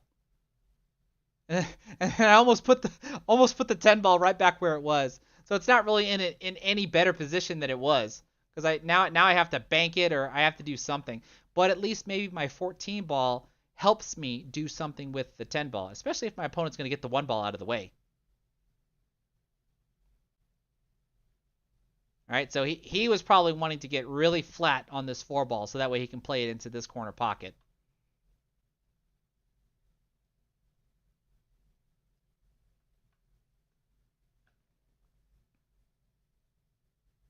I don't know if he can try to get there again with the 7 ball. Like, I don't know if there's an angle here. You shoot the 7 into this corner pocket and try to get the cue ball to come off of this rail here and then come back down this way like this. That might be a thing. But never mind. It looks like he's looking at cutting the 7 ball or cutting the 4 ball. I mean, can't fault him for the effort. I don't think, right? That was a good effort. And it fell anyway. Right? Look at this. It fell anyway. Bumps into my 10 ball. His 4 ball bumps into my 10 ball. And then falls. What do you do with that? Oh my goodness. That's APA for you. That's APA.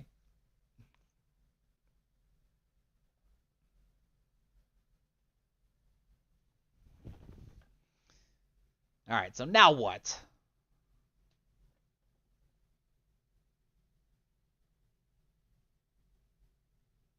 He's got a shot at the 7, but what in the world do you do with the 3 ball?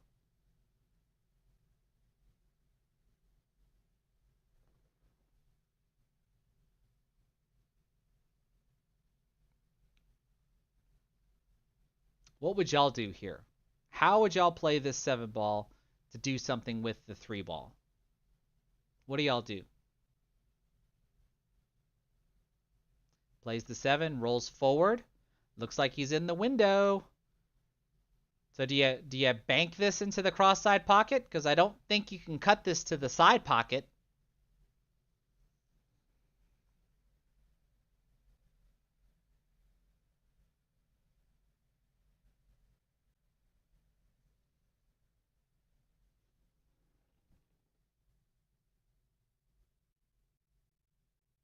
Murky Joker play the 7 off the 3?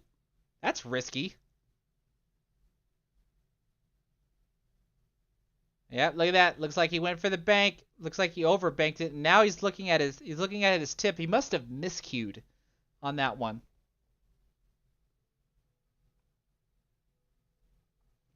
So I'm at the table now. Looks like a rolling cue ball here for this stripe here. I don't think I want to touch the 13 ball. Yeah, so I barely skimmed past it. Does that mean I shoot the 13 next?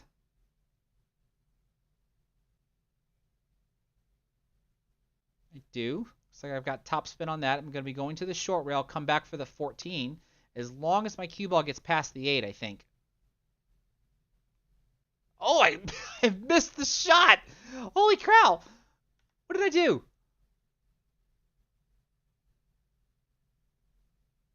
I undercut the ball. I caught the point of the pocket and undercut the ball. Whoops.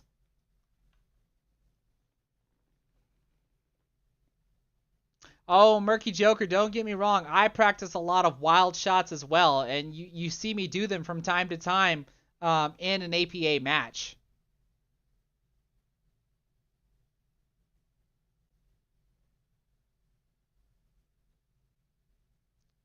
Let's see. Is he going for the corner? He is going for the corner. Oh, but the ball bobbles. Might have been a slight overcut on that one if it bobbles its way out like that.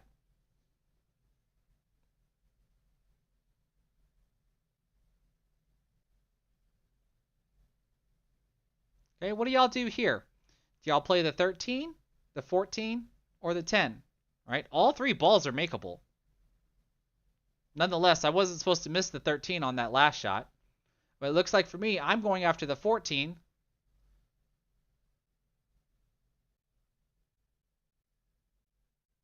Yeah, it looks like I just stunned over to the side rail there, so I could play the 10 maybe.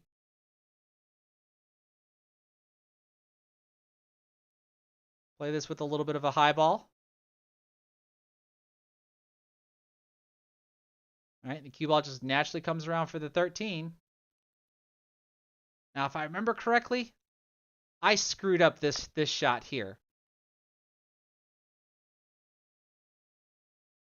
Y'all see what I mean.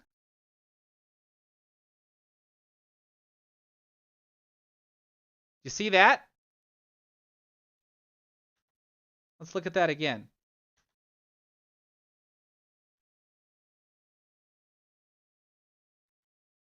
You see how, like, I think I went past the ball because I have a little bit of inside spin because I want to thinly cut this ball, but I think I caught the rail first and then back cut the 13 ball in, which is why my cue ball is way down here. My cue ball should not be way down here. My cue ball should be right here. So that way I can play this 8 ball into this corner pocket. But I screwed up this shot. It ended up with this result and have a long cut shot or long shot here on the 8 ball.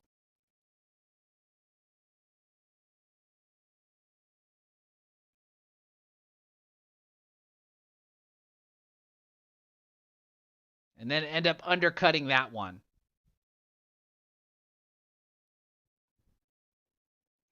All right, so I pretty much sold this one out.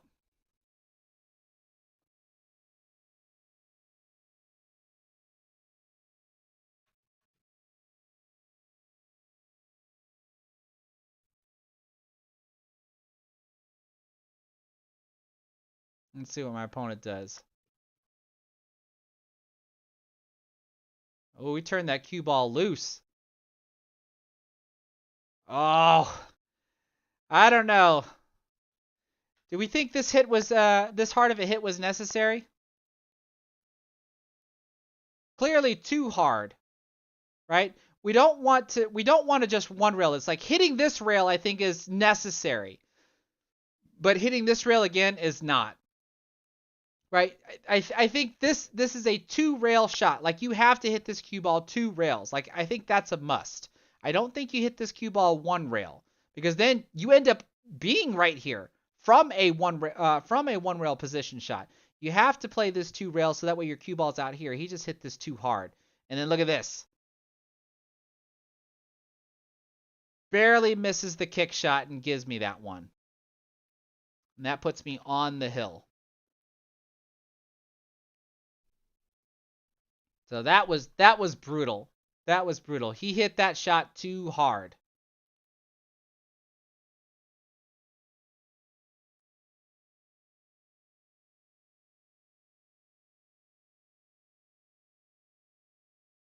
Rick Ward, you're asking this is 3-on-3. Are you referring to like the number of matches in the given night? Because if that is your question, it's 5-on-5. All right, let's see if I can get that 8 ball out of the rack and see if I can make the 8 on the break. There it goes. All the way down at the other end of the table. I just didn't make it. I think I did at least make a stripe.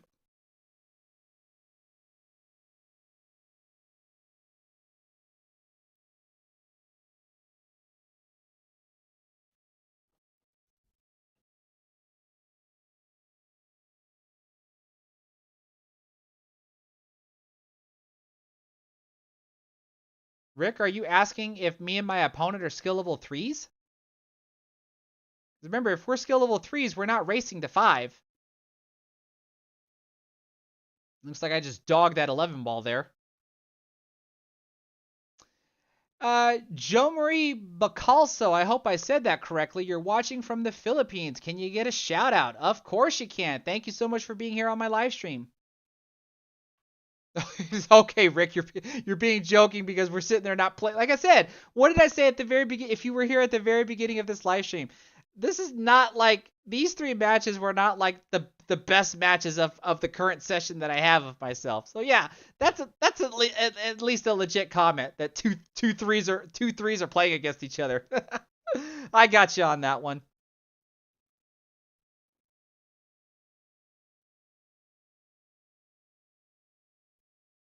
All right, so my opponent is solid.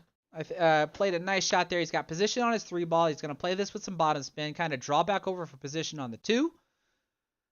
Let's see here. Does he do the same thing to get position on the 7, or do you roll forward?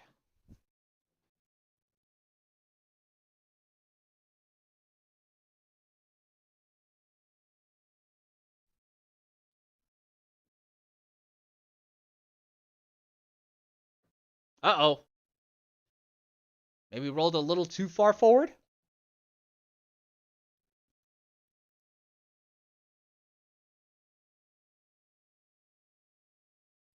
So I can't tell if he's able to see the 6 ball or if he has to play a 4-6 combination. Look, judging by that, it looks like he has to play a 4-6 combination.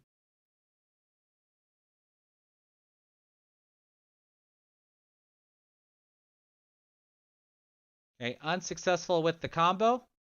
And if you look at where I'm at, like, this is where I come to the table and I can actually say to myself, I can't run this out. Right? So I'm going to play a safety.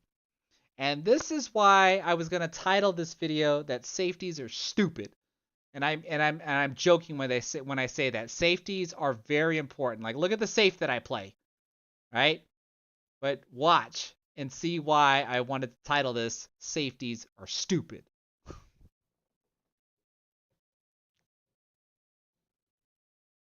Watch what my opponent does.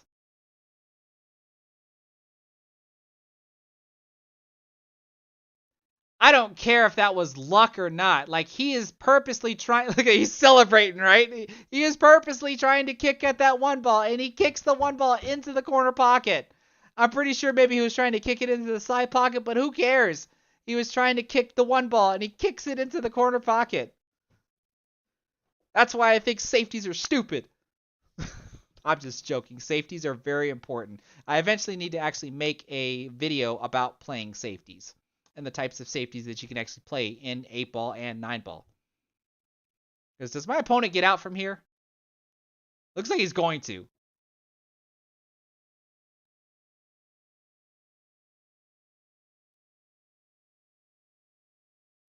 Look at that. Right? Like, who else would have known that my opponent was going to be able to do that? Kicks out of my safety and then runs the table. Oh my goodness.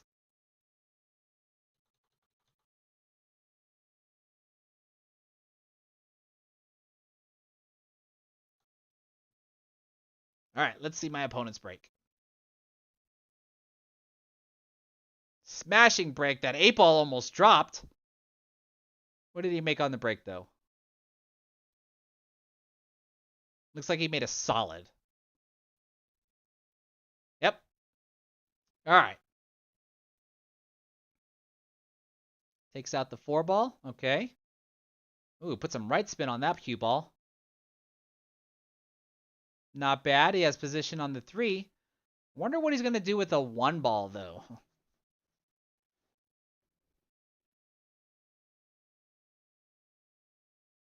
Like it's not like any of his solids are in trouble. It just requires really tight cue ball movements, right? He's got to be able to get into this window right here to be able to shoot the 1 into the corner pocket. He's got to be able to get into this small window here to be able to shoot the 5.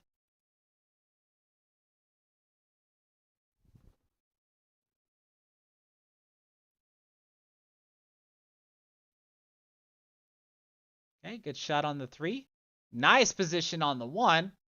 He's cutting off his 2 ball though. He's got to be careful. Looks like he doesn't like that he has to bridge over my 9 ball to shoot the 1, because what ball is going to get position on next?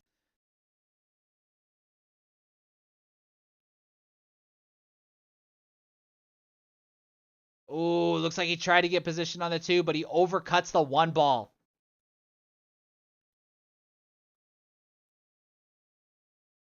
All right, so when I look at this table, clearly I'm not going to be using this pocket here. So I have to really figure out what to do here. This guy can obviously go here. If I make the 15 ball, the 9 ball can also go here.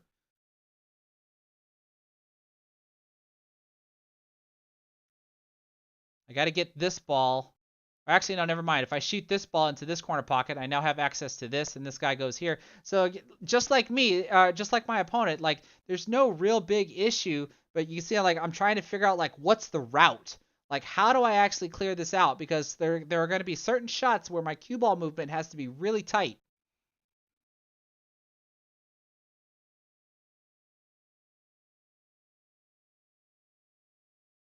I think I meant to draw back when I hit that with bottom spin. I think I meant to draw back to get position on the 12, but the cue ball didn't draw at all. Now it looks like I'm coming up here for the 13 ball.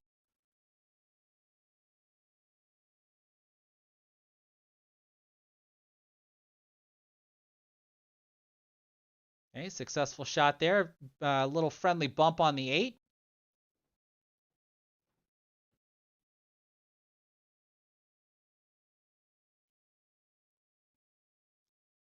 like I have a shot at the 11. Looks like I might be drawing back slightly for the 10 unless I change my mind.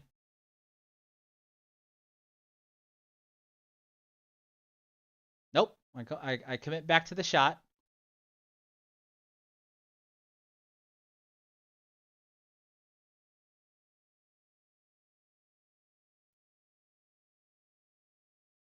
Okay, successful there. Got position on the 10. I would think from the 10, I should be able to transition, I think, to the 14 ball to go into the side pocket. Looks like I've got some bottom spin on the cue ball if I just draw back to about right here. Even if I slightly overdraw it, as long as I don't get hooked behind the 2, I can even shoot the 14 ball here into this corner pocket.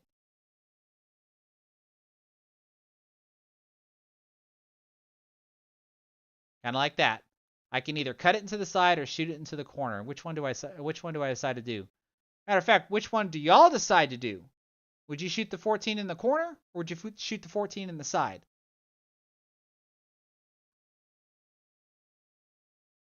Okay, it looks like I have a center ball hit. And I shoot it in the side. This looks like this might be good to go. 9 ball into the side pocket. I can kind of just stun over here for the 12 into this corner pocket. Just like that. Play the 12, have the cue ball come off the short rail, off the side rail, and hopefully get straight in on the 8. This is probably done with a little bit of top right spin.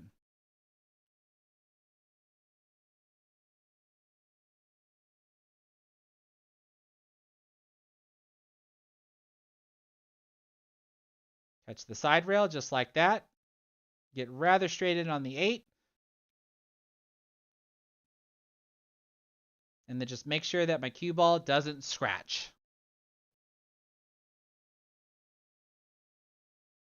And I'm able to take that one down 5-2. All right, so was that for every match? Was every match a 5-2, or the last one was 5-1? Yeah, the second match was 5-1, and Wayne's match it was 5-2. So I won 5-2, 5-1, and then 5-2.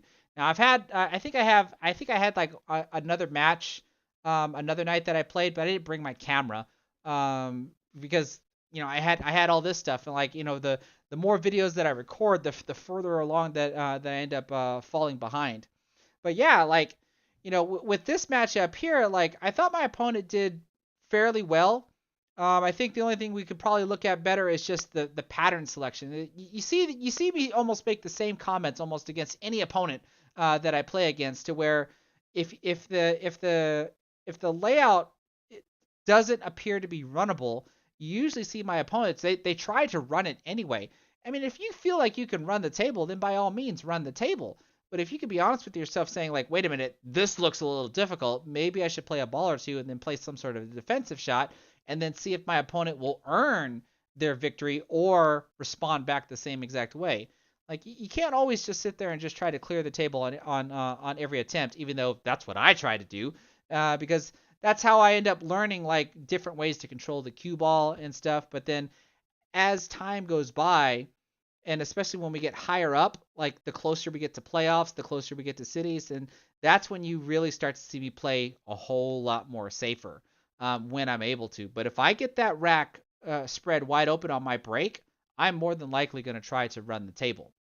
But you saw here at least what I played, what, two safeties, and one of them my opponent kicks out and then runs the table. So there's usually that trade off to where it's like, if your opponent gets out of your safety, that's when you say to yourself, I should have went for a ball or whatever.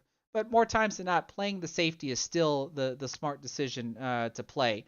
It's just that your opponent earns the victory, and there's nothing wrong with that.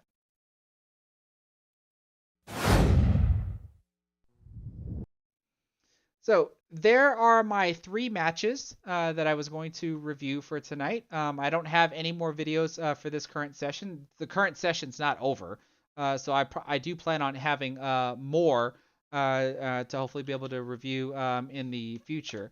Edric Munster, I see you're asking about my break first, break hard, no mercy shirt. I am looking for it right now. Give me just a second.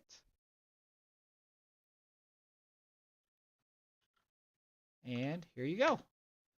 Be sure to check the description of the live stream. I do have a discount code for this website. You can get 10% off of your purchase if you do decide to buy the shirt or any other apparel that's actually on this website. So yeah, it is really late. I mean, I started this live stream much later than I really wanted to because of work. And it's now really late. It's 1 a.m. where I'm at. So unless there are any questions, I really want to cut the live stream off so that way I can get to bed, because I have to work tomorrow morning as well. So I'm just going to sit here for a second to see if anybody has any questions.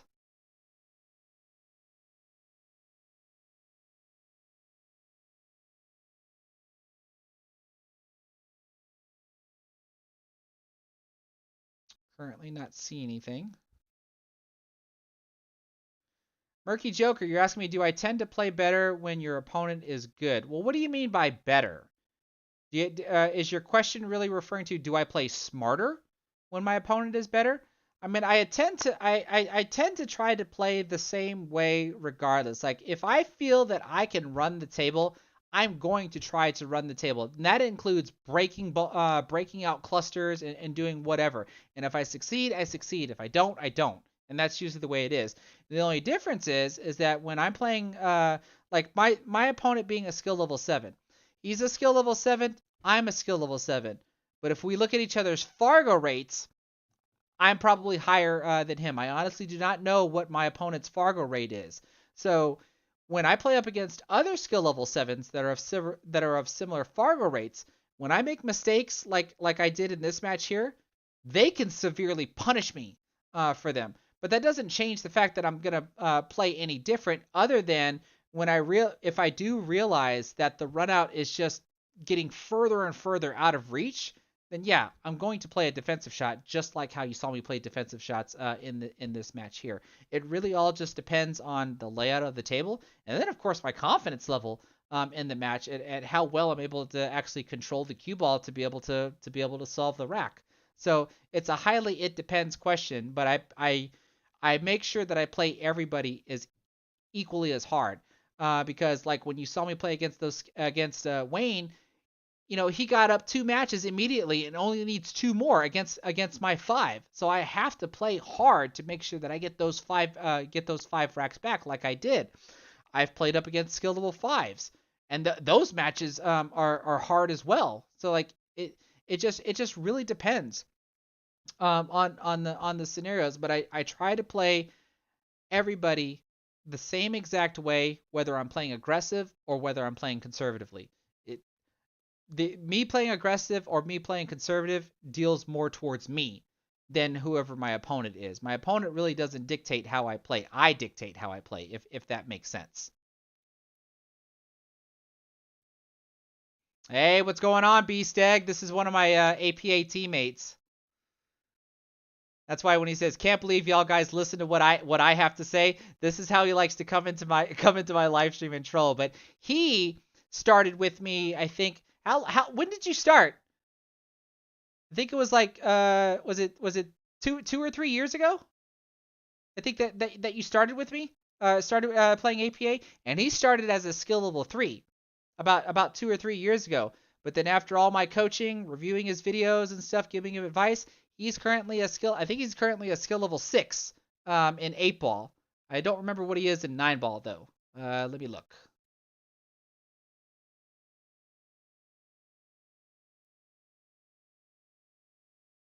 Yeah, no, he's a skill level 6 in both 8 ball and 9 ball. So he's come a long way since when he first started with me. I think it was roughly about 3 years ago, 2 or 3 years ago. But he always loves to come into my live stream and just troll me. Oh my gosh. All right, well, I'm not really seeing any questions, so I'm pretty much going to start wrapping the live stream up. I see that I still have 70 of y'all in here, and I saw that I must have gotten somewhere just above 100, which is actually really cool that at least over 100 people wanted to come watch me review my APA matches and see what I consider to be mediocre play, just like when I'm playing straight pool and I'm not really playing my best in that either. But I'm always appreciative to anybody that wants to be able to come by and listen to me hoot and holler about any of my games, whether I'm reviewing APA matches or doing live streams or anything like that. It really means a lot to me. Am I going to be live streaming tomorrow? Tomorrow's Friday. I think I might. I think I might. I'm not gonna say 100% certain. I think I'm probably sitting around 80% certain that I might live stream. Kyle Cunningham, I live in Texas, and that's the most. I'll actually give you a little bit closer. I am in Central Texas.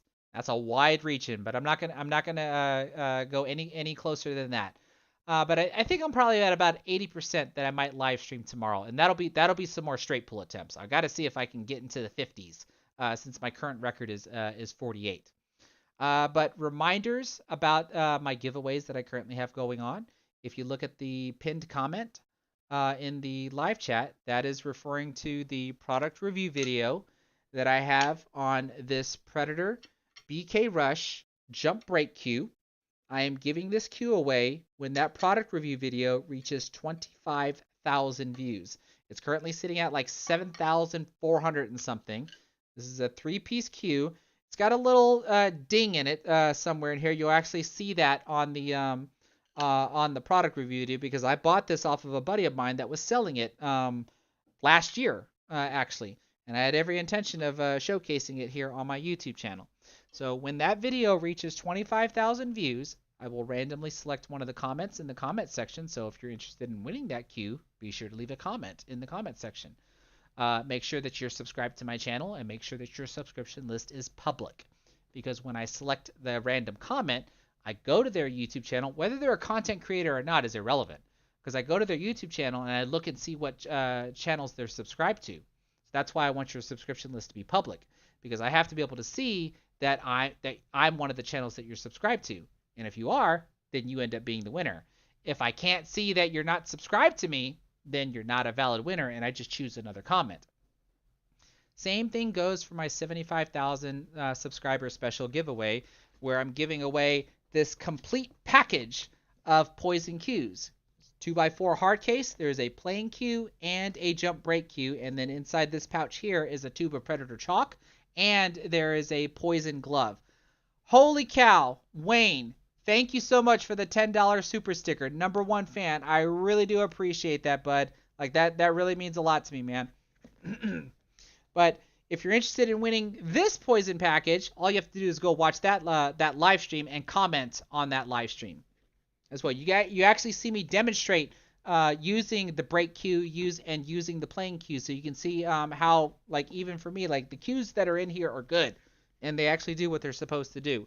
But that giveaway, that live stream, that live stream is supposed to be that live stream is gonna, I'm waiting for it to be a month old before I finally select the winner out of that. So there is a time limit on that. It was released on February 5th, so sometime after March 5th, that's when I'm going to go live, select one of the comments, verify that the selected comment is a subscriber, and they're going to win the complete package. Versus the 25 versus the Predator BK Rush, that's just one cue off of one product review video. But that one there, like I said, that one has to reach 25,000 views before I even consider selecting a winner from there. So yeah, those are the things to remember. So if you can, share this stream, share the product review video, and then of course even share the subscriber special giveaway, so that way other people can have a fair chance at being able to win. And then of course, perhaps share my channel around. The more subscribers that I end up getting, when I get up to 100,000 subscribers, that's gonna be like, if you think the poison package is a good giveaway, wait till I get to 100,000 subscribers. Every time I reach my subscriber milestone, my giveaways get more and more prestigious or more and more expensive, because I think it's just worthwhile that if you guys and gals can support me this long, then this is the best way that I can say thank you, by hopefully allowing a lucky subscriber to have some equipment that they probably don't have. I mean, because as much as I would love everybody to have something, that's just something I can't afford. But at the very least, I can give back something to a few winners here and there as time goes by. So yeah, one last time, thanks everybody for being here, and have a good night, and I will probably see you tomorrow. If you're new to my channel here, if you like what you saw here, give this live stream a thumbs up, and then please consider subscribing. If you haven't already though, make sure you also click the bell notification icon, so that way you get notified whenever I go live or publish a new video. Have a good night, everybody.